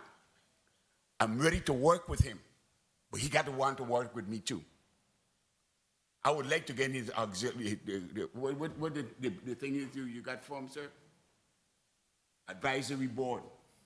I would like to get his advisory board, but I don't know about that kind of behavior he just had, because you start to working me up to and I get all upset, and then we ain't gonna get no place. You see what I'm saying? I understand, So, Mr. Giff. I thank you for inviting me. And thank but you. This is my last time testifying for veterans. Thank you so much, sir. Take win. Thank you so much. Director Farrell? Thank you, Madam Chairperson. And just for the record,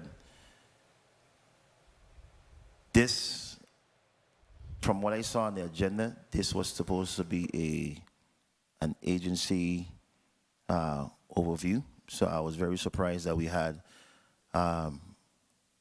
someone else outside of the agency come and testify at the same time. I'm not sure I've ever seen that happen before, but the chair has the ability to do whatever, is necessary. In addition, I would say that Director Patrick Delano Farrell, yes, but I am also a human being.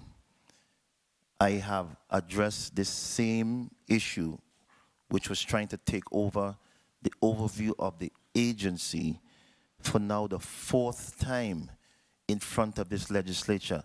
And everything I put on record today, I have put on record before. So, the frustration, yes, I am absolutely frustrated. And again, I am a human being. I am also a two-time combat veteran. Two-time combat veteran. I put my life on the line just like everybody else that did. And I too will love if I can be able to travel to North Dakota, California, or wherever else to receive my medical services. I use the VA, the same VA in Puerto Rico. I use it. I make do with what we have, but again, I would love to be able to travel elsewhere, because if I was able to do it through my office, it would have been done to benefit not just me, but all the veterans of the Virgin Islands. When I work for the Virgin Islands. I don't work for applause, I work for the cause. Hopefully next time, instead of coming in here and again making it a Farrell bashment session, let's talk about all the things I've done in my office for the Veterans Affairs and the veterans of these Virgin Islands. Thank you so very much. Thank you. Before we release the testifiers, I would just want to make it clear, especially for the listening audience. The agenda was sent out. It is an opportunity for our constituents, as well as an update for them to be able to put some of their issues and concerns and bring it to light. The issue relative to the reimbursement of travel came about because the 100% reimbursement for any place any veteran wanted to go was in place, I understand, at 100% during the MAP administration, and then it was stopped. And so that has been the major issue here, because it was actually happening. And then it stopped. There was a change in policy. And when we shift policies, just like we do here in the legislature, we definitely want to communicate and educate our people relative to those policy shifts, so that they are too now armed with the information and can sing from the same sheet of paper. It is not a bashing opportunity. It is should be received as a opportunity to collaborate, and that's what's meant here. And that's why we will probably, as the committee member and majority member noted and requested, have another follow-up meeting and include others, including those individuals from the Post, as well as the individuals from the Gold Star family, to see how we all can work together with these organizations who are affected and really advocate for them, as the Office of Veterans Affairs has been doing and will continue to do. Mr. Farrell and Mr. Gift, you are released from your testimony before the Committee on Government Operations, Veterans Affairs, and Consumer Protection for today. Thank you so much for being here. Thank you, ma'am. The Committee on Government Operations, Veterans Affairs, and Consumer Protection will stand in recess for 1 minute.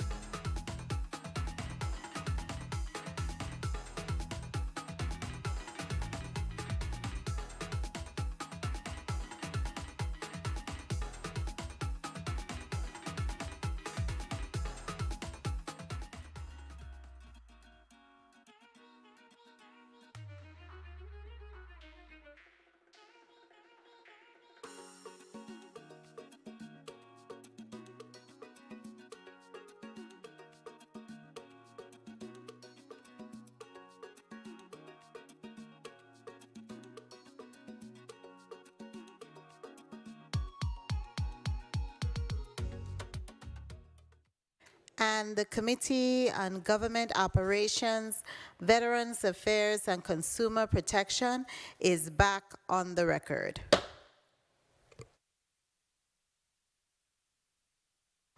Colleagues, we are winding down to almost the end of our agenda. Madam Clerk, kindly read the next block into the record. Block 3. The committee will receive testimony on the operations of the Department of Licensing and Consumer Affairs, to include but not limited to enabling law and jurisdiction, current agency challenges, and plan of action to resolve challenges. The invited testifier is the Honorable Richard T. Evangelista, Esquire, Commissioner of the Department of Licensing and Consumer Affairs. Madam Chair, this ends the reading of Block 3 of today's agenda. Thank you so much, Madam Clerk.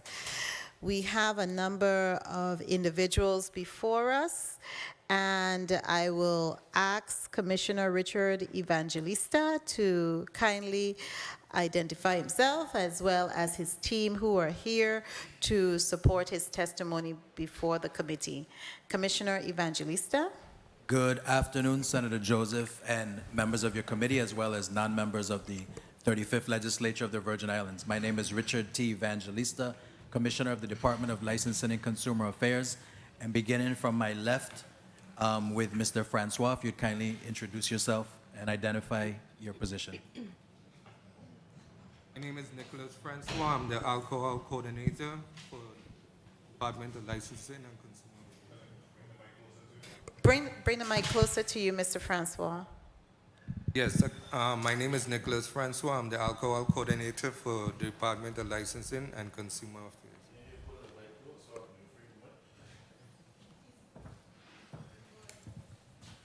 Good afternoon.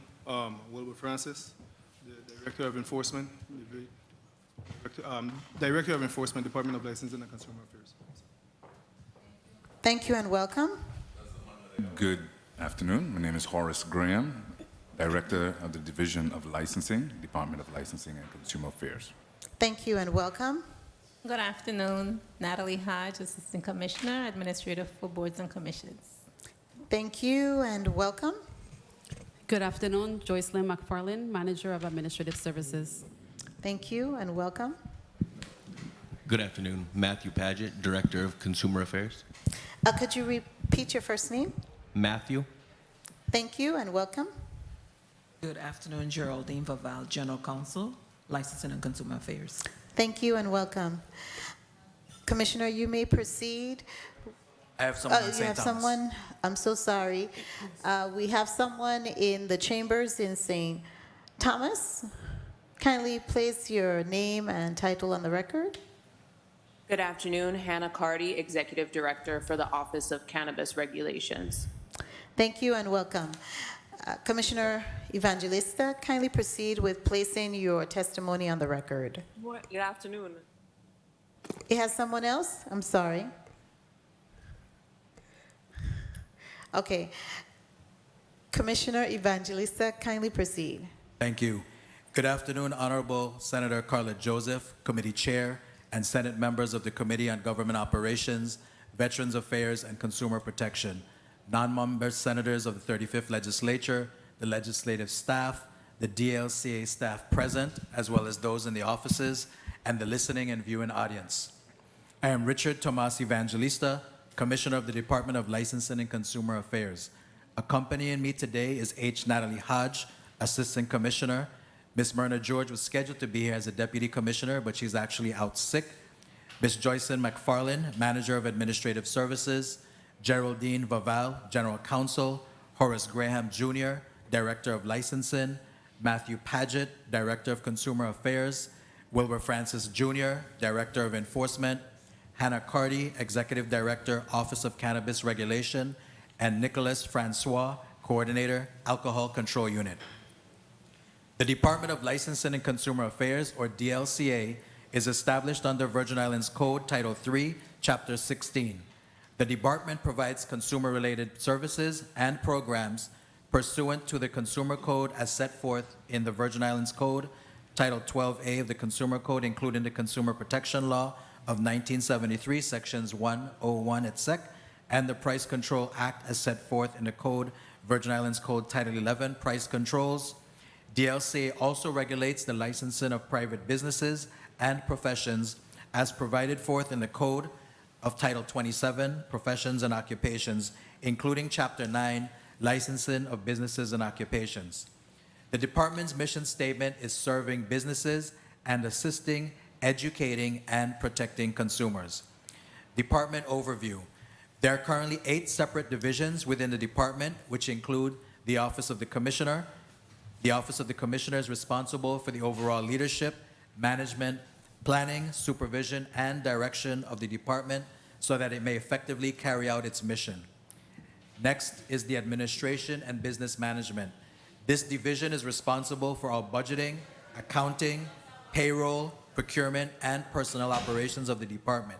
It provides all the resources required for staff to perform their duties in an efficient, effective, and professional manner. This office maintains the following accounts: General Fund, Consumer Protection Fund, Vendors Plaza Revolving Fund, Virgin Islands Public Accountancy Fund, and the Real Estate Appraisers Fund. The next division is the Licensing Division.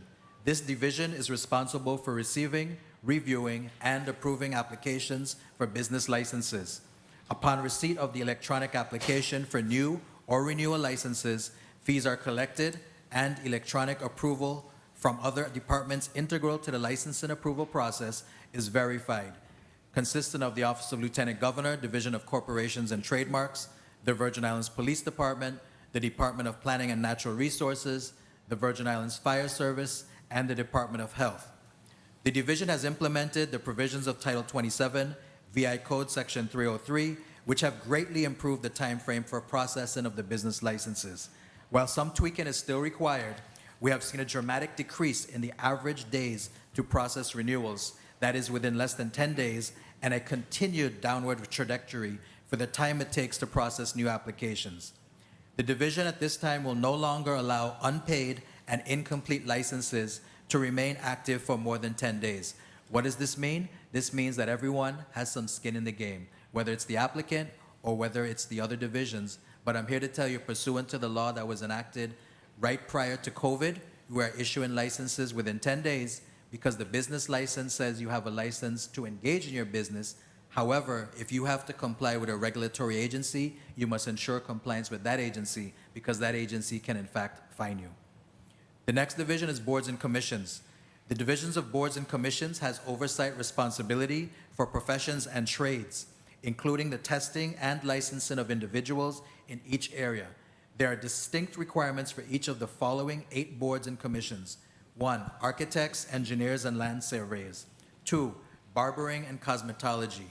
3, certified public accountants. 4, contract trades and crafts board, which pursuant to Act 8464, the board is now composed of the former General Contractors Board, the Electricians Board, the Fiber Optics Board, the Plumbing Board, and the HVAC Mechanical Board. 5, real estate appraisers. 6, real estate brokers and salespersons. 7, social workers. 8, licensed counselors. The next division is the Consumer Affairs Division. This division is responsible for assisting, educating, and protecting consumers against unfair and deceptive trade practices. It advises, guides, and represents consumers regarding the filing of formal complaints against businesses and/or professionals and attempts to resolve them. It is also responsible for ensuring equity in the marketplace through the establishment and enforcement of weights and measures standards in the Virgin Islands. The division is also conducting monthly market basket surveys, bi-monthly gasoline price surveys, monthly scanner surveys, various store inspections, and weekly pull date inspections. Within the Consumer Affairs Division, there are 2 distinct units: the Consumer Protection Services and the Weights and Measures Unit.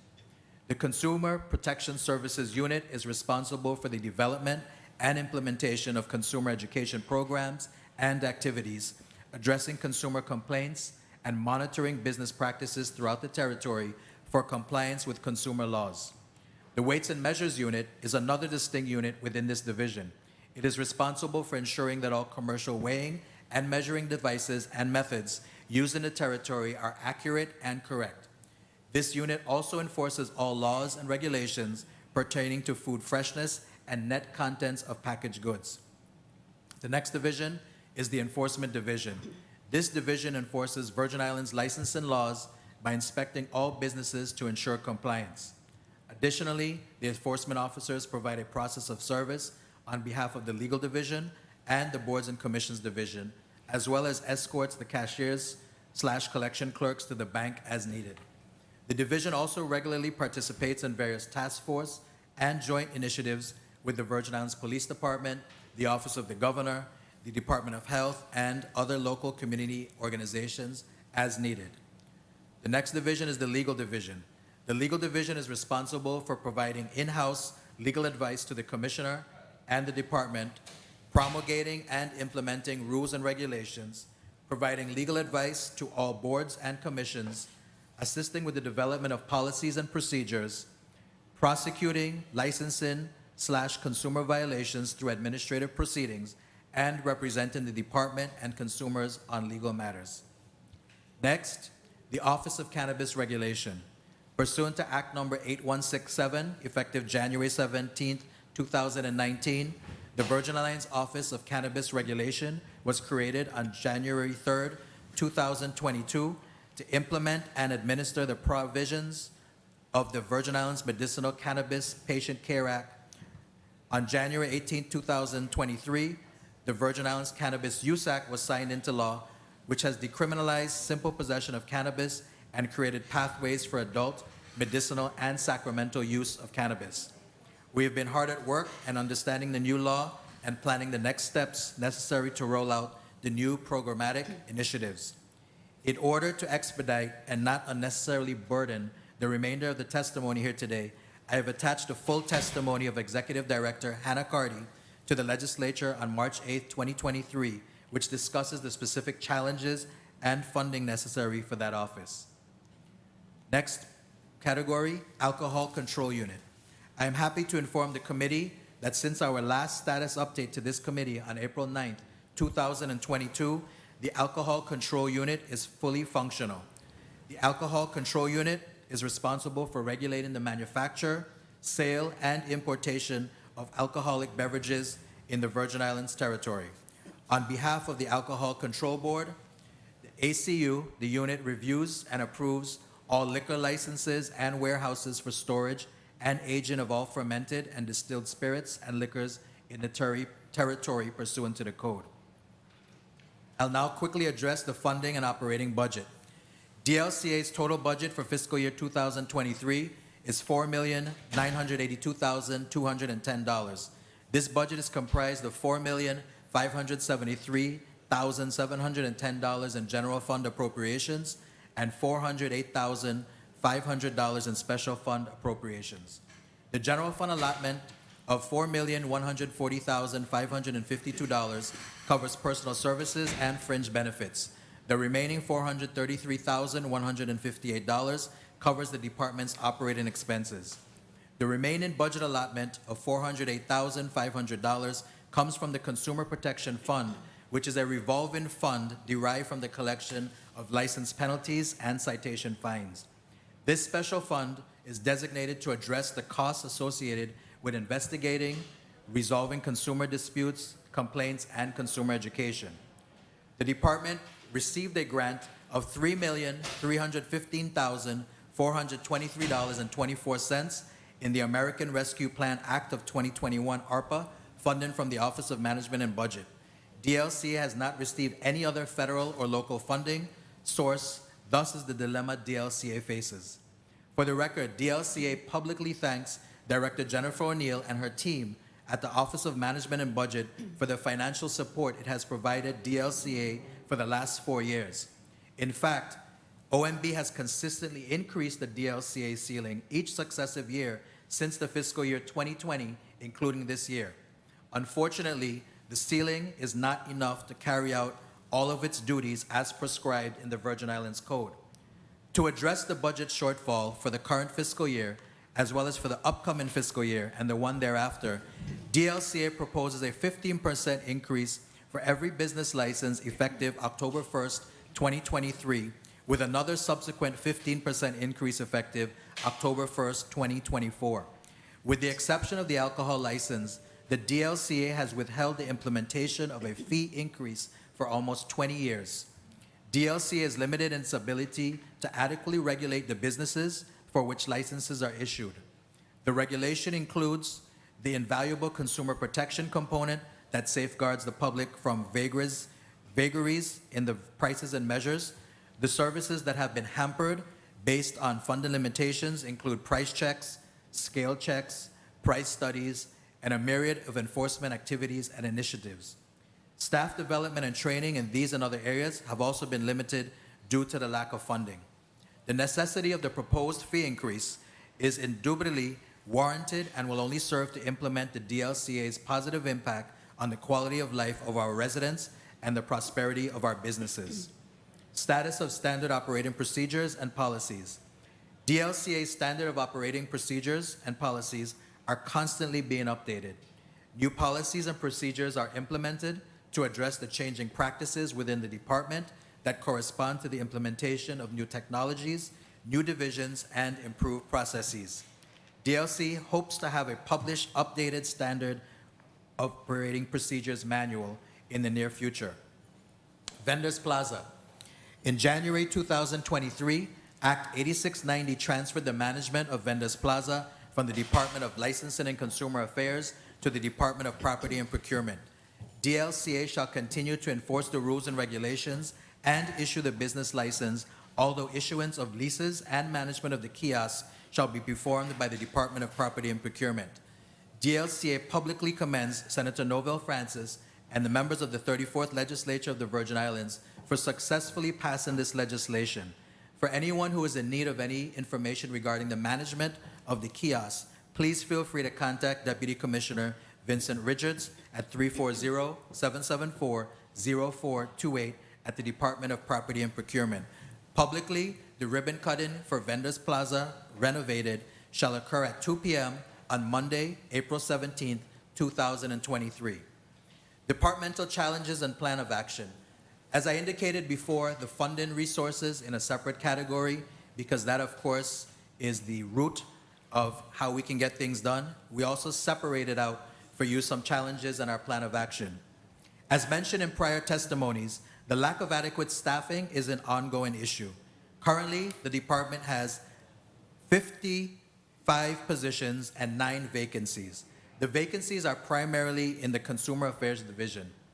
Not having the benefit of active participation in these critical positions poses a great obstacle to attaining greater results from DLCA and expeditious outcomes for both our internal and external customers. Within the Consumer Affairs Division, the Consumer Protection Unit is functioning with 1 Consumer Compliance Officer in the St. Thomas and St. John District and 1 Consumer Compliance Officer in the District of St. Croix. Ideally, the division needs at least a staff of 3 compliance officers in St. Thomas and 3 in St. Croix to adequately serve the needs of the Virgin Islands. The compliance officers are responsible for market basket surveys, scanner surveys, retail price checks, and consumer complaints. The compliance officers also do the work of several positions not filled, the consumer education specialists and compliance investigators. Although the current staff has performed their duties to their utmost ability, it has been a stretch in the number of consumer complaints that are reported. Also within the Consumer Affairs Division, the Weights and Measures Unit includes 2 weights and measure inspectors in the District of St. Thomas and St. John and 1 weights and measures inspector in the District of St. Croix. The division needs at least a staff of 4 inspectors per district to provide DLCA with enough inspectors to cover all the retail stores, gas stations, and grocery stores, as well as associated tasks to meet the need of our external customers. The Consumer Affairs Division will also benefit from an administrative officer needed to provide administrative and clerical support to the director and staff. DLCA conducted interviews on March 15, 2023 for the positions of Chief Compliance Officer and Chief of Weights and Measures. We are hopeful to have these positions filled within the next couple of weeks. Additionally, the following personnel is crucial for the efficient operations of the Division of Boards and Commissions. An enforcement officer/investigator assigned to the Office of Boards and Commissions to assist in the enforcement of the board's rules, regulations, and compliance, and the investigation of matters as it relates to each board and commission.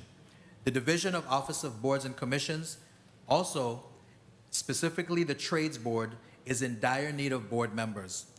To date, the Governor's office has been diligently trying to fill these vacancies. However, it is sometimes challenging to obtain a commitment from some of these tradespersons. Many are faced with trepidation to go before the Rules Committee for a confirmation hearing. I am grateful to work with Team DLCA. They fill in for each other to assist our clients and do so professionally and competently.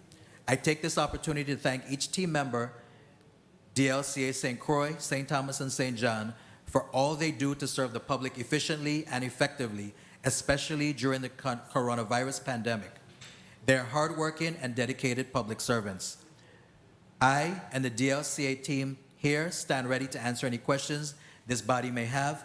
And Senator Joseph, I thank you for allowing me to bring each member who heads the various divisions, because this is an opportunity for the members of the Senate to hear it without a filter, straight from the directors who give me the information that allow me to testify before you time and time again. Thank you very much and good afternoon. Thank you so much, Commissioner Evangelista, and I was very judicious in selecting to have this meeting in St. Croix, Thank you. knowing that most of your team reside on the Big Island and your directors. I really want to commend you for your testimony and all that you do. Colleagues, we will have one round of 7 minutes for this testifier. And remember, it's just an update on some of the items that the DLCA has been charged and mandated and required to fulfill based on their jurisdiction. Senator Ray Fonseca, I see you in the chambers. You are recognized for your first 7 minutes. Yes, thank you, Madam Chair, and blessings and pleasant good afternoon to all the listening audience. Commissioner, I have to thank you very much for your presentation. You provided sufficient detail here for me to be able to perform a proper examination. I wanted to go to the 408,500, the special fund that it's is derived from penalties and citations, et cetera, et cetera.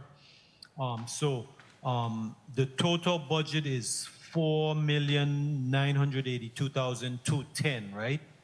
You have the 4,140 for the personnel services and fringe benefits, and then the supplies, other charges and utilities that come with the 433, plus the 4,085 is 4.9.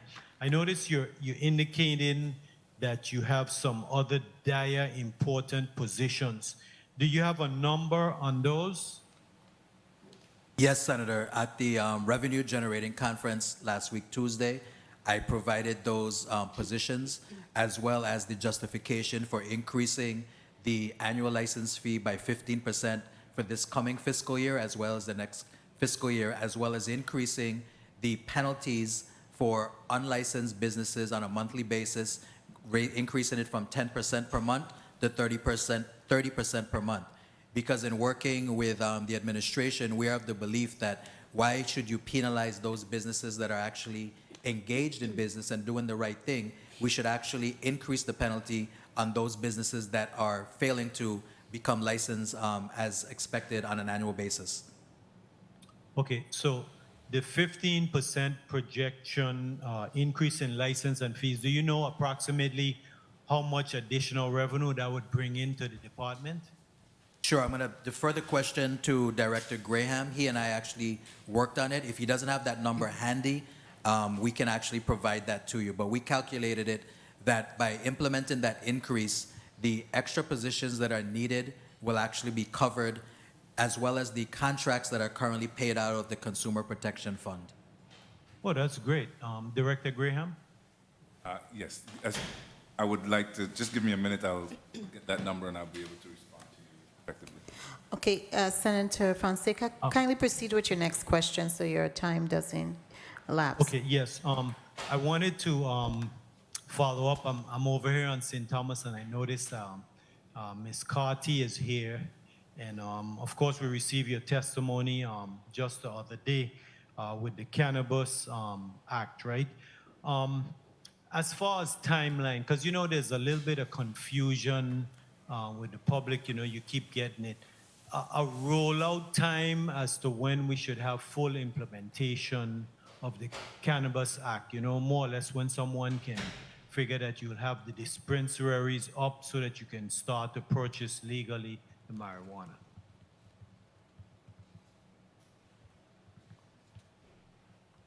The mic of Ms. Carty, Madam Chair. Please recognize the Oh, here mic we of go. Ms. Carty. Ms. Carty, and also if you could place her in view. Timekeeper, hold the time. Thank you so much. Thank you very much for the question, Senator Fonseca. Act 8680 states that we have to implement it within 1 year, so that is our goal. Outside of that, I can't give a specific timeline. We are working diligently to ensure that the contracts that are necessary will be in place when we begin the implementation of the program.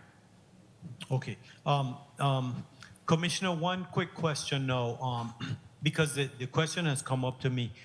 As far as the licenses for the bars and the restaurant, specifically how many feet they need to be separated, like from churches and schools, etc. Can you give me those specific distance requirements? Sure. I'm going to tell you specifically and allow the Director of Enforcement to give you some more information. So specifically right now, pursuant to the code, a bar tavern keeper license is not permitted to be issued to a church, to a tavern if it's less than 100 feet from a church. Also coupled with that is that there's a noise restriction that speaks to how many feet from a residence, a school, or a church based on a noise ordinance. I'm happy to report out that once again, members of this body actually were able to amend the noise statute. We're actually in the process of ordering the noise meters as well as the training for the officers through Senator Francis and his colleagues in the legislature, so that the proposed amendment that I have moving forward is to remove the 100 feet requirement that does not permit a bar to set up, because now we can actually have a tool that can actually scientifically measure whether or not there's an impediment to your peace and prosperity based on your proximity to the church. But there are certain restrictions, and we simply abide by what is on the book. But as you know, you're in a body of law, and law is permitted to be amended based on the change in times. And due to the small makeup of the town of Cruz Bay, of Charlotte Amalie, and even downtown Frederickson and Christiansted, it's quite 1 minute. possible that many establishments who could prosper within the confines of a church or a school or a home can function harmoniously, provided that the proper noise meters are in hand with the enforcement officers, and we can actually measure that sound decibel. But I'll also, if you'd like, allow Director Francis to give you some insight on what he's seeing on the field. Yes, please. Director Francis, please, real quickly, because my time is running. Yes, sir.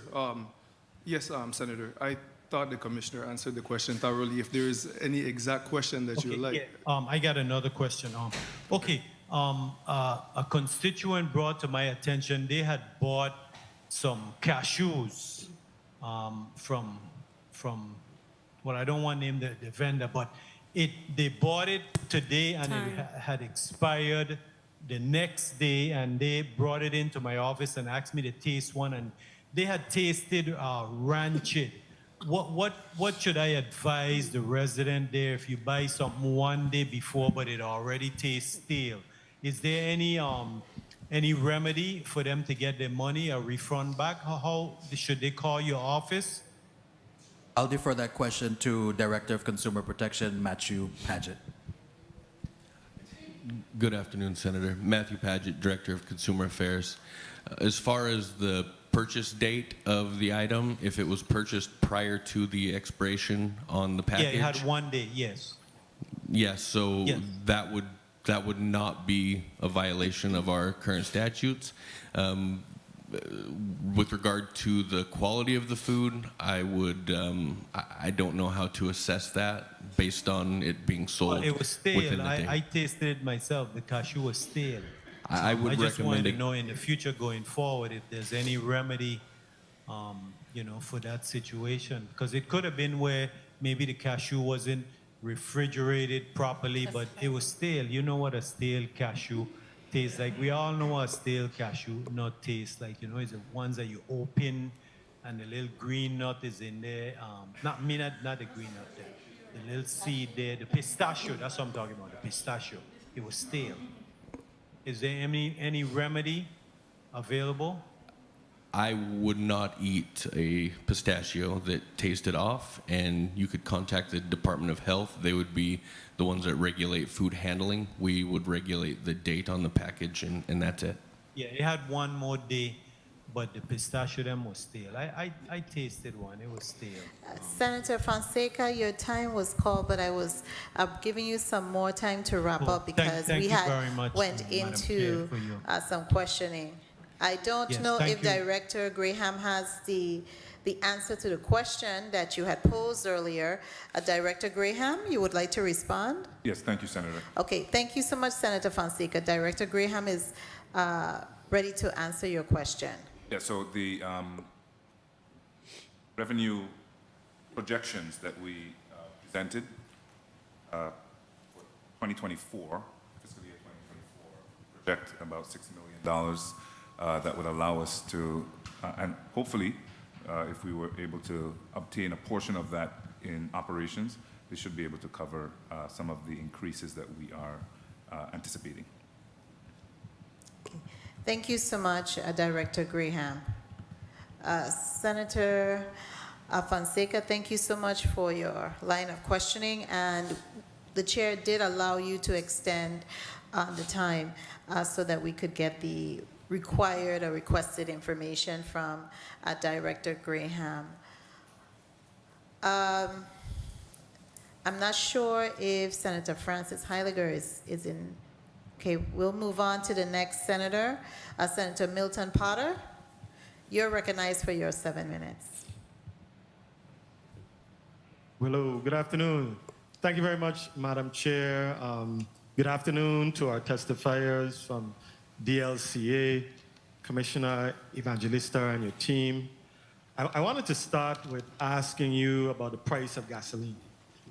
I just wanted to go directly to that. I know that market forces, geopolitical forces tend to impact the price that we pay at the pump. And since probably, I think it was like late February of last year, after the Russia-Ukraine war, we saw the price per gallon for gasoline escalate to some significant prices throughout the summer. We got to see some relief somewhere around August. I think the strategic oil reserves were rolled out, and you had some other initiatives that increased the supply of gasoline on the market. Now, we saw for successive weeks gas prices on the mainland progressively come down from August, probably through the end of the year. So every week, price for gasoline per gallon steadily was reduced. And in the Virgin Islands, those economic principles, economic forces just don't seem to work the same way. We saw gas prices reduce, probably in August. I think there was a reduction to $4.89 per gallon as the lowest you can get gasoline for on the island of St. Thomas. in the district of St. Thomas, St. John. Now, is there a reason why that price from August of last year, the price has remained no lower than $4.89, when on the mainland, every single week since August, we saw the price, diminishing, being reduced? And just asking you that question as the subject matter expert, as someone who would know more about this than I would, do you have any thoughts or any explanation as to why we're seeing things like that in the Virgin Islands? Good afternoon, Senator Potter. Thank you very, very much for that question. So, the prices that are seen nationally, St. Thomas, St. John gets their fuel from the Commonwealth of Puerto Rico. So that is what you need to focus on as it relates to the price of fuel on St. Thomas. When you add with the transportation costs by land from the refinery to the port of San Juan or wherever it is going to, then the isotoner on top of the barge to St. Thomas.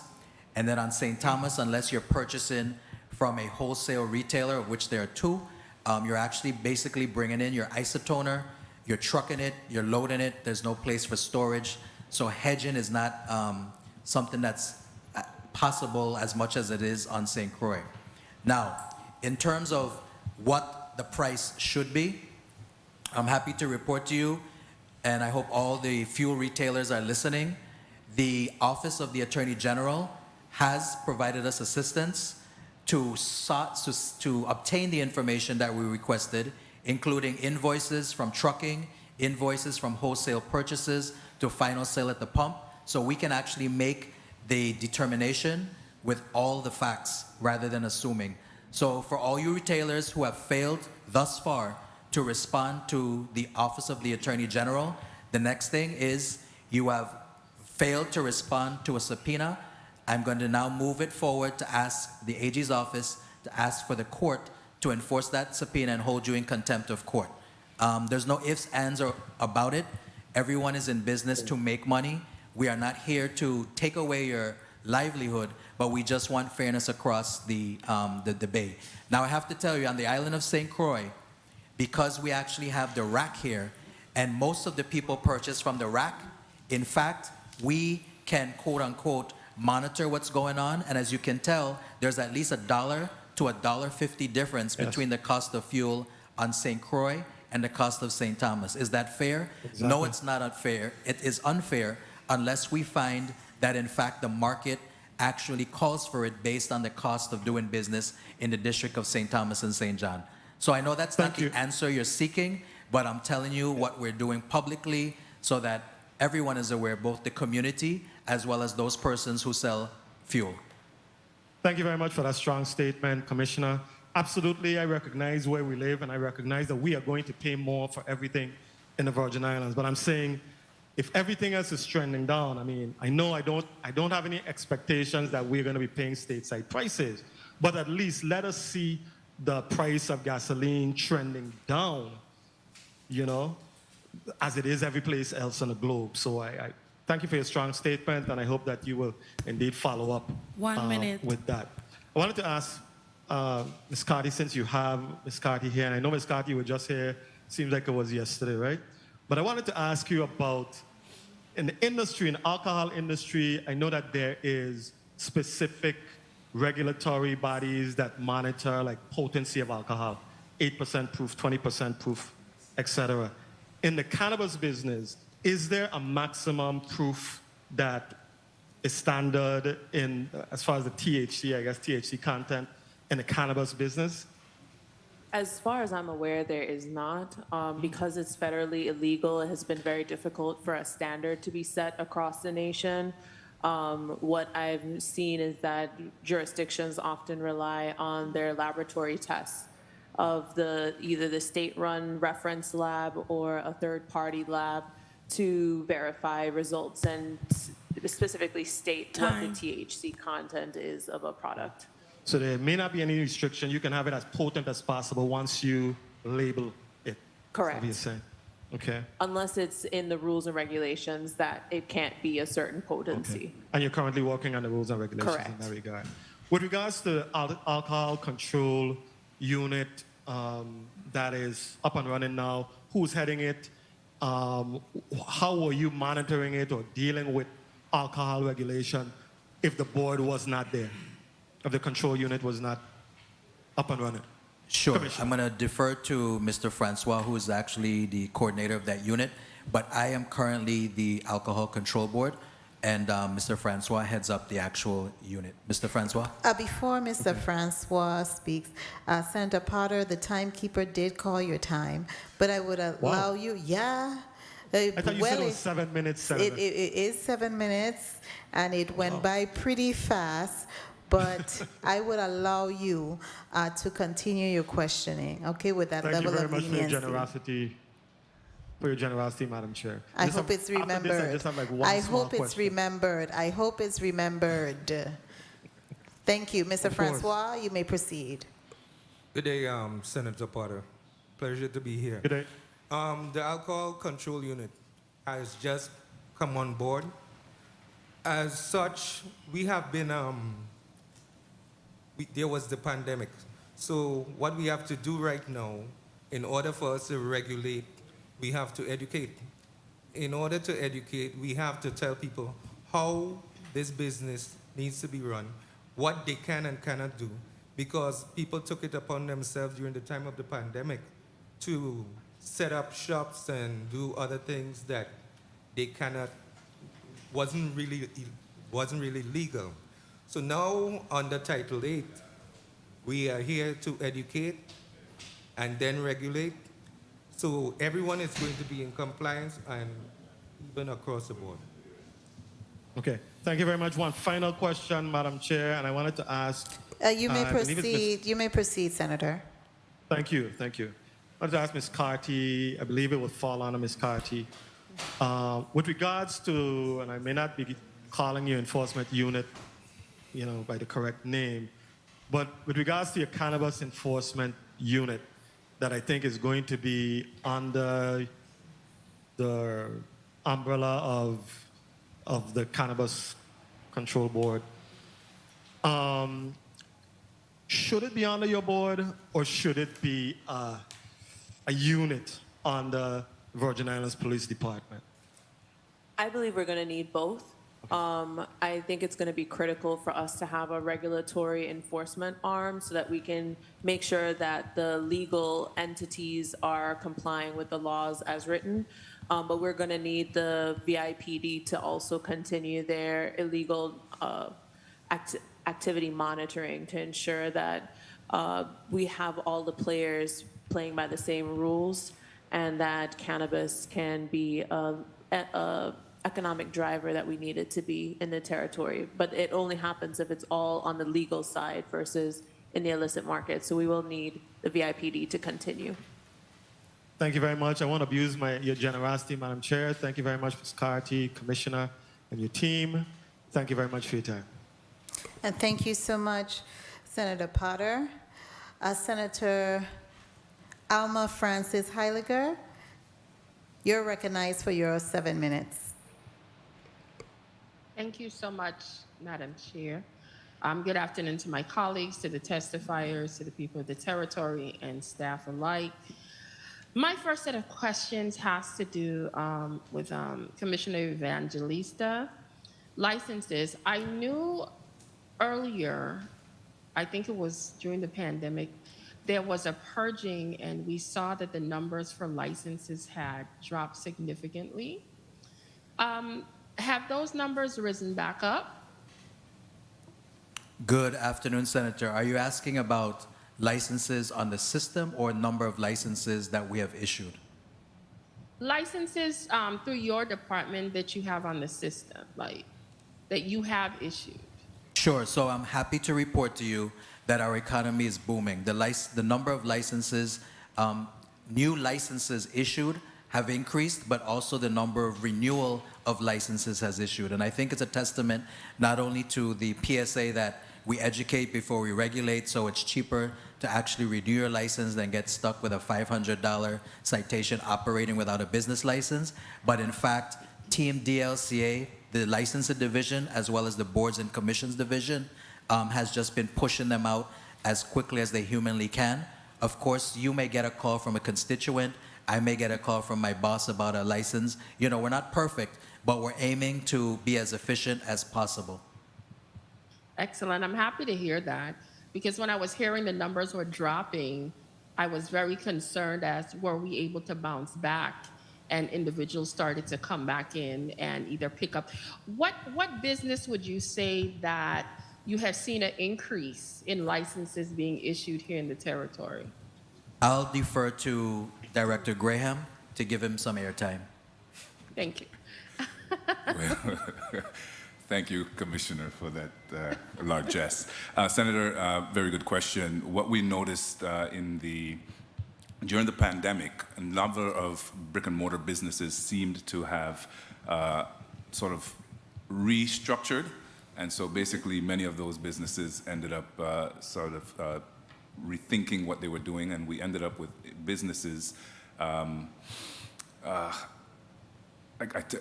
more itinerant vending licenses. And so I could say that where we were at the beginning of the pandemic to where we are at the end, the number of licenses for itinerant vendors appear to be higher. And so those are businesses who are doing mobile. There are a lot of individuals who may have lost their job, lost their jobs, and rethinking or retooling their skills, had decided to get in business for themselves. And one of the easiest ways to do that, especially on the retail side, is through itinerant vending. Excellent. I have a question in regards to businesses that provide money transfers. One of the things that I've noticed is that, and even with calls to my office from constituents, is some of these businesses are refusing to take ATM cards, credit cards, etc. Now, our laws require all businesses in the territory, I believe it's 50,000 or over, if I recall correctly, that these businesses have to be able to allow for individuals to utilize these forms of payment to transfer funds. Does this also apply to companies, for example, like MoneyGram or Western Union? Because I do see some businesses allowing for this, and some of them downright refuse the consumer to be able to use their ATH card they would send them to go withdraw the money and come back. And that's a major complaint that I hear from my constituents, and I need for you to speak on that. Is that a requirement by law, or do these types of businesses have that ability to refuse that form of payment? Thank you for the question, Senator Francis Heiliger. Those type of establishments that you mentioned, the cash transaction, cash transfer, they're actually regulated by the Division of Banking and Insurance within the Office of Lieutenant Governor. So perhaps in operating that type of business, they're not permitted to, quote unquote, allow a consumer to use their credit card, and they actually have to provide cash or some other payment. Usually the complaint is for the ATH cards, where they could just swipe the money directly from it. I don't think it's so much the credit cards, the ATH cards. So I'll do a follow-up with banking and insurance with the Lieutenant Governor's office. And please be sharing the response with me, because I'd be interested to know what that response is. Thank you so much. I will definitely get in touch with them in regards to that. I wanted to ask about the grants that you received during the American Rescue Plan Act of 2021. What specifically have those funds been used for, or are you planning on utilizing them for? Sure, the funding that I mentioned was actually used to procure the kiosk for the Vendors Plaza. As it relates to those kiosks for the Vendors Plaza, I have spoken to some vendors that are very, very concerned as to the size of them. And I have heard verbally many different stories. Does one kiosk hold one vendor, two vendors, or four vendors? Thank you very much for the question. One roof holds 4 vendors. Pursuant to the existing rules and regulations, the size of a vending spot is 8 by 8. Each spot, including the arms that will be used to hang clothing or whatever merchandise you have, up to the roof line is actually an 8 by 8 section. So the floor footage is 8 feet by 8 feet? Yes, Senator. And then whatever within that 8 feet by 8, how tall are the units? So, because I'm trying to get a visual for maximization of the space, because many of the vendors that I've spoken to were concerned as to, as you knew, many of them had like 10 by 10s, 8 by 8 vendor, the tents. Correct. So, and me looking at those, they don't look that big. So Right. I No problem. too was trying to understand the numerical Sure. square So, footage. and I'm glad of you the brought this space. up so that we can discuss it. As I mentioned, the Yes. rules provide for an 8 by 8 size sales space. The current space as configured with the new kiosk is 8 by 8. What you have is you have persons that went from 8 by 8 to 9 by 9 to 10 by 10 to 10 by 12. So similar to myself, I've gained weight. The tent size and square footage of sales area has also gained some space. So we're just going on a slim, fast plan, and we're reducing it back to the size that it was intended to be, which is 8 by 8, according to the existing rules and regulations. I did not make it up. Okay. So as of right now, 8 by 8. And for the functionability of that, do you believe that 4 tenants have you guys tested these kiosks before? For the functionability for each person in a corner to be utilizing this space? Thank you for the question.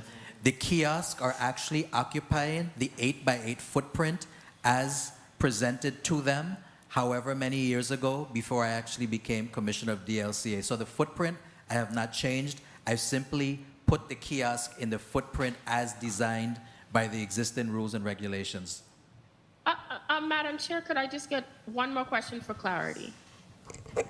Of course, Senator. You may proceed. Thank you. You're welcome. So I just want to understand for clarity. Each one of those 4 sections is 8 by 8. So Yes. that would be 8 by 8 and that's 240? So you actually multiply the 8 by 8 square foot by 4, and that's one roof line, including the arms that will be used to hang any clothing or hats or whatever you want to hang on the arms. So you're also including if somebody flips out and goes outward? Yes, that's part of the 8 feet, because your 8 feet line, currently as the rules and regs are written, you're not supposed to hang anything beyond the 8 foot line. So to permit within the rules, we actually have arms that go out up to 8 feet so you can hang your merchandise and display it within the 8 by 8 regulation. So within the unit itself, how much is it? Because you're talking about sure. extending. The unit how itself, much is actually on the inside? the unit itself is 5 by 5, and then you have 3 feet overhang of the arms to make it 8 by 8, so you can actually hang items within the 8 by 8 space. Okay, thank you very much. You're See, welcome. that's an important part. Thank you, Madam Chair, for the additional time. Thank you for the question, Senator. No problem. Thank you so much, Senator Francis Heiliger. Before I proceed to Senator Francis, I wanted to follow up on a couple of questions that were asked previously. You indicated, Commissioner, that there has been an increase in the renewal of licenses as well as new licenses issued. Do you have that figure for us today? Yes, I do. Kindly proceed and give it to us on the record. I would be happy to provide that. So for the establishment licenses, which are not the professional licenses, from October 1st, 2022 to March 17th, 2023, new licenses issued 1,265. 1,265. Yes. And the previous year? For the prior fiscal year to March 17th of 2022, so from October 1st, 2021, same time period, to October 17th, 2022, new business licenses issued, 571. Okay, and renewals? Renewals. For renewals for this current fiscal year, from October 1st, 2022 to March 17th, 2023, renewals issued 4,073. That's a sizable amount. 4,007. 4,073. Okay, gotcha. And for the same time period last year, it actually was greater, 4,709. So what you attribute it to is that with the 10 days to issue a brand new business license, we're pushing to get those new licenses out within 10 days. So it's affecting our renewal rate, but at the end of the year, we're still going to surpass what our prior fiscal year is, just based on how the licenses are issued. And how quickly you're trying to turn over getting the business's license, correct? The renewals? The renewals. Director Graham, if you can share with them what we're doing. Yeah, so, Senator, thank you. We've been mandated to issue the licenses within 10 days. We have effectively been able to accomplish that for the renewal licenses. Those licenses are being processed within approximately 8 days on average, and that means taking into consideration the entire scheme of how those licenses are issued. So we do that within 8 days. The new licenses, based on some backlog, we are working down the backlog without just completely cutting off the applications that were present, and so we're coming down from October of 2022 to present. We started about 60-something days on the average, and we're now down almost 50% of that to just under 30 days in terms of the total, including the backlog. But on average, we are getting licenses. Many licenses are issued under 10 days, but we have some outstanding applications that, due to other agencies that need to complete the process, they were delayed, and so we're now catching up on those and getting those issued. Thank you so much, Director Graham. Senator Novell E. Francis Jr., you're recognized for your 7 minutes. Thank you. Thank you very much, Madam Chair, and good afternoon to everyone. Thank you, Commissioner Evangelista, and to your staff. Good afternoon. And for putting a face to some of your directors and bringing them out here, certainly so that the public could see them as well. So I heard your dissertation regarding gas and gas prices, and I'm hoping and praying that the same energy is put into food prices. The PBET is over, and these food prices is driving us out of the yin-yang. It's becoming prohibitive. Yes, your response. Thank you very much for that question, Senator Francis. One thing I need everyone to be cognizant of is if you compare our market to a similar market, Hawaii, Guam, places that have to transport their food in containers and look at their prices, we're not that far off. And remember, anytime you see a spike in something specific that catches your attention, for example, whether it's eggs or beef, the same thing has happened nationally. I'm not saying that the margin of profit is actually in the right spot, but we can begin to look at it now once the market clears up. But remember, COVID is still affecting what has occurred with the market prices in terms of hens, farming. It's still there, even though COVID has passed. But we will continue to focus our attention in there. And as a matter of fact, one of the things that I have coming forward in this body for our budget cycle is the last administration actually started a food study that was incomplete. I'd like to actually Thank you, complete that Commissioner study. Evangelista. Don't run out my time. You're welcome, sir. You've been at this legislature, you've worked here, you know how to run out senators' time, and you're going to do that to me today. So I hear the excuses already being made, and I must say that we can't continue to allow these food prices to grow and drive people out of the market. Some of us could afford it, but others, it's really truly hurting them. All right, so we need to do whatever we can to bring some relief to them. Yes, Senator. So sometimes I feel like an employee of the LCA.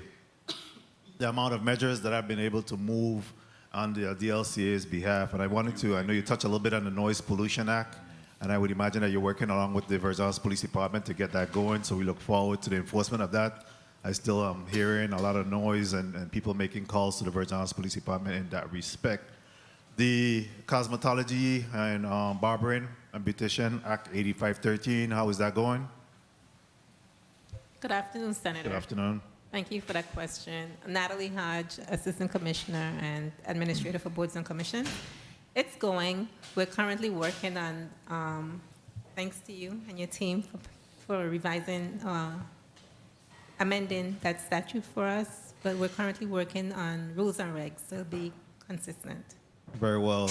And Boards and Examiners, Trades and Craft, Act 8544. That too is going. We're working on rules and regs. One of the problems we have with that statute is not enough board members. So we are still working along with the Office of the Governor in appointing members to that board. And we had also moved legislation to reduce the number of board members as well. Is that correct? Yeah. So that's still an issue in being able to get individuals to serve on the board? I have an amendment for you. I'll be knocking on your door pretty Bring soon. it along. Let's move it. Okay. Real Estate Appraisal Act 8692. That's going. That's going as well? Thank you. Mm-hmm. Okay. So you're my employee of That was DLCA, very, yeah, that was very simple, a simple revision, so we're good with that. Okay. So, Commissioner, one of the complaints that we have heard over the years in respect to enforcement and the enforcement officers is their inability to do night shift and going out after hours. Have we been able to identify overtime pay or whatever will be required to be able to support and assist them in that endeavor? Yes, so we have a line item within our budget that we definitely need to increase, and Director Francis has proposed a plan to assist with that problem by actually hiring more officers, because it will probably be cheaper to hire more teams rather than pay the overtime, because some of our officers right now, their salaries are up at the top, so overtime would mean, you know. Okay.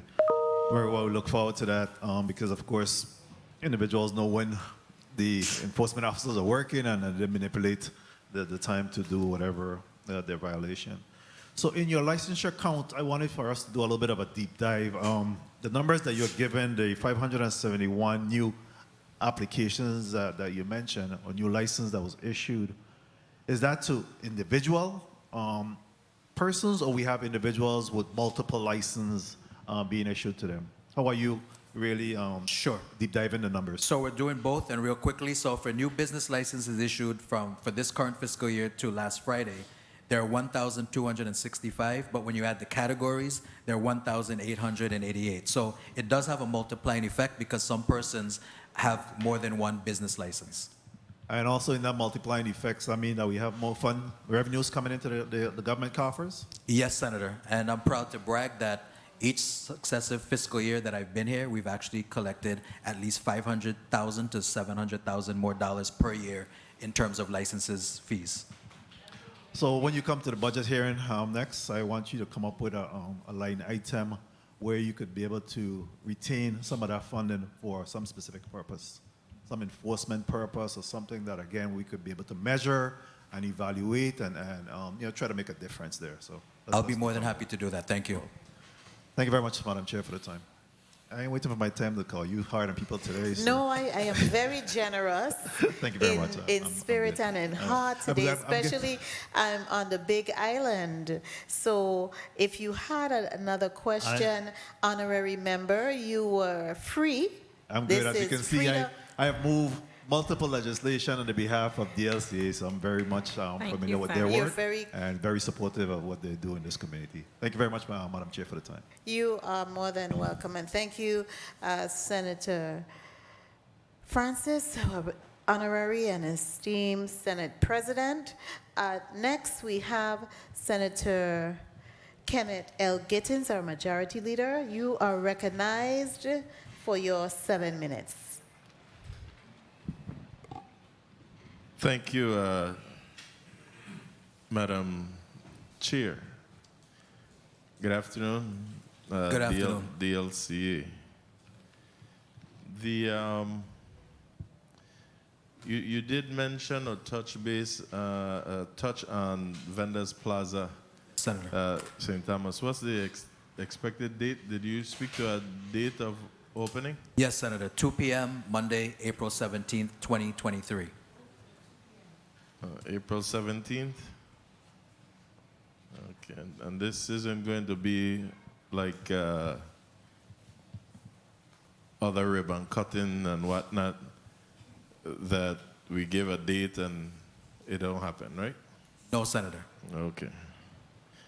Because someone just called my office and said, I'm glad to see DLCA there. I asked them why we're looking like a third world country still with this Vendors Plaza and whatnot. So they should have the date now. Repeat that date again. 2 p.m., Monday, April 17th, 2023. Okay. The enforcement, how many enforcement officers we have? Director Francis. Good afternoon, Senator. We have a total of 6 enforcement Yes, officers. pull the mic closer to you. Sorry. Good afternoon, Senator. Good afternoon. Director Francis of Enforcement. We have a total of 6 enforcement officers, excluding me, but including the Chief of Enforcement. So the division have a total of 7 peace officers. And the 7 will include you? Yes, sir. Okay. So you're director and you have a chief? Yes, sir. So what's the difference between a director and a chief? Well, I oversee the planning operations and the overall logistics of the department of the division. The chief handles some of the day-to-day, as well as my eyes and ears over in the St. Thomas St. John district, and also oversees some of the operations that go on that side as well. Okay. No pun intended, not to you, but you know, this government have a tendency with these titles, director and chief and all kind of thing, and we got a lot of chiefs are no Indians, and chief and director with those small units, same thing. So we need to really get it together. These, so you, the 6 that you have, not including the chief will be territorial and you will be territorial. So what's your breakdown of officers per district? 3 officers in St. Croix and 2 enforcement officers in St. Thomas and 1 chief. What are we doing for recruitment, Commissioner? Sure. In this supplemental, as well as in our proposed 24 and 25, we're aiming to actually increase our body, and that's why, as it relates to the increase in license fees at 15% per year and penalties at 30% increase from 10%, we project we can actually fill the gap to actually fund those positions rather. So we actually have a complement of Director Francis, I believe, wants to add 4 and 4 in each district so that he can actually allow them to work overnight if necessary, the wee hours of the night. So you want to add another 8? Yes, sir. Is that the correct numbers, Director Francis? 7. That's good. That's a good ballpark figure for me. I always tell DLCA and DPNR the same thing. And this time I want to see it in the budget. Done. All right. And these individuals have to have their equipment in order for them to be able to carry out their duties and responsibilities. Now, curious to know why local retailers don't accept like brand coupons. I was having a conversation with someone and they said like a big brand name manufacturer, most widely used products like detergent, Pampers, paper products, etc. One called Procter & Gamble. Like these people would have coupons, but the local retailers are not accepting it. This will go a far way in helping Virgin Islanders. Is there any reason why they don't or they can't accept these coupons? I'll be happy to check into it, but the Director of Consumer Affairs may actually have a response, since I'm sure he handles those issues. Good afternoon, Senator. Matthew Paget. I'll look into that as well. I don't believe I've received any information from any consumers regarding that. However, it would be up to the relationships with the distributors on what coupons are or aren't accepted. So it would depend on the relationship? Is that what you're saying? Regarding which coupons are accepted, yes, I would have to check into that, but I believe it would be up to the distributors. If somebody gets it from a third party and not directly from the manufacturer, there might be restrictions put on the coupons, but I would have to check on the small print on the back and get back to you. What's Ms. Carty? What's your current role with this cannabis? What we call it? Office of Cannabis Regulation. Yes. Well, Ms. Carty, what's your current role? My current role is that I'm the executive director for the Office of Cannabis Regulations. Does that answer the question? Oh, yes, certainly. 1 minute. And is Mr. Nelson assigned to that office yet? Or is that happening? I have not been given that information unless you know something more than I do. Okay. So the question was whether or not he was there, and the answer would have been yes or no. Do we have an account on what's been spent thus far on salaries, off-island trips, etc., within this office? Do we have an account? Yes, we do. Ms. McFarlane has it there. Good afternoon, Joycelyn McFarlane. You want to know for fiscal year 23 or 22? I'm not sure which year. Because I have both, but Time. Both. Can you submit that to us? yes, we can. Okay. Thank you. Time has been called. Do you need to wrap up, sir? Let me get my thoughts together here. Thank you. You're welcome. Senator Samuel Carrion, you're recognized for your 7 minutes. I just want to state, before you begin, Senator Carrion, because we were alerted that we may have to stop our transmission for this session, this proceeding, so that they could reboot the Facebook. So I don't know if you want to proceed and then we stop, or are we do it now? Okay, so the committee, just for the listening and viewing audience, we're going to take a pause, a recess for a few minutes, and then we'll come back online. The committee stands in recess for 5 minutes.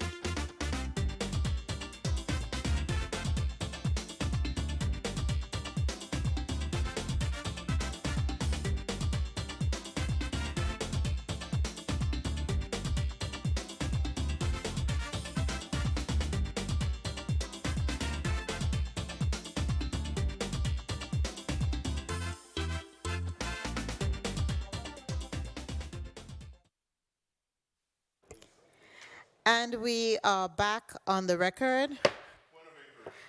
Point of inquiry, Senator Kenneth L. Gittins, you're recognized. Thank you, Madam Chair. I wanted to ask DLCA about the courtesy vehicle policy at these automobile, what do you call it, sales place, auto sales. If you take your brand new vehicle back there to be repaired and it has to be kept there over X amount of time, are they required to provide the customer with a, what did I call it again just now? A courtesy vehicle? Or a loaner vehicle? Good afternoon, Senator. Thank you for the question. I would defer to the Director of Consumer Protection and the attorney. And before you respond, the loaner vehicle, if you could tell us also about the, I'm waiting for the Bureau of Motor Vehicles to come back, but the temp tags that's on those vehicles as well. The loaner plates, if maybe, what you call it, enforcement could ask that. But these plates that they have on them as well, what's the restrictions? But answer the first part first, whether or not you provide the loaner vehicle. Right. Matthew Paget. So if it's a warranty repair and the warranty repair is going to take more than 5 days, by statute they're required to not provide a vehicle but provide you the means to acquire a vehicle.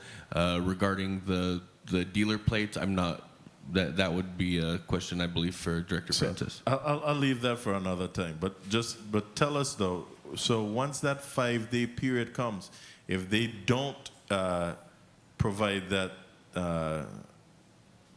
transportation for the customer, then what happens?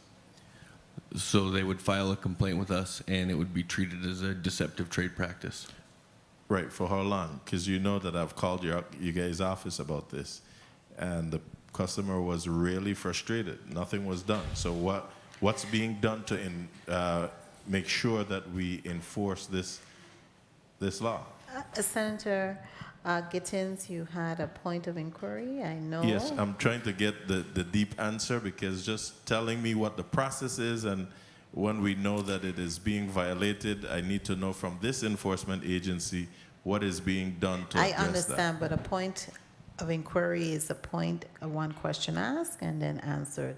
So if you could be so kind, Director Paget, to answer Senator Gittins' question. Yes, so we currently have cases in the hearing process, and until that's resolved, we can't, I don't have an answer that I can give you other than it's going through the hearing process. Thank you so much, Director Paget. Senator Samuel Carrion, you're recognized for your 7 minutes. Thank you, Madam Chair, and good afternoon once again. Good afternoon to the testifiers. Something we've been constantly hearing this afternoon is inflation, inflation, inflation, and we all know globally inflation has been the topic. How are we measuring our local impact? Are we still doing the market basket? Are there any surveys going on? How are we keeping the pulse locally to ensure that even though there's global inflation, that businesses are not taking advantage of the situations going on and increasing outrageously the prices? Sure. Good afternoon, Senator Carrion. So the market basket survey is still ongoing. It's not on a weekly basis because of the shortage of staff and with COVID, but we are actually doing it now twice a month. And what I found, quite frankly, is that persons' first priority when they're shopping around is location. So irrespective of the fact that we provide a market basket survey with the lower price for an item at another location other than what you're accustomed to, persons are literally telling me, Evangelista, me that. I going where I want to go. Same thing with fuel. But that does not mean that we are going to quit doing it. As I indicated, there was a grocery survey study done in the prior administration. I want to bring that back up so that we can actually get real numbers. to determine what is actually driving it and if, in fact, the profit margin is so great that the economy cannot bear it. Because we may find that, in fact, the stores are barely surviving, the retail stores, that is, and the consumers are just unaware of that. So once we get the facts, we'll share that with you. Well, we need the facts, and of course you said something that is very realistic. But we need the facts, and your office is the one that is commissioned to really provide those facts for us. We need numbers, data, statistics. Do we know what's the percentage of increase over the last year of the cost of basic house good items? No, Senator, I would get that information from the Bureau of Economic Research. Okay. Because those things are crucial and are key. We know that we have a large number in our community that are fixed income, and the people are suffering. And it's your office responsibility to ensure that everything is done fairly and equally, and that's what we need to make sure. So we need reports. We need to do some surveys. You need to look at that study that you mentioned that was done in the previous administration to know where we were then, where are we now. If we don't have that data, then it's hard for us to really make sound policies and decisions. Understood. Now, with I did see within your testimony you speak about your limitations within the department. And you mentioned that your limitations are actually hampering your ability to really provide certain services. And especially you speak about the funding limitations that affects your price checks, scale checks, price studies, and myriad of other enforcement activities. You did state that you need then specifically some additional positions in order to fulfill some of your missions and the mandates that you have. Is there a dollar amount already assigned to what you need? Yes, Senator. It's actually, I did the presentation last week, Tuesday, for the Revenue Generating Conference, but it's approximately $1.5 to $2 million. You would need additional within your budget?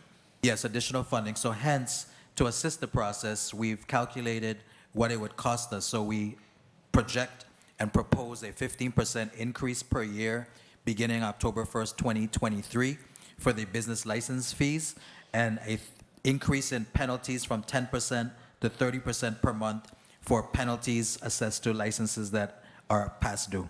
I saw that, and I saw based on your testimony that in the last 20 years, there wasn't an increase. That's correct.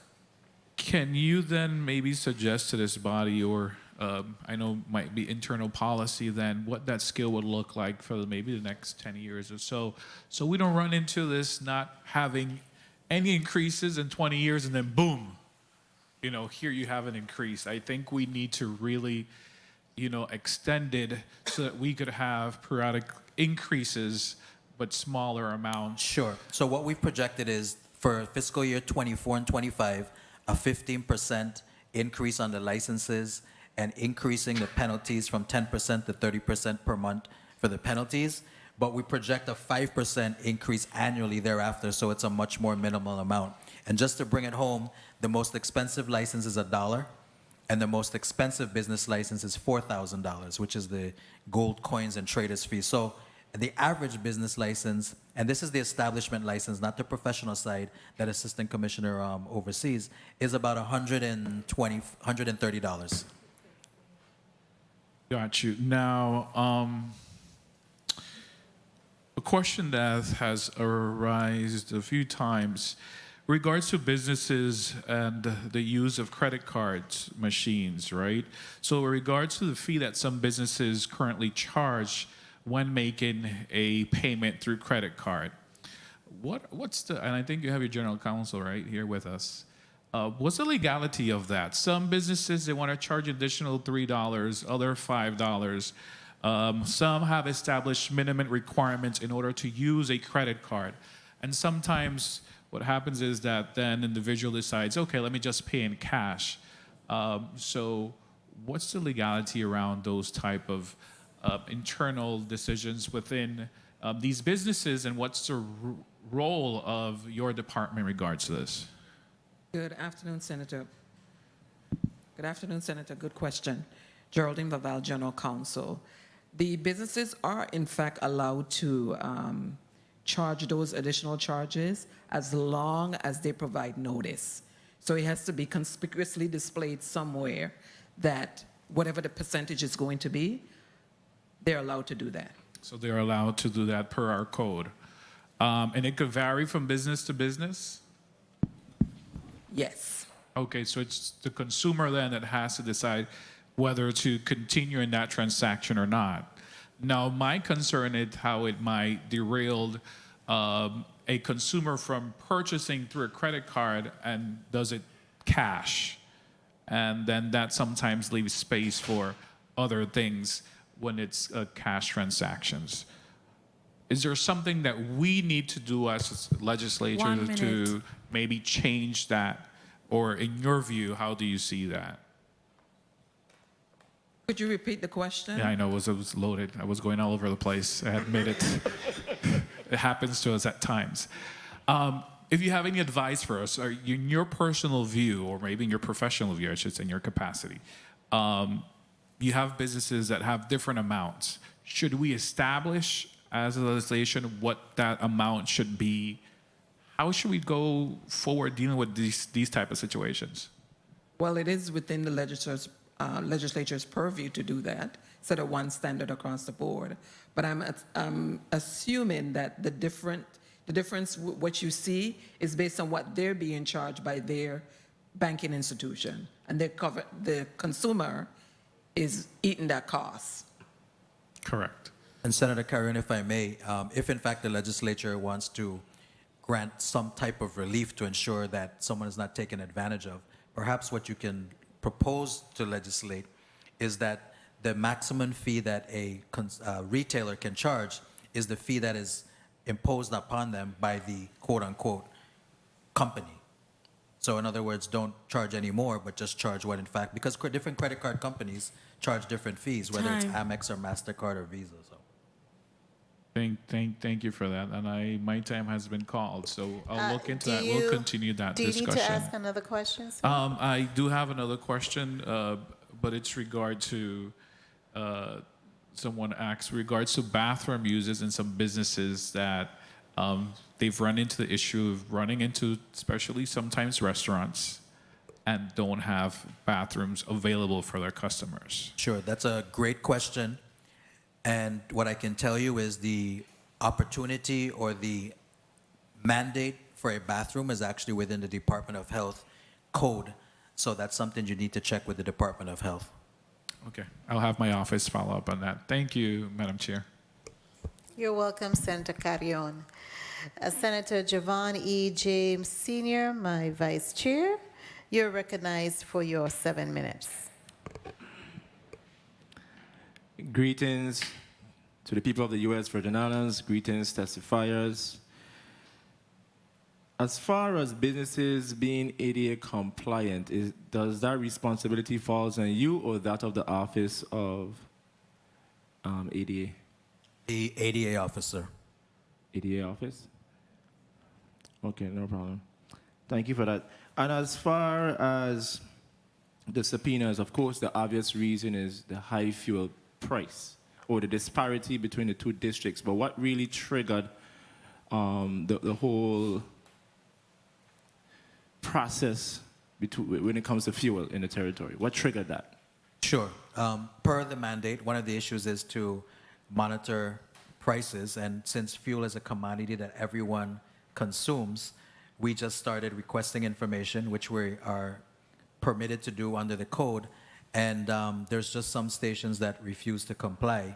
And essentially what we wanted to do is to look at the cost of obtaining that fuel from the rack to your pump so that we can determine what the quote-unquote profit margin is, and if in fact it's something that the consumers can live with, as well as DLCA. Okay, thank you for placing that on the record, and I hope and pray. I know some people are against the refinery and some people are for the refinery.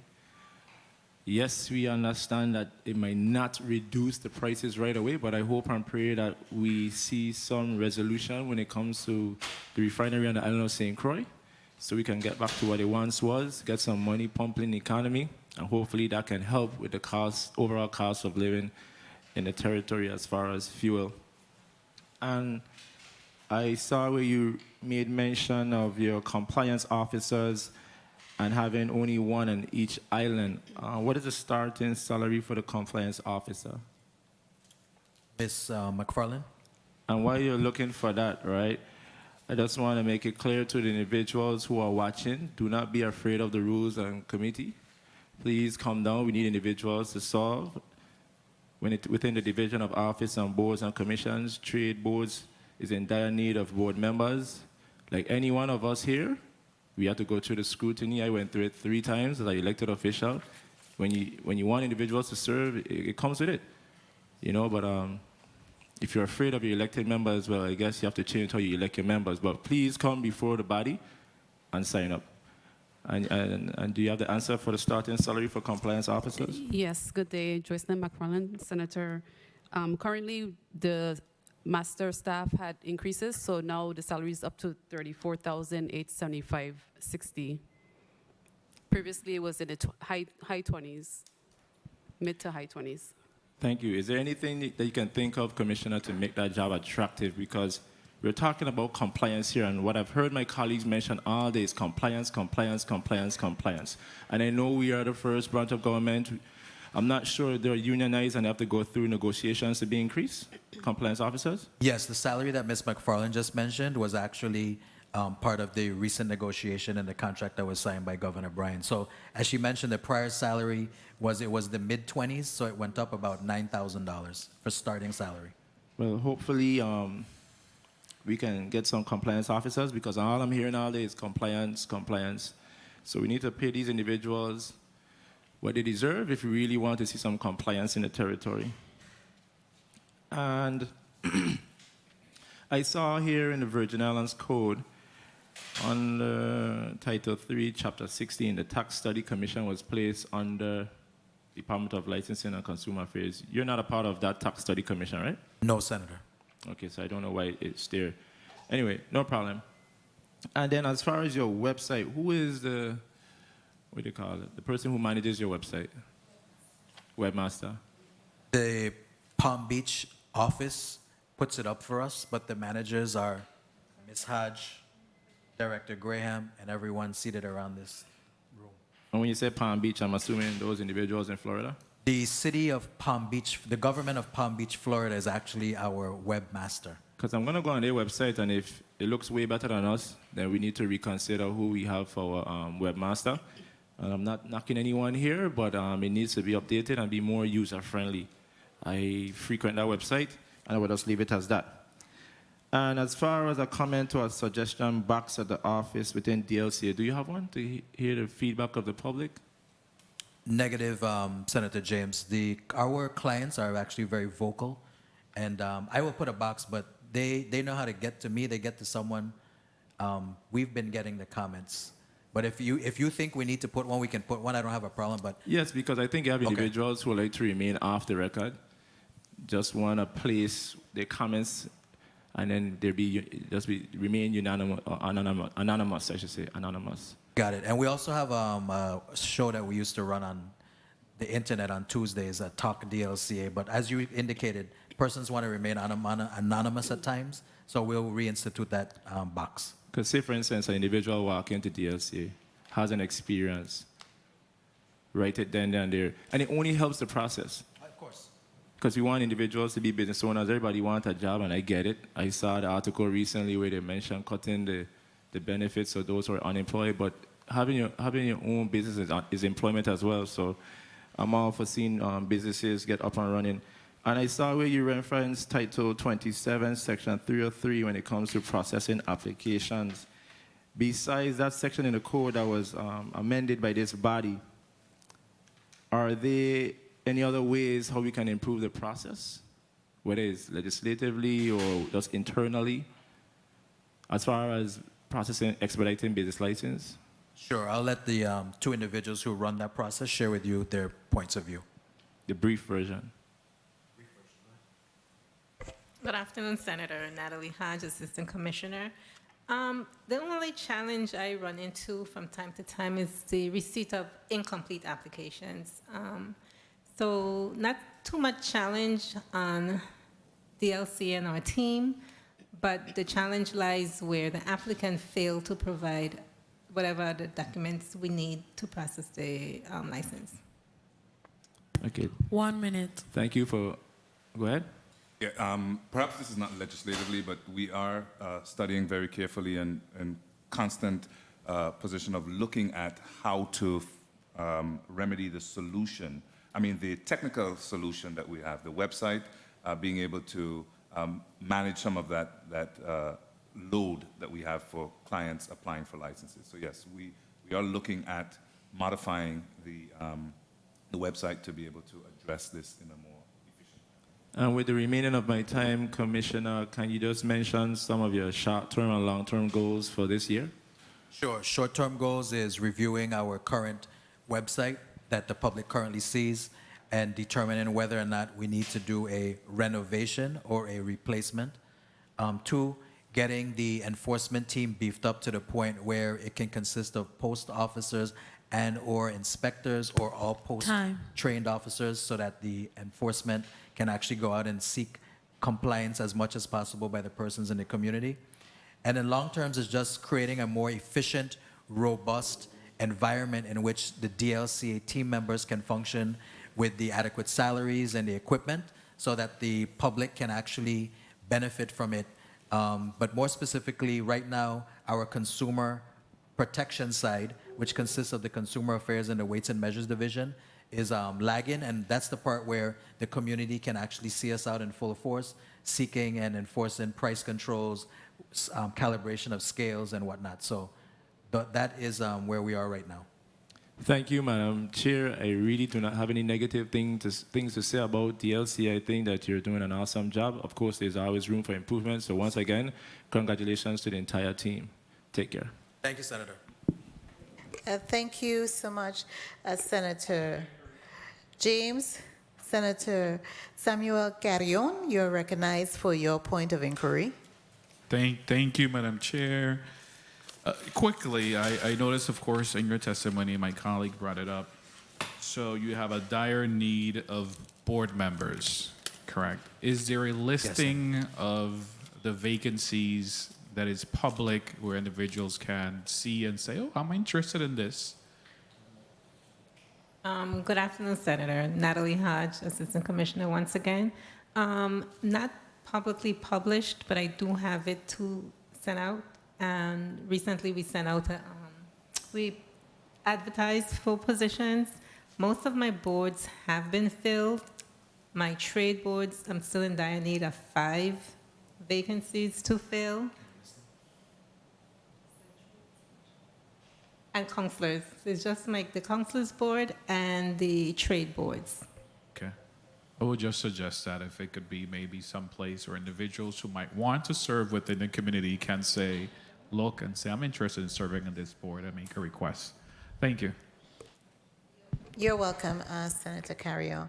Madam Clerk, 7 minutes on the clock for me. I really always appreciate DLCA when they come before us. They give a lot of wealth of information relative to the operation, which includes your finances and looking at some of your challenges. Commissioner, since I was elected in 2020 and we had a conversation in 2021, one of the major items I always look at, and is in every department, is standard operating procedures.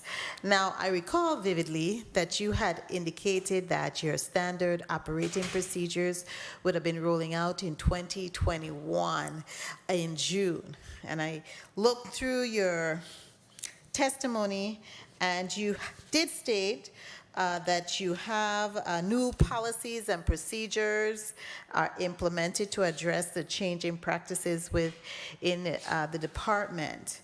And so my question to you would be, what new policies and procedures have been implemented outside of, well, the laws that have been passed? What new policies and procedures have the department implemented? since you took over the helm? Great question. Speechless. So I'm speechless only because, and I'm glad you asked that question. I'm looking from left to right. That is an assignment that has been ongoing since I took office. So by the time budget comes along, hopefully I can actually give to you. We do have policies and procedures. They just have not been updated in its entirety. Yes, so that leads me to your premise in your statement. They have been implemented. If they haven't been promulgated, then how can they be implemented? Those are things that across the board in government needs to occur for us to be efficient and to be also have a level of parity, you know, so that we are treating our clients and customers with the same level of courtesy. And so there isn't a perceived favoritism for some and the others. Standard operating procedures allow that, especially when they're published, so that the public know, you know, what the game is. It's just the rule of the game. This is how we do our work, and this is what the expectations to be. Similar to what Director Graham responded to, is 10 days for your renewal of your license or your new license. That's a standard operating procedure. Yes, it's in law, but what are the requirements? And so you have KPIs to meet as well from the Office of Management and Budget. And how are your grades looking on that KPI?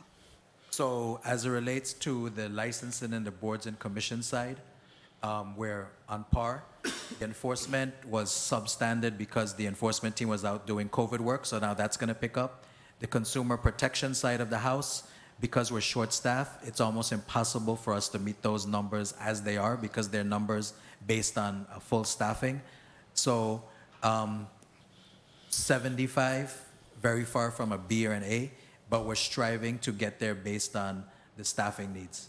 Okay, so let's try our very best to push forward. I know it's a lot of work, especially when you're working in the trenches, but we are counting on you. I really want to applaud you, especially with the increase in licenses and renewal, because that helps pay all of us as government workers to do the work.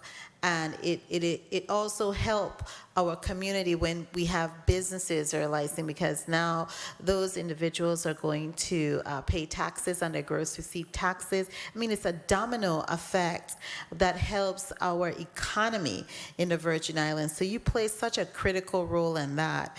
I also wanted to ask you relative to Vendors Plaza. You and I have had some conversation. In fact, I've had some conversations with your able and equipped assistant, Ms. Daniels. And how much is the kiosk, the rent for the kiosk at Vendors Plaza?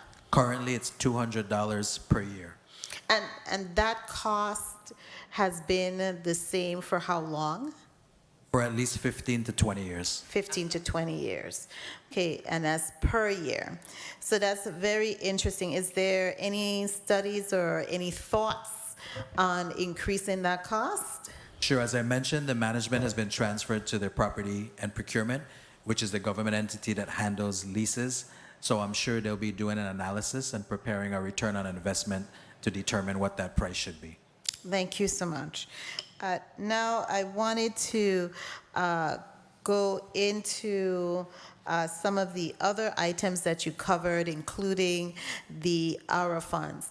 We have our chairman of the Committee on Disaster Recovery and Infrastructure. He's also a member of this committee. So sometimes they have a bit of overlapping in what we do, but government operations, we carry the whole juggernaut of the government's operation, and it includes the fiscal. So you mentioned you were awarded over $3 million, 3.5 million, 3.3 million rather, yes, in ARA funds. 1 How minute. much have you expended thus far? McFarland? Joyce. ARPA money. How much have you expended thus far? So thus far expended give me one, sorry. So, okay, so we were issued the 3,315,423 and 34 cents. Basically, all of it, except with the exception of we have a purchase order, or I should say, encumbrance left over with 253,533.20 that's left over that hasn't been expended. How much it was? $253,533.20 is still encumbered. So that needs to be drawn down, and then we would have completed it. But I want to also note part of that amount that I mentioned, the $3,315,000. There's a $200,257.34 that was actually assigned under a different project number. But continue. So if you add the 200,000 I'm referencing along with the other amounts, you will come back to the 3.3 million that I referenced. Okay. And most of this fund was spent for what purpose? All of the money is to purchase the kiosk as well as to provide a marketing, marketing seminar for about 6 months for the vendors. So not only did the vendor construct the kiosk to withstand Cat 3 hurricane winds, but also they're going to be conducting an ongoing merchandising class, retail class to demonstrate different methods in which to sell a product, as well as accounting, and to more or less, we're not going to throw the persons out into the dark. We're actually going to educate them, to share with them practices, best practices for retailing in a vendor plaza area. Okay. And finally, my question will go to Mr. Francois. One of my colleagues from St. Thomas asked about the liquor licenses and the regulatory board, your response where you're working to educate before you do full regulation and regulate. What does your education campaign look like? Okay. Nicholas Francois, alcohol coordinator. What my regulating techniques look like, you go out to the different establishments, you do random inspections. You might see a violation. Instead of giving them a notice of violation, you tell them, this is how this should be done. You make suggestions. You tell them,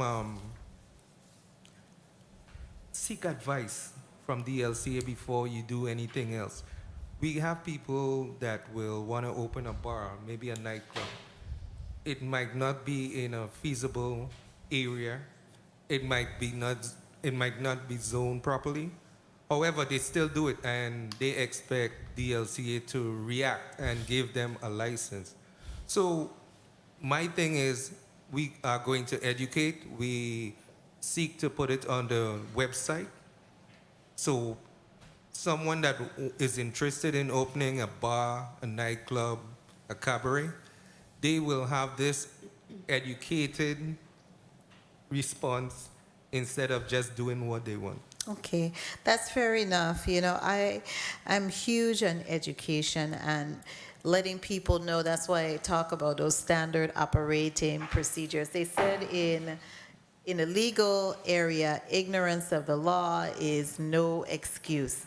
Colleagues, I believe we have exhausted our time. If there is any burning questions, St. Thomas colleagues?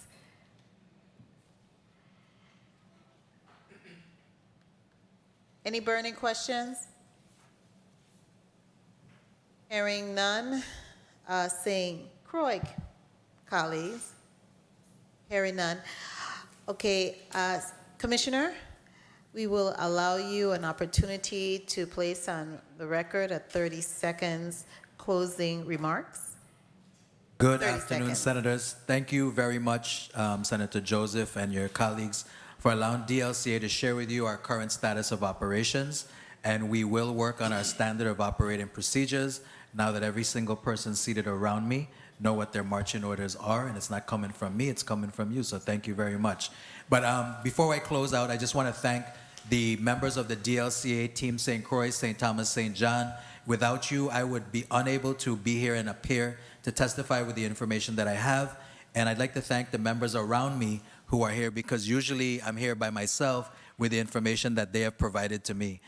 Team DLCA, we strive to ensure that we not only have an efficient, productive internal team, but we also want to have an efficient, productive experience for our members outside. So if we fall short, please feel free to call us so that we can fix it. If we've done well, also let us know. But at the end of the day, I know you have a choice in who you invite before your committee, and we thank you for choosing DLCA. And we thank you for being here. The Committee on Government Operations, Veteran Affairs, and Consumer Protection releases you, Commissioner, as well as your staff from your presentation before us today. Thank you so much. Thank you, Senator. Madam Clerk, kindly read into the record and next and call up the next item on the agenda.